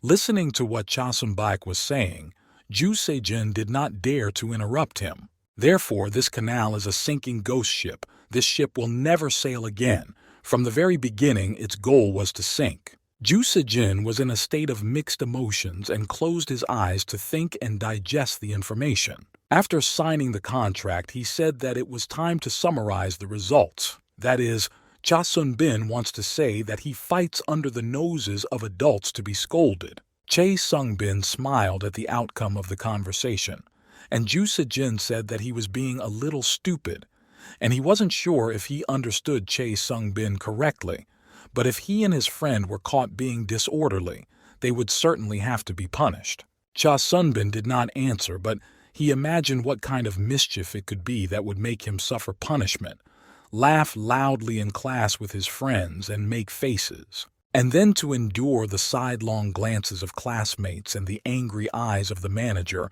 who was happy to see them disturbing the whole class. And then they'll all be kicked out of the classroom, and they'll stand in front of the wall, not knowing what to do, all in a line like children. Ji-hai will be angry with the whole group. Kim Se-ha will be lost in her phone. Tai-hyung will be lazily yawning. Ju Se-jin will be shifting from foot to foot, and Cha Sun-boy will be standing up straight like a good student who has done something wrong. And then, in order to dispel the boredom, one of the comrades had the idea to go for a bite to eat. Why stand around? No time to waste. Everyone will agree, though some may not be very happy, but everyone will go to the proposed place. Sit, talk, eat. Ji-hai obviously doesn't like it, but she's also leaving with everyone else. She can't stay outside the classroom like a good student. Of course she's going with the company. And just on the way he will meet his friend, whom he will see from afar, a friendly, sweet girl. And a loud knock on the table with the contract brought Cha Soon-bin out of his thoughts. It was Ju Se-jin. He agreed to everything, signed the contract, and told Cha Soon-bin that we would do everything for this together. He was glad that Ju Se-jin was now part of his team, because they were adults, and they would come up with something. Judging by Cha Soon-bin's reaction, he would not have refused to go through the hard road of bullying, beatings, intensive care, all for the sake of getting on the team and not to stop halfway. Neo Mask announces to the fighters that it's time to get ready, the last seconds before the fight starts, and gives the command to start the fight. And only when he heard the permission, Yan Tae-sob flew like a madman to the manager's side, pulling off his jacket as he went. And this jacket covered the manager's face in anger, which is exactly what Yan Tae-sob was trying to achieve. And with all his might, He pressed it to the manager's head in anger. Jan Tesab was pleased with his trick. He was absolutely sure of himself and thought that he would defeat anyone. But that was not the case. The manager's anger did not even stir. Right out from under his jacket, he looked at Jan Tesab like a beast at its prey and was ready to tear him apart. Tesab did not think that the enemy would really be strong. From under this jacket, thanks to the mask, the manager's face was like the devil's. His eyes were burning with white light, and the mask itself glowed bright red, like a real flame. The manager made only one sound that would make anyone's hair stand on end. Ian Tesab was no exception. This sound, together with the mask, made him tremble. The big and repeat hooligan criminal was now trembling with fear. Neomask was pleased with the show because the manager managed to scare this criminal without words and without any threats or beatings. And he said, "Look at this." He said the whole gang are real idiots. Raising his fist over the frightened Yangtze, the manager, angered and eager for revenge, put all his rage and hatred into this future blow and said, looking directly into the Yangtze's eyes, "Rest in peace, Yangtze." And turning around, the manager was already preparing his next blow and was already off his feet. He hit Jan Tesoba with all his might, and the only thing he could do in this situation was to put his hands up in defense. Of course they would get hurt, but it's worse when it's the head. Sometimes you have to choose the lesser of two evils. And Jan Tesab fell to the floor and rolled on it for a few more meters, grimacing in pain, while the manager stood there looking at his victim in anger, deciding what to do with him and how to mock him, because it was clear that after all he had done, the manager would not let him go so easily, and the Neo-Mask was delighted and shouted, "Oh, how cool! You can go crazy!" and shouted with joy, asking if she had also seen this Wara. And copying this blow, the Neo-Mask said, it looked just like a warrior from the planet of the apes had lost his comrade. But Joy said nothing, just glanced in the direction of the Neo-Mask for a moment. And seeing this look, it was not immediately possible to tell what her emotions were, and the Neo-Mask said that her look gave him goosebumps. Rising up, the beaten Tesab growled. He fought against his arm, which was trembling and noticeably swollen, as if it had been broken.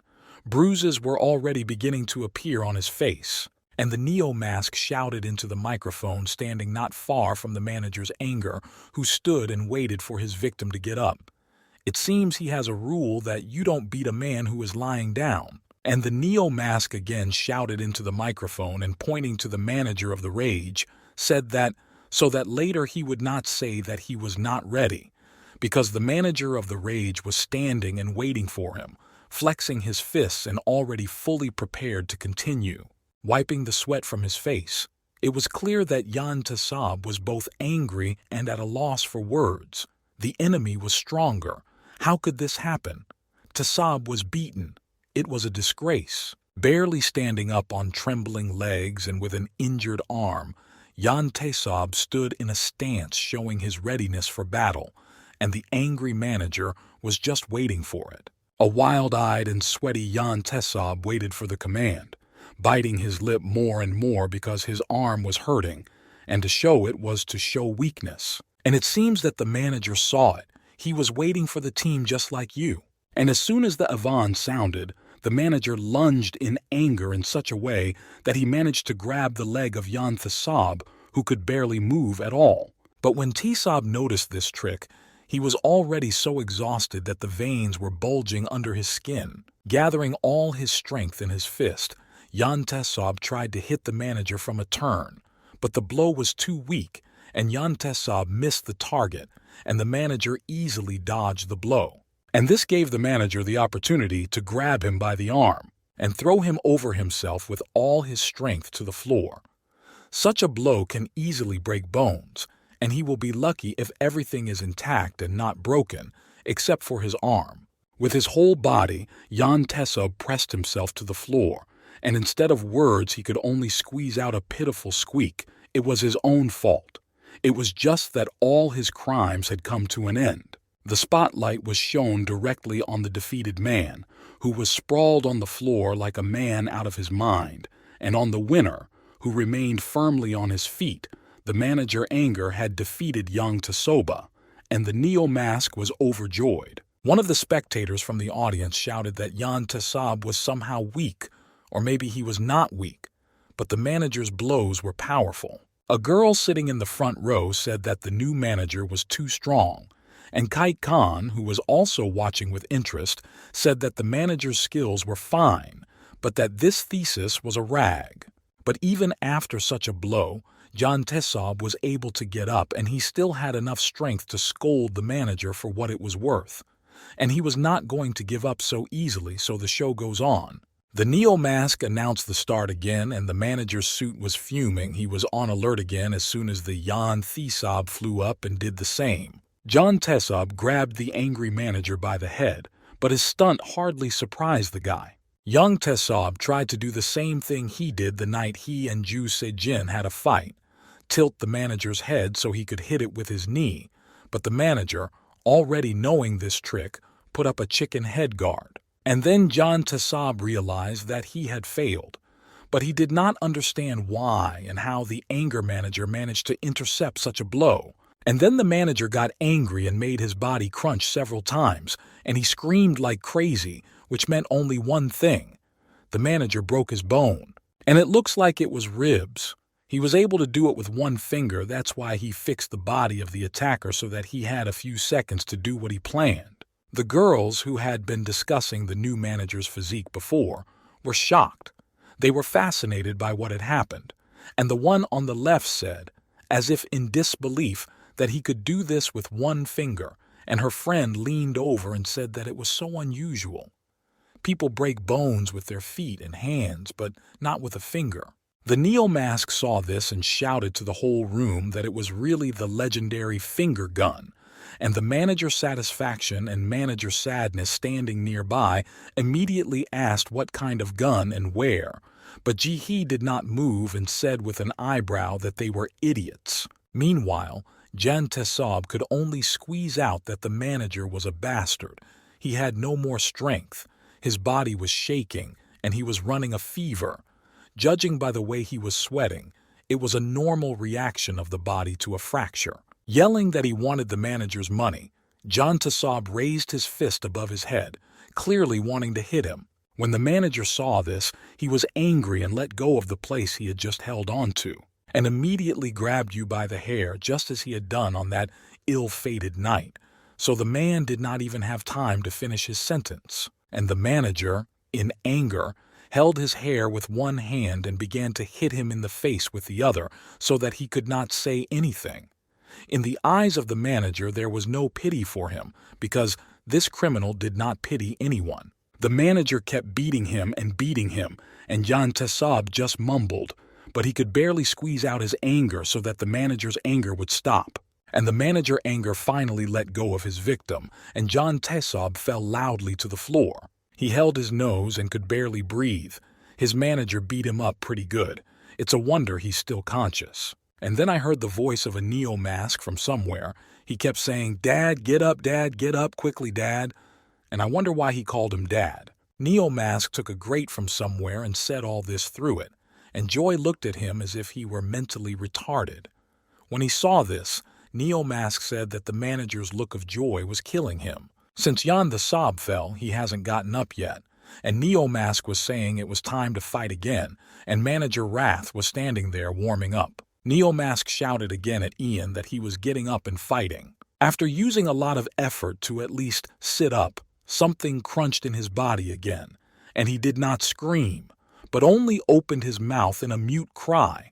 He was in great pain, and when Jan Tsob stood up and nodded back, the Neo-Mask coughed sharply and spat out a broken tooth, which fell to the floor next to Tsob's hand with a clang. He was not expecting this, and for a minute he was afraid.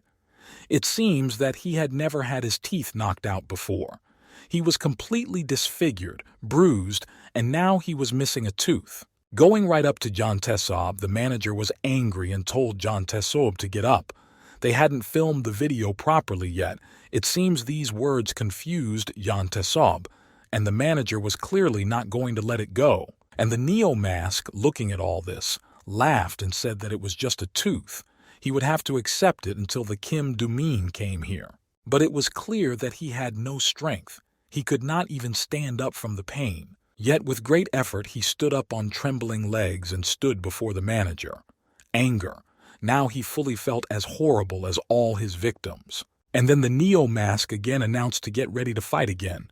It seems he was going to torment you to the end. And only the manager, in anger, made a fist in his direction, as if to say, covering his head with his hands, shouted that he was giving up. He raised his hands in the air in a sign of submission and defeat and begged to stop. After this massacre, he looked as if he had been run over by a roller skate. The anger manager hesitated and looked at the Neo Mask, waiting for his decision. And the Neo Mask said that it was good that T-Sob admitted his defeat. A good thing from such a dumbass as T-Sob. Neo Mask slowly began to walk towards T-Soba. His look became devilish, and the Neo Mask said that you understand what it means. Yan T-Sob bent in half as if trying to shrink to the state of a molecule to escape, and he looked pitiful. And then the audience exploded. They stood up from their seats and started shouting that at last Neon was back in business. Meanwhile, Yan T-Sob was already praying that Kim Do-min would hurry up and arrive on time, and he was sobbing. Folding his arms in front of him, the Neo Mask said with satisfaction, "Good. And now?" When the time of execution came, he laughed like a real thief, just like in cartoons, in front of the man who leaned on the chair that seemed to be just for him. And as soon as the Neo Mask's hand began to approach T-Soba's head, he screamed with tears in his eyes, shouting, "Kim Do-mina!" to the whole gym. And then there was a knock outside the hall and the Neo Mask stopped his hand. T-Sob looked hopefully at the door and prayed that it was Kim Do-min, and Neo Mask asked who it was. Maybe it was the police. And then the door began to open a little bit and a little light fell on your face. And then the door slowly began to open, creaking and raising dust. In the place where Do-min rested, he was already gone. And the girls, watching the broadcast, did not even notice where Kim Do-min had gone. As they continued to watch the live broadcast, the girls realized that he had gone to save them, and the girl asked her friend if she thought they would be okay. The door opened little by little, letting in more and more light, and a dark figure of a man began to appear from the darkness along with this light, which seems to have been waiting for the Neo Mask to appear. And the manager of Pleasure, alerted, turned to the manager of the Sum and asked if it was what he thought. And the Su, with his weapon at the ready, confirmed his friend's guess. Ji-hai stood next to the manager and told him not to be afraid. Joy said that now he will often face similar situations. And Yan T-Sob, like a small child, happily and with hope in his eyes, said that Do-min had come. Neo Mask seems to be also glad that friends met again while T-Sob was still alive. Let's say a farewell visit. And for Joy, even forgetting about the pain and fractures, T-Sob rushed to the door shouting that Do-min had come. The picture is purely reminiscent of a child who has not seen his father for a long time and runs to his arms. And he rushed to his friend, sobbing, and said that he knew he would come, and smiled, showing that he was missing one tooth. But that was not to be. The delivery guys were standing in the doorway, shocked. An order for 100 chicken legs for the grieving king arrived, and asked if it was for this place. And they will not soon forget this day, as a beaten and toothless guy ran at their feet. When he realized that it was not Kim Do-min, Yan T-Sob turned pale as if he had seen death in front of him. Although it was exactly what it was, he was definitely finished. But approaching the disfigured, frightened guy who had lost all hope, the Neo Mask said that that's right. They had come to the right place. It's their custom. The Neo Mask team always needs a snack, of course. He received a message on his phone about a win. His lucky friends had won a coupon from the sponsors, one of thousands, and said that it was also time for the viewers to eat and enjoy watching the broadcast. Someone shouted that they had also received one. It was a pretty good advertisement. Neo Mask keeps its delivery legs and friends behind billboards. Neo Mask said that chicken is healthy, fast delivery all over the country. Try it yourself, and you will also love this chicken. But then Do-min came back from the toilet, and the girls were shocked, to put it mildly, and his girlfriend said that he hadn't gone to save you. Kim Dooman looked as if something had been shoved down his throat. He did not understand the essence of the claim. He asked me what joys he should ride to save you.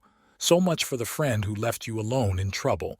He didn't care. The girls were eating chicken legs and seemed to like them very much, and a friend said that she had heard that Neomask had checked with the producers before working with them. And most likely he was checking whether they were cooking deliciously. In any case, he hadn't lost anything. And the girl laughed as she opened the soda. A man, one of the spectators, said that he would go to take some bags to the guys outside, and Kite Khan volunteered to help. He was disappointed in the whole world, in himself, in his friends, and could not believe that no one came for him. He was broken. And then a Neomask approached him from the side and mockingly said that he was waiting for someone else. And when Tesab returned to Neomask, he said that as he saw, his friends had abandoned Tesab. That's how beautiful friendship and loyalty to the Nopak is, one for all and all for themselves. Finally, Tesab realized who he had been hanging around with all these years. Neomask said that it was strange, because he sent them all the addresses where they were, and they did not even report to the police. What a fool you are. Now realizing the shamefulness of the situation, Tesab, sobbing, begged him to let him go. But the Neomask disgustedly put his hands in front of him, saying that he would get soaked if the guy looked at him so pitifully. And now he began to justify himself, recalling the school. He said that he had no choice. There was no other way, because he was an outcast like him. He had to do it all just to survive, but his stupidity was that he chose the wrong people. Tesab said that when he was a child, he had an ordinary family, but before he could finish speaking and press for pity, the Neomask hit him in the jaw with all his might, saying that something had taken him to the wrong place. The Neomask grabbed Tesab by the hair while he was holding him by the place of the blow, said that he did not care what kind of childhood the guy had, idiot, and said that he had no idea what happened to the Neomask. And coming closer to him, he said that there are people who live decently and try their best, despite the fact that they grew up in the same world and in the same conditions. And does he think that they live like that because they are backward idiots? But the scumbag and the Neomask was right. He chose the easiest way. He became a bandit. Do you really think it's okay to deprive someone of their sight just because no one listened to you? They ride bikes with bats. They are businessmen. But who are you to decide whether a person should live or not? Neomask said, grabbing Tesab's leg to shut him up. It was time to move on to the main part of Tesab's performance. The Neomask began to hum a shtitalk. 1, 2, 3, 4, 5. We'll climb into the coffin, he said, clinging to the floor as best he could, shouting that he didn't want to. And the Neomask said, pulling him by the leg, that he had come up with a good rhyme, and continued to sing, "We'll hammer a nail from above and we'll kill the bully."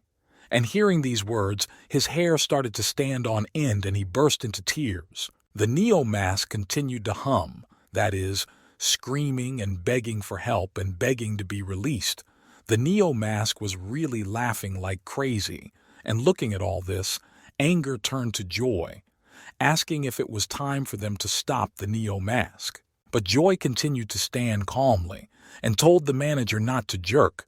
Ju Sejin was shocked and seemed to misunderstand. When I saw this, I was glad to see that if they now get into the Neomask, they will all be dead. And she calmly picked up the phone, as if not to see what would happen next. But Ju Sejin did not calm down. He did not understand yet. And then a voice was heard. "All managers and editors prepare for the emergency break on my command. All on the attack." What was it all about? The medical team should also be on the alert, but for what? Ju Sejin still didn't understand why the medics were there, who they were attacking, and what the emergency break was, and happily showed a big red button on her phone. And some explained that if Neon loses control, all the managers and editors unite to stop him. Ju Sedin was shocked. He said, now he's still in control. What happens when he loses control? He replied with satisfaction that then he would kill anyone who got in his way. Just Sejin did not even realize what he was getting into. It was a real nightmare. Jantasab tried to defend himself, clinging to life, but the neon beat him mercilessly, so that even he felt uneasy. This is the real punishment of the Neo Mask. If you survive after this, it is unlikely that you will want to return to your old job in order to avoid being seen by the Neo Mask. Just recently, Ju Seijin saw Cha Sunbin wearing a mask, a friendly guy. But it wasn't him anymore, and Ju Seijin couldn't believe that a person could change like that. Who is now under the mask? Who is the devil? Because a person is simply not capable of such a thing. But then the Neo Mask's hand reached for the microphone and he was breathing very hard. After picking up the microphone, the Neo Mask took a couple of minutes to catch his breath. The audience was already empty, and in the middle of the hall lay an unconscious Yan Tesab, a Neo Mask saying that if it weren't for the rules of conduct for broadcasts, he would have gladly cut off the bastard's head. When she saw the condition the Neo Mask left you in, Joy immediately called the medics and told them to go inside. Pleasure and sadness exhaled with relief. They started to worry, but thank God this time everything went well. And after hearing them say that they are too early to rejoice, you never know when it might happen, the boys agreed. Returning to his joy, Ju Seijin clearly wanted to know everything. Meanwhile, the Neo Mask picked up the microphone and asked, "Well, are your friends having fun? They can be calm because the Neo Mask took care of this nasty bully. This way, he knows that there are still countless students and workers in the country who continue to be abused. Do they really think that the news tells us everything? There are so many crimes going on and we don't even know about them. Adults constantly assure us that every year the number of attacks on teenagers is decreasing. They say that the country is becoming calmer, that they are ready to give a second chance to those who have lost their way." Then the Neo Mask has one question. What about the victims of the attacks? Every year there are more and more of them, and every time, under the pretext that these attacks are isolated, they are not even talked about on the news. Eventually, they are forgotten, and the airwaves are filled with other topics. Do you have any idea what can go through the minds of these psychos when they walk down the street with their herd, when they see someone walking alone? And it doesn't matter if they are a teenager or an adult, wake up. There will be no second chances for the victims. Stop thinking about numbers. If the same fate befalls your families, will you be ready to forget about it? Because this is a single case. Are you really proud of the fact that more than 3,500 minors commit serious crimes? Stop comparing us with other countries and saying that we have fewer crimes. It is better when there are none at all. Do not forget that someone in your family may become a victim of this isolated incident. If you are really adults, then behave like adults and finally deal with this problem. We know what is right and what is wrong. And then the microphone fell to the floor, and the Neo Mask began to breathe heavily. Such a performance took a lot of energy from him. Neo Mask said that it would be unexpected for everyone, but he decided something here. The whole essence of the problem is that there is garbage that thinks that crime is an achievement. They think that being a thug is cool, and as a result, in our culture, crime and hooliganism become a symbol of success. And he is sure that each of you understands what kind of scum contribute to the emergence of such a culture. Addressing all the heroes of crimes and those behind the creation of the largest group of hooligans in the country, he is a neo-masked troll, declaring war on all those who work for them. And to confirm his words, he will destroy their largest group in Eastern Seoul, the No-Pack Gang. And Neo-Mask calls on all those who are ready to fight, the strongest people in the country and around the world, to join this war. He is neither a friend nor a means to end cruelty. But today, Neo Mask is addressing all those who care, all those who suffer from the indifference of adults. He promises to protect each of them. It's not just a fight between the Neon Mask channel and the hooligans. This is a war between 8 million decent teenagers and 10 million subscribers of the Neo Mask channel against 70,000 hooligans and criminals. This is the end of the live broadcast. Think until tomorrow on whose side you are. But for now, go to sleep peacefully. And you are idiots.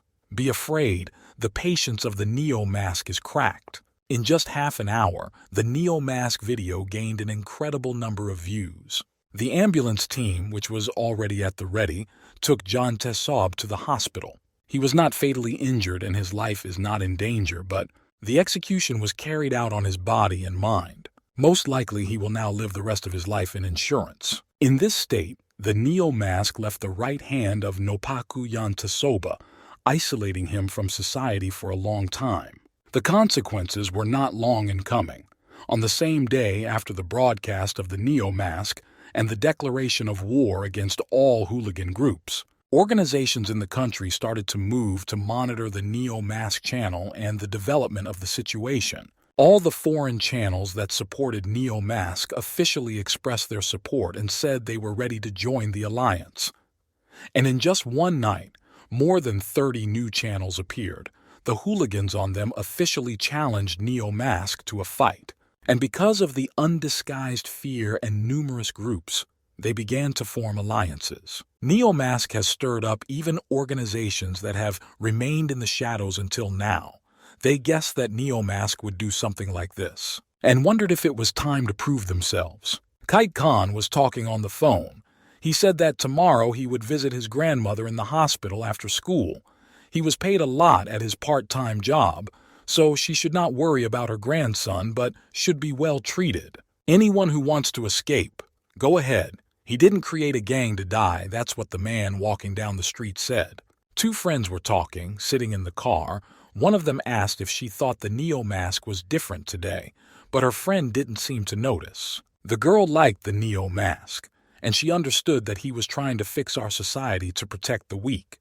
But what's strange is that when he declared war, he had this expression on his face like he was having fun. But for some reason, she thought he was sad on the contrary. The next day, at the Songdo Technical School, whose structure occupies a rather large perimeter, life went on as usual at the college, with people smoking, fighting, and talking and laughing about the fight.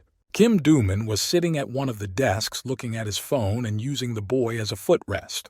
Someone said that Kim had come to school, and this is after the broadcast of Neo-Mask. He openly announced that he would finish their gang. And what's even worse is that all the hooligans of Nopak are here and now. Even the leader of their gang has returned to school. This is a conversation between two students. And then Kim Jo-il came in on a horse like a boy, saying that Kim Dum-min had taken a vacation and came here, that he was suddenly at school. Kim Dooman said that he had some business to attend to because of this neo-masked bastard, which is why he was forced to come to the college. On the school grounds near the green plantings, Kim Dooman gathered the boys, about 10 of them, and it seems that they all obey Kim Dooman, and told those who saw the neo-mask broadcast yesterday to raise their hands. And the one who raised it immediately got a slap on the cheek, and Kim Dooman said why he was watching it. And those who did not raise their hands, those whom the Duma asked if they did not watch the broadcast at all, said no. It was a vicious circle. It looks like someone was in a bad mood because even those who weren't watching got a slap on the wrist. Kim Dooman said that those who watched the broadcast yesterday and were waiting for something are now listening attentively. It's the neo-mask that will finish off the Nopak, not the other way around. Or did they think they could relax now? It's time to wake up, you fools. Kim Dooman said that he did not even doubt that there were idiots in the gang who were frightened by that broadcast. I was his companion and said that this was the same case, the organizer of the showdown. By the way, Kim Dooman told his friend to go to the Sun Lu, and then he was called by a man standing behind a tree. Kim Dooman looked around and saw Bimensa. He had some good news and asked if the Dooman would like to hear what his subordinate had to say. He didn't even know how to start the story. Deserted, lonely, majestic mountains, attractive silence. This is a national park of the United States in California, the Timbisha Shoshone tribe of Indians. In 1933, their land became a park, but the population could not be resettled.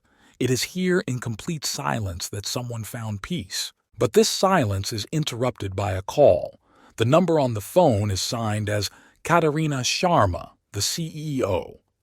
The woman asked Amir if he had seen the broadcast, but the guy ignored the question and asked when Katarina would stop cooperating with him. Katarina sat in her chair and thought that she had only one answer, that everything would end when all the miserable school bullies who pissed her off and the neo-masks disappeared all over the world. Amir didn't like it.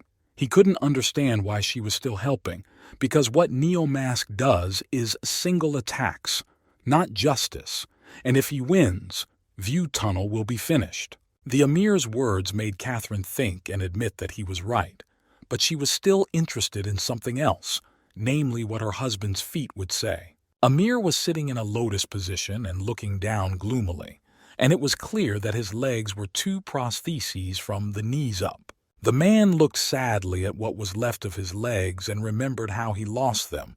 It was not a pleasant memory. But wrapping himself up in his cloak, the Amir finally admitted to himself and told Katerina that he was afraid of the Neo-Mask. Every time Amir watched Neo-Mask's video, it seemed to him that it was the embodiment of revenge in a human body, because the guy sometimes behaved like a real madman.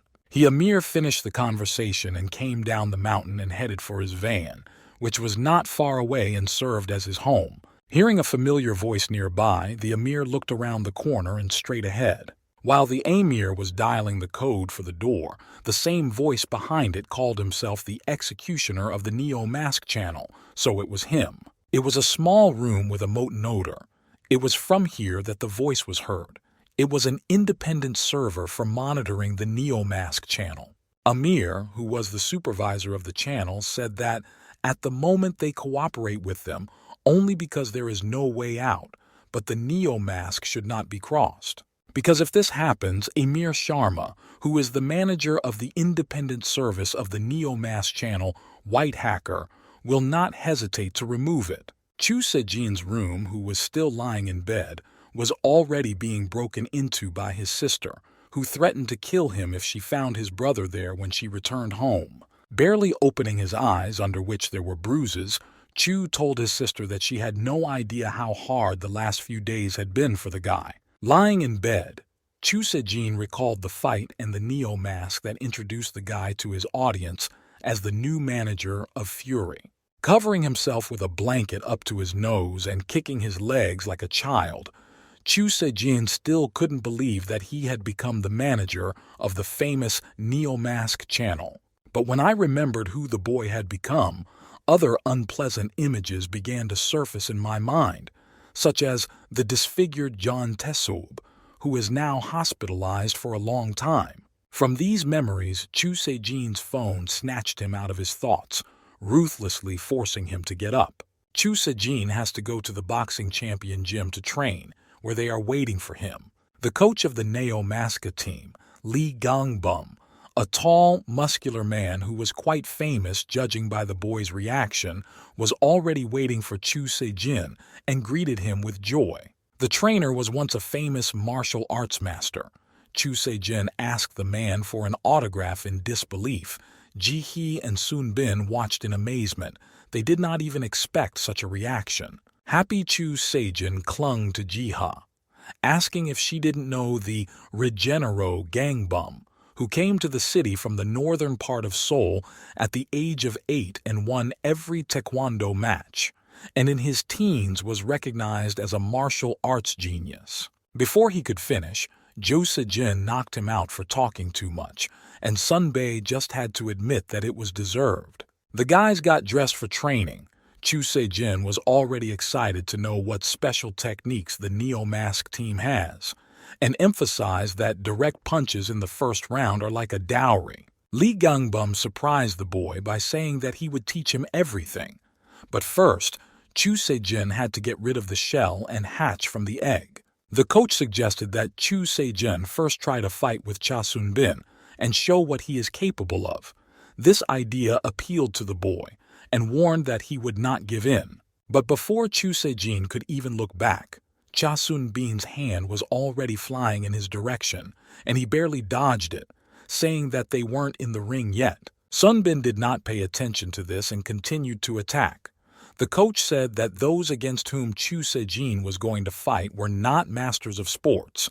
There would be no judges, no rules. They would run away if the advantage was not on their side, and if they did, they would cut him. Cha Sun-bin was so far apart that Chu Se-jin barely had time to dodge, let alone attack, and according to Lee Ganbum, bandits only attack when the enemy looks weaker. Ji-hee, calmly watching the massacre, said that the enemy would not even think and would go into battle with weapons, and at the slightest opportunity would call his people for help. Now the trainer asked Chu Se-jin if he understood what he meant by the shell. No one meant that the fight would take place in the ring. Now Chu Se-jin understood what the coach meant. He needed to get rid of the stereotype that, as a manager, he would fight in a fair fight. Realizing the point, Chu Se-jin began to attack back, warning Cha Sun-bin. Cha Sun-bin probably didn't expect Chu Se-jin to realize his main task so quickly, as the boy stopped just as the Neo-mask put up his hands in defense, right in front of his face. Chu Se-jin tried to strike at the enemy's legs, but Cha Sun-bin turned away in time and prevented him from doing so. A moment later, and the guys were already standing in combat readiness opposite each other. They were quite strong opponents for each other. Chu Se-jin was in no hurry to attack. Remembering something, he expressed his thoughts, guessing that the last time the boys had not fought in full force. Recalling the events of their first massacre, Cha Sun-bin confirmed his partner's guess. Now it was more like a game for them, and Chu Se-jin said that he preferred this kind of fight to fighting with a self-confident fool, but he added with a laugh that this time his friend might lose. But the Neo-mask was only glad to have met someone who was different from the hooligans, and with whom it was possible to simply exchange blows in a friendly manner. Standing up to stretch his arms, Cha Sun-bin happily said that Chu Se-jin would be the first. But the guy didn't hesitate for a minute. He was already flying towards his friend, shouting for safety. Cha Sun-bin was only silently waiting for an attack in his direction. Having achieved their goal, Chu Se-jin and Cha Sun-bin clasped hands in battle, but neither of them intended to harm the other.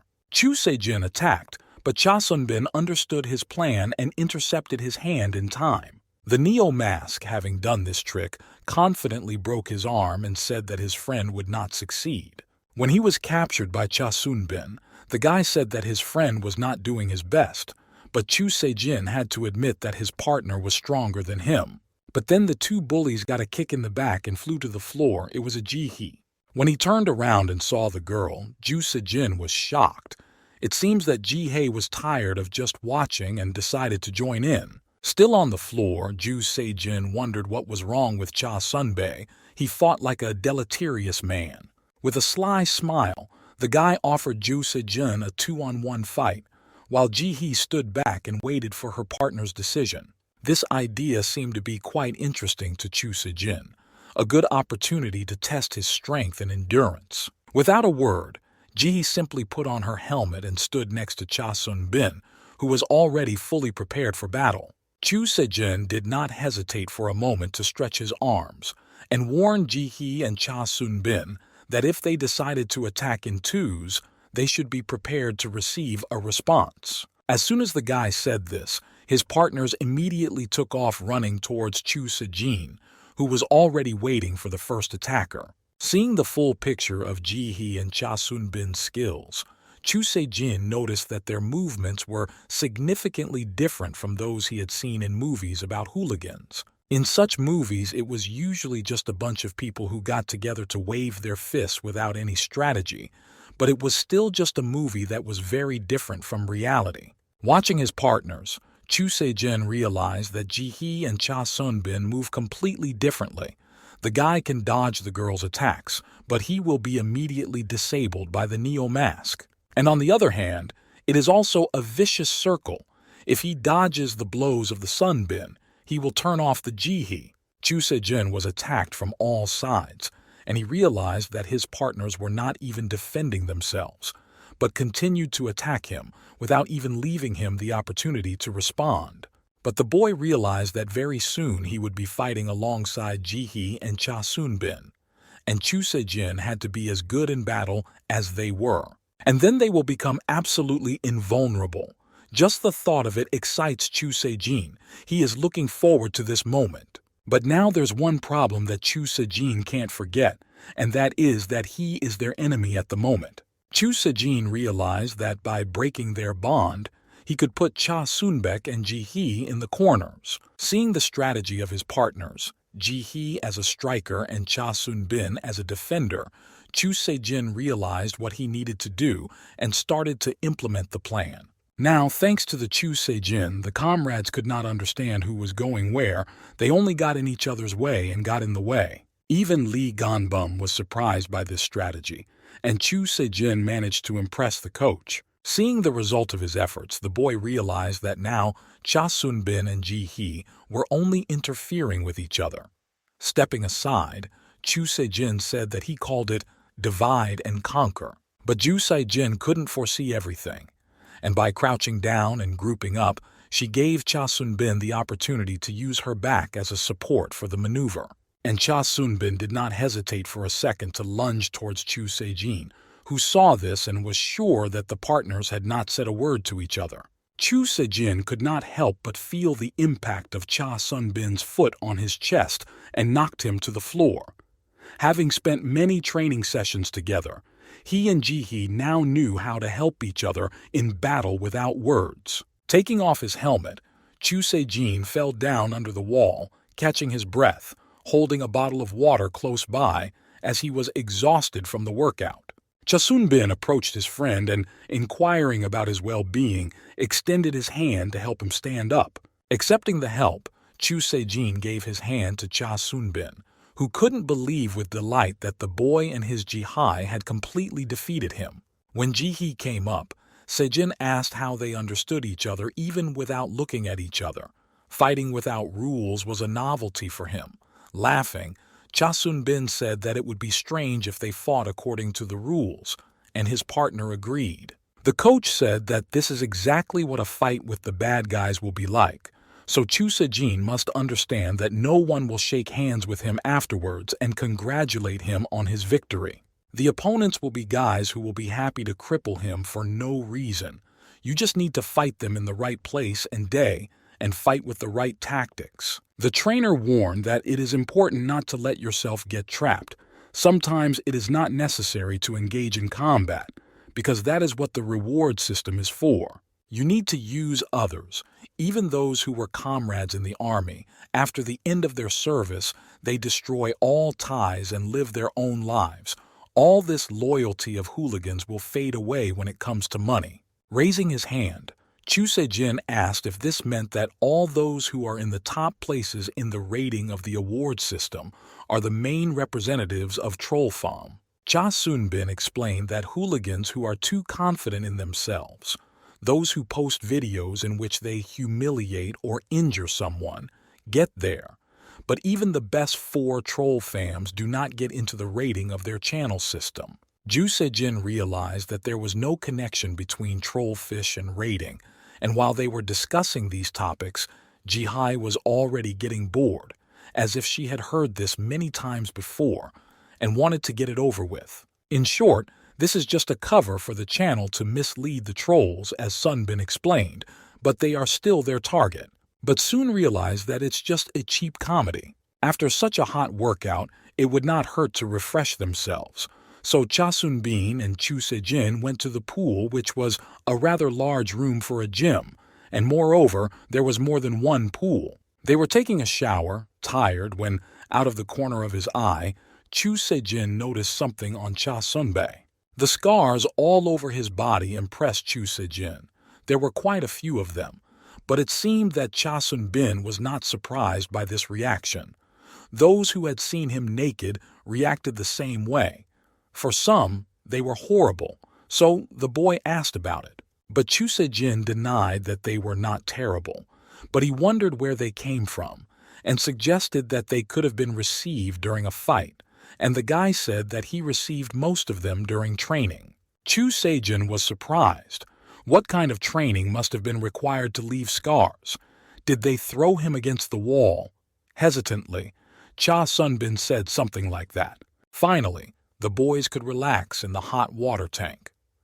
Chu Se-jin said he was frozen, asked if Cha Sun-bin rented these baths, and guessed that the income from the canal was good. Cha Sun-bin said that the costs were not that high, but that a lot of things could be needed in their case, so he assured me that if Chu Se-jin needed anything, including some interesting information, he could not hesitate to speak. Seeing the surprised look, Cha Sun-bin explained that he was not offering the best of jobs, so he had to do something to avoid feeling guilty in front of the boy, and Chu Se-jin admitted that he was interested in something. He was interested in who that guy was. It seems that Cha Sun-bin was expecting this very question and recalled the conversation about that guy. The coach said that he would not waste time on useless techniques, as the basics are known to each of them, and it is enough to destroy these underdogs. The coach wanted to teach cool strategies and basic physical endurance to strengthen them, which would allow him to effectively strike a humiliating blow in response to the enemy. So that the hooligans could not even move if they managed to avoid death, the coach demonstrated skills that would surprise everyone. It would be even more useful if Ju Se-jin caught that guy. The coach told him to teach his partner Cha Sun-bae properly. That's who the guy wanted to know about. And recalling this very conversation, Cha Sun-bin began the story. That guy is the beginning and end of the Neon Mask channel. This is the strongest fighter in history and the biggest enemy in the entire group. Cha Sun-bin admitted that once he even fought with him but unfortunately lost to him, which shocked Chu Se-jin. He could not believe that the great Neo Mask was defeated in a fight. This is the guy they call crazy. It was an interesting story, but it seems that Chu Se-jin was embarrassed that he was chosen to fight a guy that even the Neo Mask lost to. Walking down the street past the shops and high-rise buildings, Chu Se-jin was thinking about something. As far as the guy knew, among all the channels of hooligans on View Tunnel, it was the Neon Mask that was the most famous and strongest. During his first broadcasts, Neo Mask fought several opponents at once, but no one has been able to defeat him so far.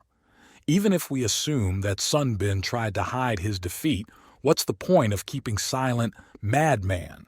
They were never able to find out everything, but if you look at it objectively, there is a difference between the power of Neo Mask and Chu Se-jin. He is weaker, but the proportions of their capabilities are about 6-4. And if you add Neo Mask and managers to the force, then Chu Se-jin is no match for it, even though it is relatively on par with Cha Sun-bai. And in Chu Se-jin's mind, a memory came to mind of the coach saying that he should be the one to catch the guy. Chu Se-jin thinks that the phrase doesn't really mean that he has to catch the boy, but rather that if the boy is now part of the Neon Mask channel, then it is up to him as a manager to fight the madman. If Neo Mask and Min Ji-hee were able to establish such a connection in movements, could it mean that a team of 5 would have a chance against him? He is like a supervillain from the Special Forces section. Chu Se-jin also recalled the day when Min Ji-hee, speaking about Sun-bae, said that they relaxed early because you never know when it will happen.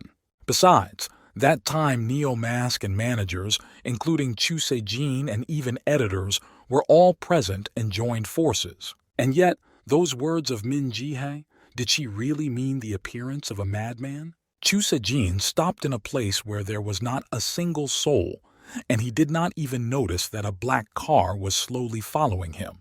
He was confused, but he was sure that thinking was not his ability. The only thing Ju Seong was sure of was that guy was real, and then the same car that had been chasing Ju Seong all along overtook him and drove away. In the back seat was a man who said with a satisfied but rather frightening smile that, as Neo Mask said, the guy was the strongest in Korea. Standing in the shower, Chu Se-jin shouted to his friend that he had chosen the wrong door, the tannery 2 blocks down, but Cha Sun-bin only said that the answer was no. It was a familiar place, the lair of the Kim Do-mina gang. There were many motorcycles in front of his garage again. There was some kind of meeting and some criminals were outside and did not hurry to enter. Opening the door, Kim Do-ming exhaled a sigh of relief, already hoping for a quiet rest. But that was not to be. Someone called out to me from the darkness of the room. They seemed to know each other. On the couch where Kim Do-min used to sit, there was a man now, and next to him was his colleague, or maybe a subordinate. Addressing Kim Do-min, Kim Hak, a first-class troll manager, first place in the youth martial arts group, said he had heard about the gang leader's difficult life recently. But the man was amused. They hadn't seen each other for a long time. The man had a nickname, the most dangerous miner, and he looked really menacing. Kim Dooman was not happy to see Kim Hake and asked if Daniel had sent him, but he did not get a specific answer, only that a man cannot sit in one place when his friend needs help. Kim Hake thought that his friend was not pleasant and hinted that he could not cope with the Neo mask, which hurt the man's pride and ego. Shu Yu-min, the devil manager of the third category, ranked 8th in the ranking of hooligans, said that the whole world saw how the 6th Kim Doo-ming Young Tesobu gave the first number of Neo masks on live TV. Hugging Kim Doo-min's shoulder, who didn't like it, Shu Yu-min told him to forget about Nopaka, and if he had nothing to do, he could join their training. Shu Yu-min offered to find a job for him, because Kim Doo-min does everything for money anyway. These words and his overconfidence made Kim Doo-ming very angry, and he decided to teach Shu Yu-min a lesson. A second later, the boy was already lying face down on the floor. Kim Hake exploded when he saw this, and Kim Doo-min calmly asked what happened to him because he had hit him very lightly. The guy held his head and shouted that next month Shu Yu-min would have a fight. Standing on his elbows, the man did not like this attitude, especially the fact that he was being laughed at. Shu Yu-min rushed to Kim Doo-ming, shouting that he had dared to hit him, but the man did not care. He looked at the boy as if he were a fool. Shu Yu-min didn't care that he was the head of the No-Pack gang and threatened to kill Kim Doo-ming out of anger. But all of Shu Yu-min's threats were interrupted by someone's fist and a voice ordering him to shut up. It was his boss, Kim Hake, who decided to put his subordinate in his place. Shu Yu-min was hit hard enough to leave a fist mark on the guy's cheek. The man was angry because he brought him because he wanted to see Kim Doo-min himself, referring to the fact that he had not seen Kim Hake for a long time. He put him in his place because he was the first manager, and the man was the third, and he had no right to talk to a superior in status. Kim Hake apologized to Kim Doo-min for the fool lying unconscious in the boxes, but the man was not in the mood for that. He wanted to get down to business as quickly as possible. Kim Hake immediately assured him that he knew very well about Kim Doo-min's fighting skills, and he understood that there was nothing to worry about. Daniel just wanted to look after his friend. After all, Doo-min must realize that those guys, such as Yang Tae-sub and Pei Min-soo, are not as good at fighting as he is, so they are worried about the boy. But in fact, it was a joke. Everyone understood the purpose of this visit. After a little while, the man voiced his opinion that he wanted to challenge the Neo mask to a fight. Kim Doo-min was surprised to hear this because why would he do that? But Kim Hake, as it turned out, had wanted to beat Neo mask for a long time. The guy almost begged Kim Doo-min to let him fight with Neo mask first, because he realized that he would beat him earlier and the man would get nothing. But the bully did not like this idea. Since Neo mask declared war on No-Pack, and they have already gone too far, and Kim Hake wants to be allowed to beat the guy before Kim Doo-min, without even thinking about what will happen to his reputation among the gangsters. Kim Doo-min grabbed Kim Hake by the gate and told him that he knew very well about those lower-ranking troll fam scum who were laughing at him behind his back from the mountain. The man was angrily saying that he could get a lot of money from his business whenever he wanted, and he didn't care that the man was a higher-ranking member of the troll bank. Kim Doo-min swore that all those high society scum who were sitting on his parents' necks, everyone who laughed at him, would kneel down. And as for the Neo mask, the man planned to rip that strange mask off his face and throw it into the troll pool. Sitting at work in a flower shop and summing up the receipts, the girl put the rose on the table in front of her and realized that she could not do it anymore, out of boredom, not knowing what to do with herself. But the girl was distracted from her thoughts by the ringing of the doorbell. A buyer had come. The girl greeted him and invited him to the store. The man said he wanted to buy flowers, and the saleswoman asked what kind he chose. The saleswoman was embarrassed by what the man chose. He ordered a funeral bouquet, one of chrysanthemums and the other of poppies. Turning around to fulfill the order, the girl collecting the bouquets said that it was a rather sad reason to buy, and asked that this person must have loved poppies and received confirmation. The man said that his younger sister was very fond of poppies, and the girl was even more upset when she heard this. She felt sorry for the buyer. The death of a loved one is a wound that will always bleed in the heart. They say that time heals, but it can only ease this pain. He was wearing a Neo mask, dressed in all black. It looks like today is the day of his sister's death, and he was going to visit her and buy flowers along the way. The saleswoman pulled 2 beautifully decorated bouquets to Cha Sun-bin, to whom the guy handed over a black card and planned to pay by cashless payment. The girl refused to take payment, referring to the fact that the store was closing soon. And after trying several times to offer Sun-bin, he was refused because the closure will take place because the business is not going well. Looking at the bouquet, the girl said that they would have wilted anyway, but someone took them away, and Cha Sun-bin asked why this happened because there are many schools nearby. It should be profitable. The girl, who was also the owner of the store, said that there were some guys who offered their marketing system, but it seems that because she refused, they now scared away all the customers. Cha Sun-bin immediately realized that this was the work of the NOPAC, and that no one else in the area worked like this. Even those who often came to this store to buy a bouquet for their loved ones stopped coming. The girl thought that things would get better as soon as the neighborhood began to redevelop. She opened a store with the last money she had saved, and turned away with a sad face and said that she was just unlucky. Taking the bouquet in his hands and looking at it, Cha Sun-bin thought about something. When the girl was about to say goodbye, Cha Sun-bin said that there was a streamer, a Neo mask, who promised to drive the whole NOPAC gang out of the area and asked her to wait a little longer. The girl thought about it and said she knew something about him. He's very famous because almost every store has ads for his channel. The saleswoman also said that she had heard that he was still a student, and she was very sorry that adults are like that. They can't do anything about these hooligans themselves. Cha Sun-bin lowered his eyes as if remembering something. Cha Sun-bin bowed in front of the girl, thanked her for the flowers, and said that his sister would definitely like them, and the saleswoman waved goodbye. Coming out of the store, holding a beautiful bouquet in his hands, Cha Sun-bin looked at the store. It was very beautiful, bright with a variety of colors imaginable. It was a pity that the woman was going to close it. Looking at the bouquet with sadness, Cha Sun-bin thought of his sister, Ye-bin.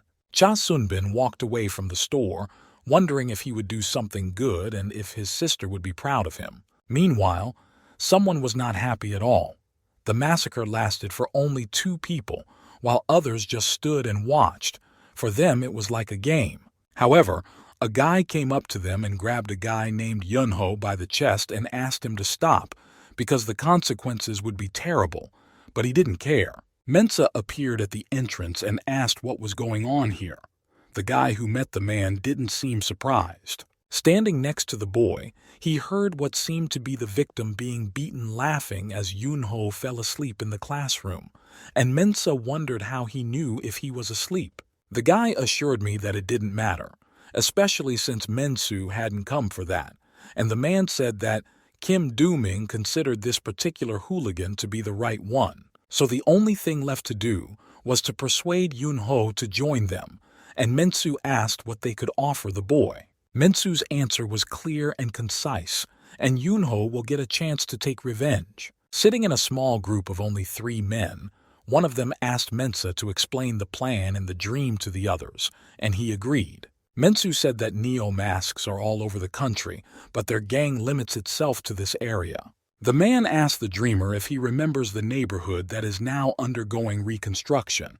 Now there is no one there, but they used to live there as children, and asked who would have the advantage if they fought there, and whether Mensa meant to move the fights there.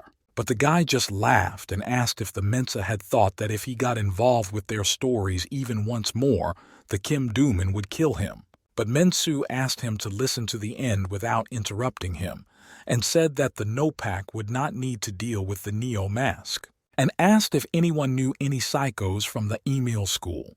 One guy from there, Yu Jinman, fought with Neo mask, by the way. Yunho is his cousin. But this guy has no brain, and he has problems with self-control. He will be easy to manipulate, and if you hurt his pride even a little bit, he will go beat up Neo Mask, and then the rest of Emil will get involved because they don't want to get hurt by Yunho. But Sungil said that there is still a chance of losing the Neo Mask, and even if the cretins from this school are so stupid, does Mensu think that they will go to Chasunbek just because they are ordered to? Mensu was even willing to bet that Sungil didn't even know about Yunho's recruitment into the Dujinpa, because if someone is after the boy, they are after them, so he is the best candidate. Sungil didn't believe that Yunho had been recruited into the mafia, but Mansu told him to shut up if he didn't know anything, and Kim Do-min seemed to like the idea. Mensu briefly explained to Seung-il that all the Nopak could do was provide a little support from a distance, and then Kim Do-min started clapping, and looked at the Mensa and said that it was amazing, but I can't go anywhere without it. Kim Do-min came up and put his hand on Mensa's shoulder, saying that he was sorry for the last time he got a good beating, but the man was not offended, as he said, everyone is doing the same thing. And leaning over to the Mensa, Kim Do-min announced his decision. If Mensa has proposed this plan, he will go there. But the man could not believe his ears, or perhaps he hoped it was a joke. But stepping away from the Mensa, Kim Do-min said that even if the decision of the boys was to fight with the Emil, the Nopak's name was also at stake, so as their representative he had to see to it. Picking up a lighter and lighting it, Kim Do-min said that even if those idiots from Emil could not figure out the Neo Mask, Mensa will have to finish their work himself. The lighter was right in front of Mensa's face, and Kim Do-min added to his trail that the other day Kim Haek came to visit them to pick up her husband, which confused him, and asked if it was a troll and why he was after him. Turning back to the Mensa with a smile on his face, Kim Do-min thought it was time to show off a little bit in front of them and pretend that he really wanted to go to the troll houses. It seems that this decision did not make Mensa happy, and Sun-il was surprised. But after breaking the silence, Sun-il laughed and asked Mensa if he was afraid because of the Neo Mask. These words infuriated Mensa, who jumped out of his seat and rushed to the sleeper, threatening to kill him. Pounding his fist on the table, the man shouted, "If the Neo Mask ever dares to cross Mensa's path, who only knows how to make a formidable type, he will grind the guy into powder." Kim Do-min asked in disbelief. Kim Do-min, hitting his fist against Mensa's hand, told him to do his best because he trusted him alone. It seems that Paymans was very pleased with Kim Do-min's words, and there was no trace of anger left. But deciding not to waste time, Mensu went to the guys from the Emil and Kim Do-min wished them luck. Surprised by this situation, Sun-il turned to Kim Do-min, asking how this idiot was going to remove the Neo Mask from the road. He is just an incapacitated bastard. In turn, Kim Do-min asked Sun-il what he thought and how he was going to persuade those guys from Emil. Without hesitating for a minute, Sun-il replied that he could only offer to pay the rest of the money. But Kim Do-min knew that the government had no money, and while Noppaku was developing successfully, the fools and Emil were on very thin ice, because it was obvious that Yu Young-ho was very happy about what was happening. Echoing Kim Do-man's words, Sung-il said that the arrogant fool had been showing off too much since middle school. Kim Do-min thought that Peng-su had come and was whining about him, so Yunho agreed. And then a drone appeared outside the window, and Kim Do-min suggested sleeping or watching the Neo Mask knock all the stupidity out of the person. Laughing out loud, Sun-il assured me that he was even willing to pay for it to see this painting in person. Neo Mask was talking to someone on the phone. It was clearly visible in the reflection of his mask. He was asking if the caller really wanted to understand himself. The man looked at the tablet screen and laughed, confirming that one of his fools had played a trick and was beaten. Sitting at night by the rooftop pool, the man who was asked about the connection said that everything was fine, so it was not worth it, saying that one should respect the decisions of their friends. The man seemed to confirm his own words to himself. He watched with interest the video in which Mensa threatened Neo Mask and challenged him to a fight, and the audience burst out laughing in the comments. A small group led by the head of the school was walking smoothly to the gate, in front of which many new students had gathered. It was a ceremony to welcome new students of the Emil Higher Trade and Industrial School. A rather stout guy came out to the students, and none of them dared to cross his path. On the roof of a neighboring building, Cha Sun-bin and Chu Se-jin were watching, and the neo-mask said that it was Yu Yong-ho, and the best fighters of the Emil were with him. Cha Sun-bin knew that if NOPAC was more about petty pranks, these beaters knew nothing but how to beat people. So he asked Se-jin if he had seen the video the guy had posted recently and got a positive answer. On Cha Sun-bek's phone, there was the same video of him sending Ju Se-jin a message, with that same Yu Yun-ho beating someone up, saying that the asshole had stuck his nose in it. The man was clearly out of his mind because he was beating the poor man with such anger. This is a video of Yun-ho from their award show. Someone filmed it and posted it on social media, and that's how it became popular. Seeing all this, Chu Se-jin was sure that Yu Yun-ho was on something, because how could anyone turn into such a person? Neo-mask said that the guy is just garbage who does not care about other people. When he is bored, he behaves with passers-by as if they were mobs from a game, for example, as he pushed a woman who did not interfere with his movement. The woman lost her balance and fell, but they didn't care. Yun-ho has been doing this for a long time, so they don't even write a complaint against him anymore. No matter what they tried to do to him, the guy is incorrigible. Cha Sun-bin said that the most difficult thing in creating a scenario for deterrence is when you encounter such scum who do not even need a reason for violence. They either have fun or hit when they are angry or irritated. Cha Sun-bin's last words about doing it just because they wanted to stuck in Chu Se-jin's head. Turning back to his friend, Cha Sun-bin said that there was no point in talking about this because some viewers cannot accept the truth and say that such people do not exist. So there are arguments about whether neo-mask streams are real. Compared to Kim Do-min, who is just a hooligan with a temper over money, Yu Yong-ho is a psycho with self-control issues, and asked if his friend knew how he was punished for the incident in the video. Chu Se-jin didn't know, and it didn't matter whether he was punished or released, whether his rank was high or low, whether they tried to correct him or not. The adults believed in vain that they could instill in him at least something. It is impossible to change such a bastard for the better. Even after what he has done, he walks around as if nothing has happened, snapping at everyone who comes across him on the road. After exhaling calmly, Chu Se-jin said that it was like a sauce of his revenge. Now Chu Se-jin was putting all the pieces of the puzzle together.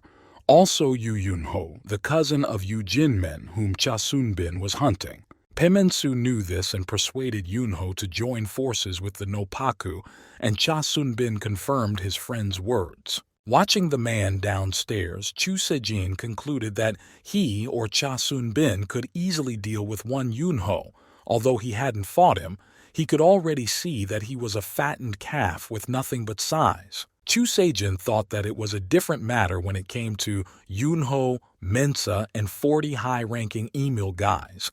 They were probably thinking about defeating the Neon Mask channel with large numbers. It was not easy to fight even with 20 NOPAC puppets, and they were weak losers. To fight with more opponents, you need more than just strength and skills. Cha Sun-bin agreed.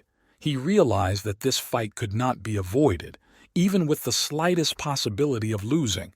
It would be a public challenge to the NOPAC. Turning to his comrade, Cha Sun-bin said that Chu Se-jin himself knows that the neo-mask has become something of a symbol, for better or worse, but half the responsibility is on him, so the right decision can only be to go all the way. Cha Sun-bin realized that all he needed to do now was to find a way to increase their team's chances a little bit, and Chu Se-jin put his hand behind his head and thought.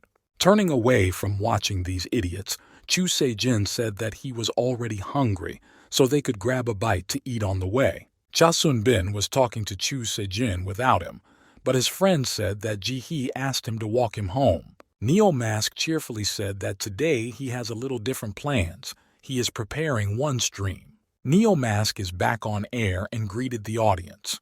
Tonight he was going to have a fun night. Holding the phone on a selfie stick, the Neo-mask said that it had been quite a while since their last hunt. And raising the camera higher, the Neo-mask said that today's stars had joined forces, Pamensu and Emil idiots. He was here only because he heard that there was a daredevil who wanted to hunt down Yu Yunho. Behind the guy was already one hooligan unconscious, and another who had just been brought down was still flying down the stairs. Pointing the camera at the guy who was unconscious on the ground, the Neo-mask noticed that he had seen this guy somewhere before.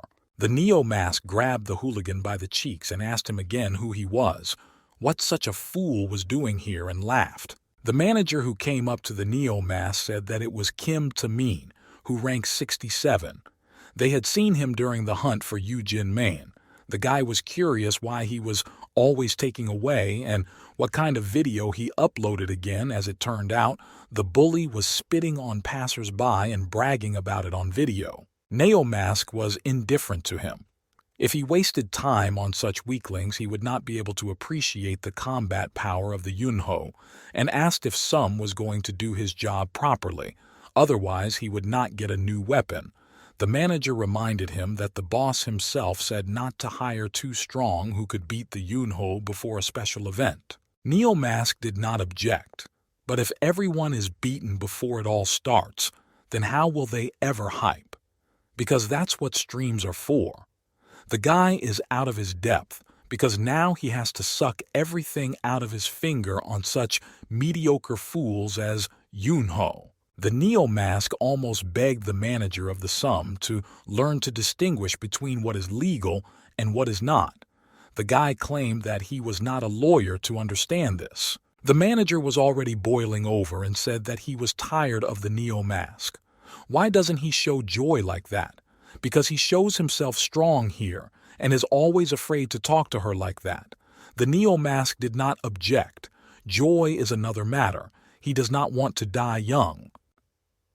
Yu Yunho stood on the stairs and watched the Neo-mask finish the fight and offered to talk later and come to an agreement, but the manager threatened to tell the Joy everything. Finally, when they parted ways, the Neo-mask drew attention to Yu Yunho and asked him his name, but it seems that he had no time to do anything and had already gotten the guy. Yu Yunho, a high school student ranked 12th in the 12th grade, looked directly at the Neo-mask. The Neo-mask asked, as if mocking, if Yunho was not sure if it was him standing in front of the boy. The guy was coming down the stairs, and the Neo-mask said that he had heard that he could fight, but for some reason he always fought only with those who were weaker than him, and the Neo-mask was very curious. In the video, Yu Yunho beats a student who just looked him in the eye, so the question is why he doesn't beat the Neo-mask. The guy's teeth gritted at these words. The Neo-mask came closer to the thug and leaned right down to his stomach and began to examine him, and said that he really looks so strong and the guy is just afraid of him. And then the Neo-mask's plan was successful. Yu Yunho lost his temper. There was nowhere to play on his self-control. In an instant, the guy was already waving his fists in the face of his opponent, who was deftly dodging. As you can see, Yunho was only swinging his fists, never hitting the target, and the Neo-mask was twisting and turning without much force, playing with the thug. Having already prepared his fist for the battle, the Neo-mask said that it looks like he will have to clean up the mess himself. But something didn't work out. Yunho, angry as hell, grabbed the Neo-mask's hands and began to press on them with all his might, and the guy looked like a child against this thug. Yunho pressed with such force that the Neo-mask's feet were rolling backwards on the sidewalk, unable to stay in one place. Yunho began to push the Neo-mask back with all his might, holding his hands. He pressed his back to the window, still holding it, but his current position did not bother the Neo-mask. But then one of his hands grabbed the Neo-mask's throat, causing him to wheeze. Still holding on and having lost complete control over himself, Yunho threatened to break the Neo-mask's neck so that he would know who he was messing with. The manager looked at the phone and asked if he needed help, but heard the Neo-mask only quack, saying that it was fine if he didn't need it. Barely able to squeeze out a word, the Neo-mask admitted that this idiot was worse than all the previous ones, and the manager, sadly, kept saying that he could not hear him. Realizing that there was no help to be expected, the neo-mask had to rethink his words and suggested that Yunho think it over, beginning to mock the boy like a primate, in short, offering friendship. But the piece did not work out. Yunho swore at Neo-mask and tried to hit Neo-mask, but everything did not go according to plan. His hand got caught in the window grill when the guy dodged the blow. The Neo-mask managed to escape and he punched the enemy in the stomach with all his might. But this was not enough to bring down such a big guy, and the Neo-mask swung and hit the guy on the jaw. But things didn't go according to plan. For Yunho, the blow was like a slap in the face. He didn't even react to it. The boy's mask reflected an angry Yunho, and looking at him, he noticed that he was indeed a real gorilla. Yunho hit the Neo-mask with all the force he could muster, and if he hadn't covered his hands, he would have been hit right in the chest, but he was still thrown far back. But the Neo-mask did not fall and was able to stand on his feet, which surprised the opponent. This infuriated the big man even more, because he expected the Neo-mask to beg for mercy, or at least start running away, not to go straight for Yunho. The Neo-mask stood close to the criminal and laughed at him, asking what he was muttering. Maybe the guy was too slow. The manager did not get into the fight but only watched from the side. Slowly approaching, Yunho assured him that he didn't care who the Neo-mask was, a student or an old man, but all these weaklings needed to be beaten properly. Watching the thug approach, the Neo-mask didn't budge. But then the manager of the sum decided to intervene, asking why Yunho thought he had the right to mix people with mud just because of his size. And the Neo-mask realized that this bastard thought he was the king of the world because he was as healthy as a gorilla. The manager mocked him, saying that he seemed to have forgotten about the current era of dinosaurs, because Yunho looked like them. The guy's brain was the same, the size of a pea. This made Yunho angry, and he was swearing at the manager and threatening to hit the guy, when someone shot an arrow past the manager in the direction of Yunho. It was a Neo-mask who seized the opportunity to fly up to Yunho and crouched down and hit him right in the jaw, preventing him from doing what he planned. Neo-mask defended his manager, who was trembling in fear. The guy could tolerate being attacked, but not his friends, and threatened Yunho not to cross the line or he would be buried. Neo-mask took his own hand grenade from the bag manager and threw it right in the face of this thug, seeing an unknown object. The guy did not even understand what it was, but suspected that it was nothing good. A hand grenade hitting the hooligan's face released a liquid from the inside that got directly into his eyes and seemed to burn. The guy fell on the road and suffered from pain. The manager stood aside and just watched, and the Neo-mask, pleased with himself, began to tease and tease, threatening to tear off his head if the guy dared to approach, and assured that they were here to test the strength of the bad guy. By the time Yunho got to his feet, Neo-mask and the manager of Sum were already running away, shouting that they would fight him normally during the Mensa event and calling him a stupid gorilla. They said goodbye laughing, and the guy was left roaring with anger and shouting for the offenders to come back. It seems that this was the first time this thug was not satisfied with the fight. While the guy was recovering, barely opening his eyes after an unknown substance, his subordinates came up to him from behind and were surprised by the picture he saw. The guys were interested in their friend's health and asked what happened here, whether it was a Neo-mask, and if so, why they did not receive a notification about the beginning of the restriction on their phone.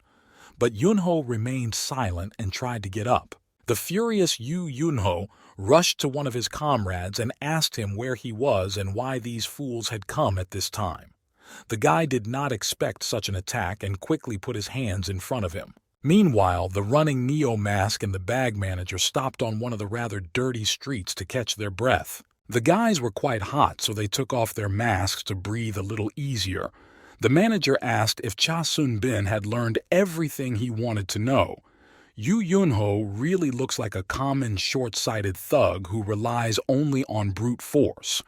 But the Neo-mask had no clear answer yet. Rolling up the sleeve of his suit and showing the reddened hand that was holding Yu Yongho's, Cha Sun-bin said he was sure of only one thing. This guy is one of those people with whom it is better not to mess with, and now his arm will have a big bruise on it instead of just redness in a few hours. Walking down the street alone, Chu Se-jin reflected on Cha Sun-baek's words that it was important to think of a way to increase their chances, but how? Chu Se-jin thought that this fight would be hopeless, but Cha Sun-bin never contacted him after training, which may have meant that he hadn't made it up. Finally reaching home and exhaling a calm but sorrowful sigh, Se-jin closed the door behind him. But then something prevented him from doing so, and Chu Se-jin's gaze fell on the doorway. Before he could understand anything, an unknown man hit Chu Se-jin in the chest, pushing him away from the door so that he could neither orient himself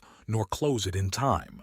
Chu Se-jin, unable to hold his phone and bag on his shoulders, flew back a good distance from the force of the blow.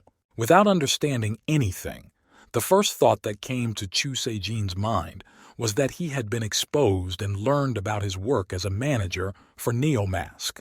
The guy was confused by the appearance of an unexpected guest, but he looked more calm when he saw who was in front of him. The guest's hand picked up the phone from the floor, which Chu Se-jin dropped, and angrily asked why the guy was not picking up the phone. Trying to say something quickly in his defense, the guest immediately interrupted.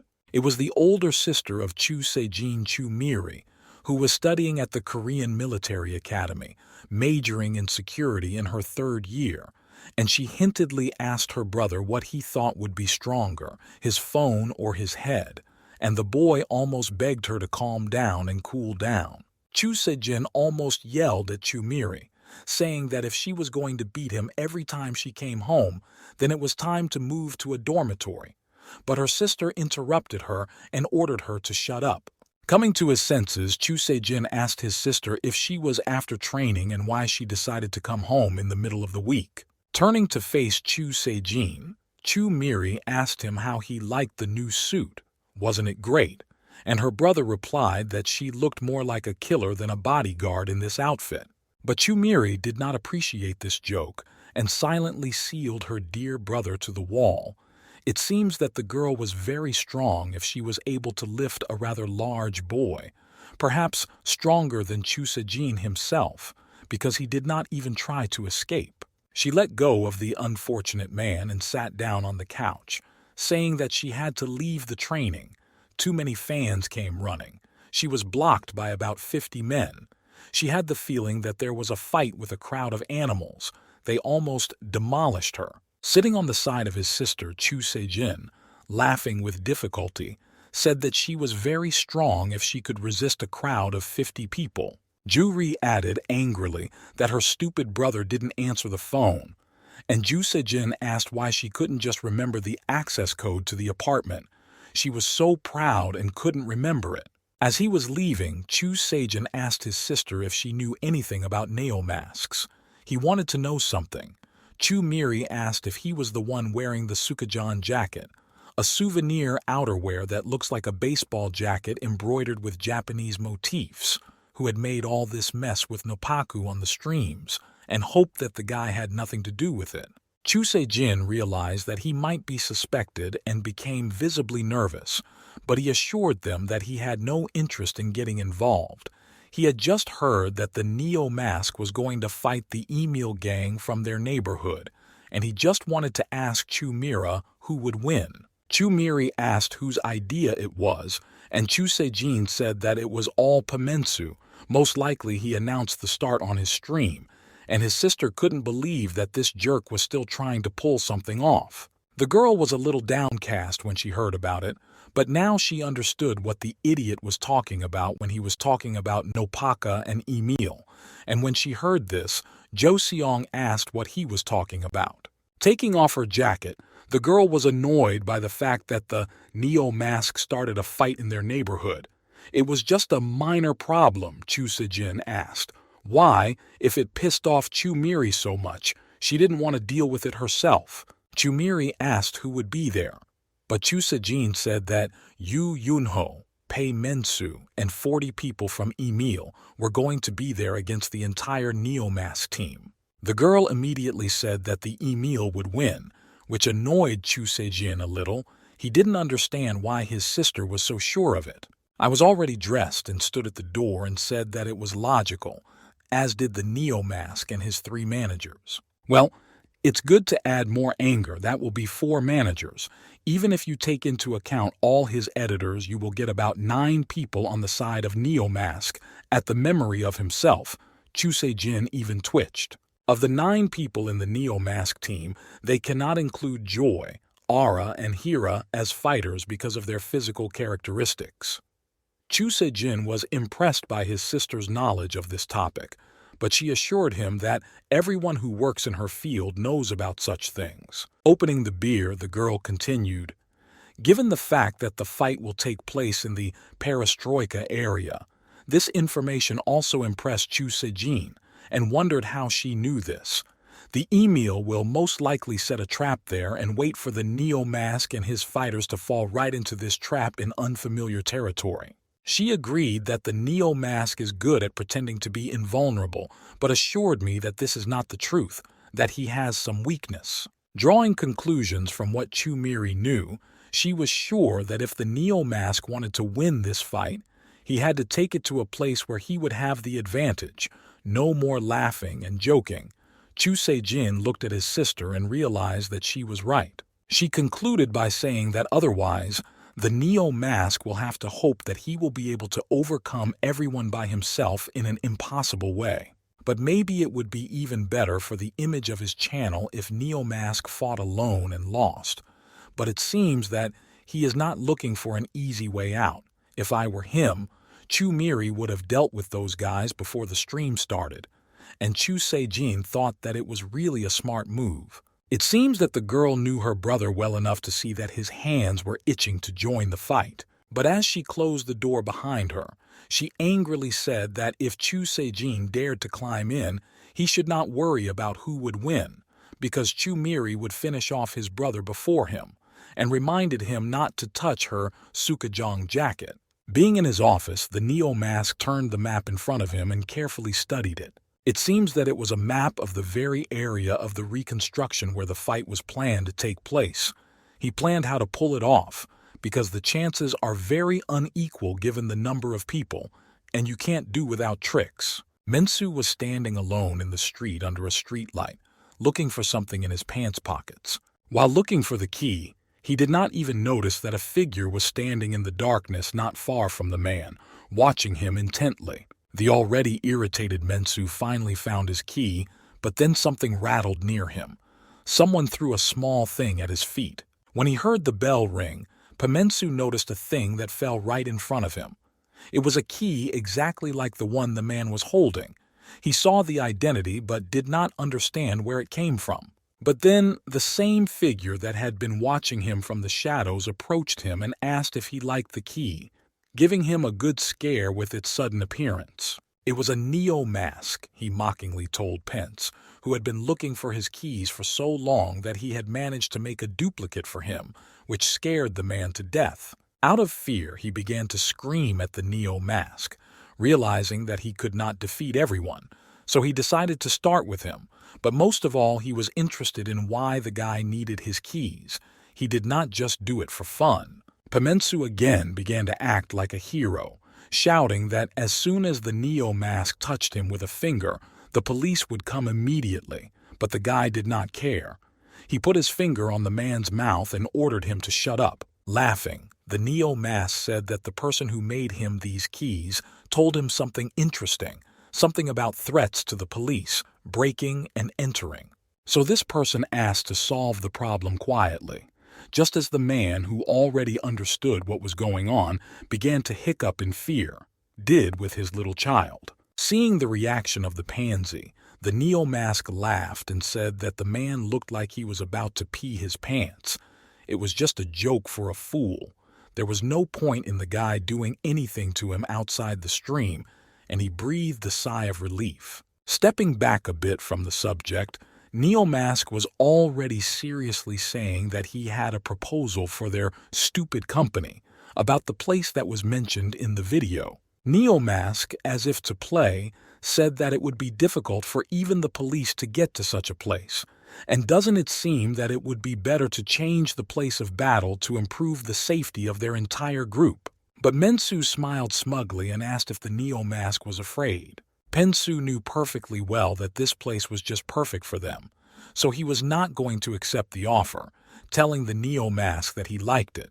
Now this bastard felt more confident because if the Neo Mask came to offer him a change of place, then it would definitely stay, and laughed. After thinking about the situation for a while, the Neo Mask was not satisfied with the fact that he could not persuade the Mensa, but there was nothing to do.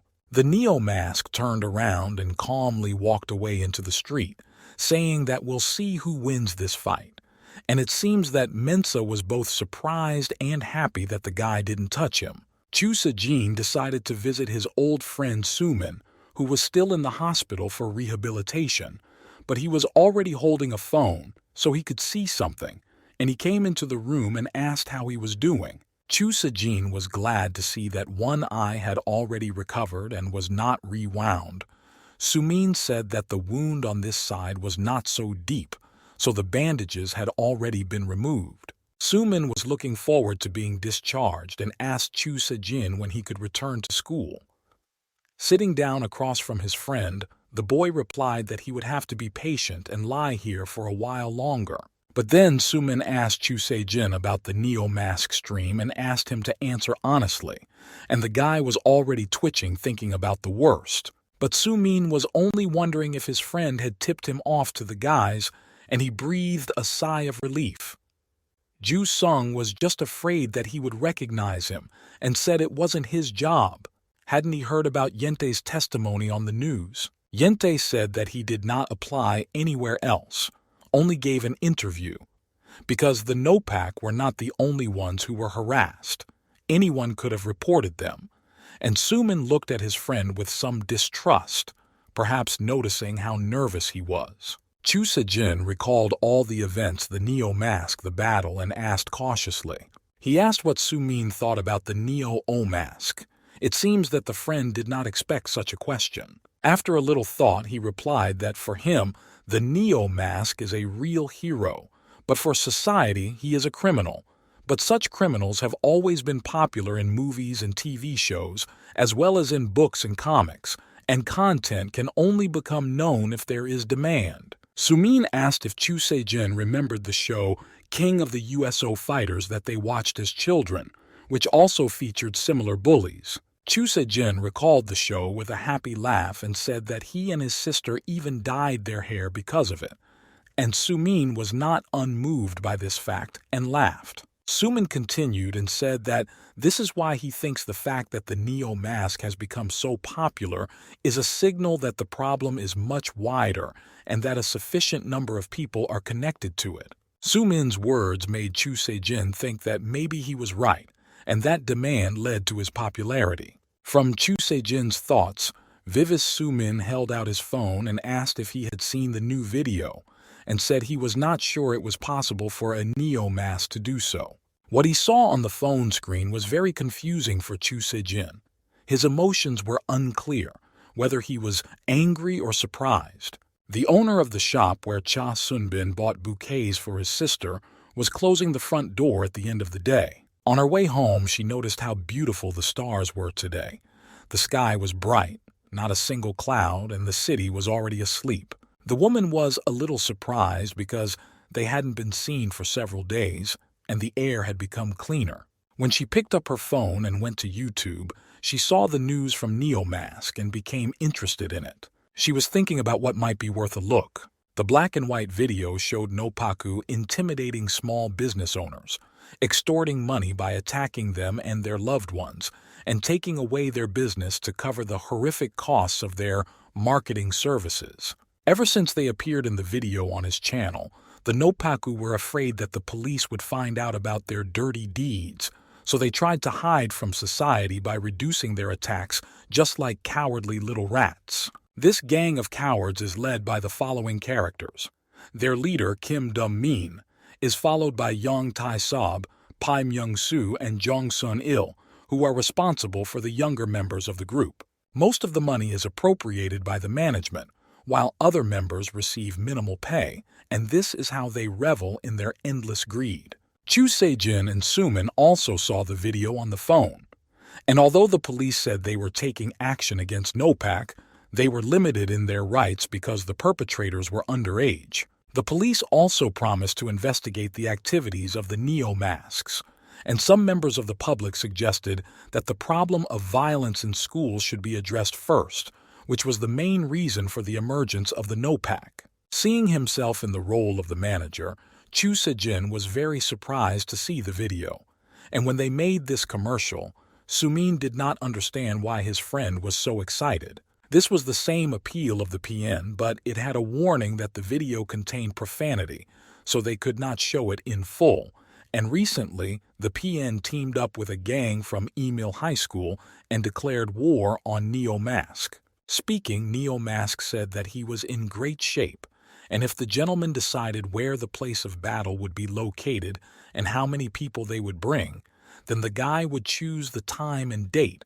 So he said that the meeting would take place exactly in a week at 18 o'clock at the location chosen by the opponents. Breaking the fake polite mask and talking about the battle from the very first fight to the very last one with the boss. The guy promised to deal with them all alone. When he saw this video, Chu Se-jin was very confused. He did not understand what the Neo-Mask was thinking when he said all this and challenged him. Pimensu, in front of whom Yu Yunho sat and listened attentively, was at a meeting with the same hooligans from Emil's school, who said that he had received a message about the beginning of the fight here at 6 in the evening in a week. Only they and the Neo-Masks know where the meeting will take place, so the police will not find them. Pimensu was sure that Nemask was scared, and they just had to wait a little longer, and Yu Yunho would finally be able to avenge his brother Yu Jin-man. But before he could finish the sentence, he was punched in the jaw by Yunho, who didn't like the reminder of this guy. Falling down from such a blow, Pimensu began to mumble and make excuses.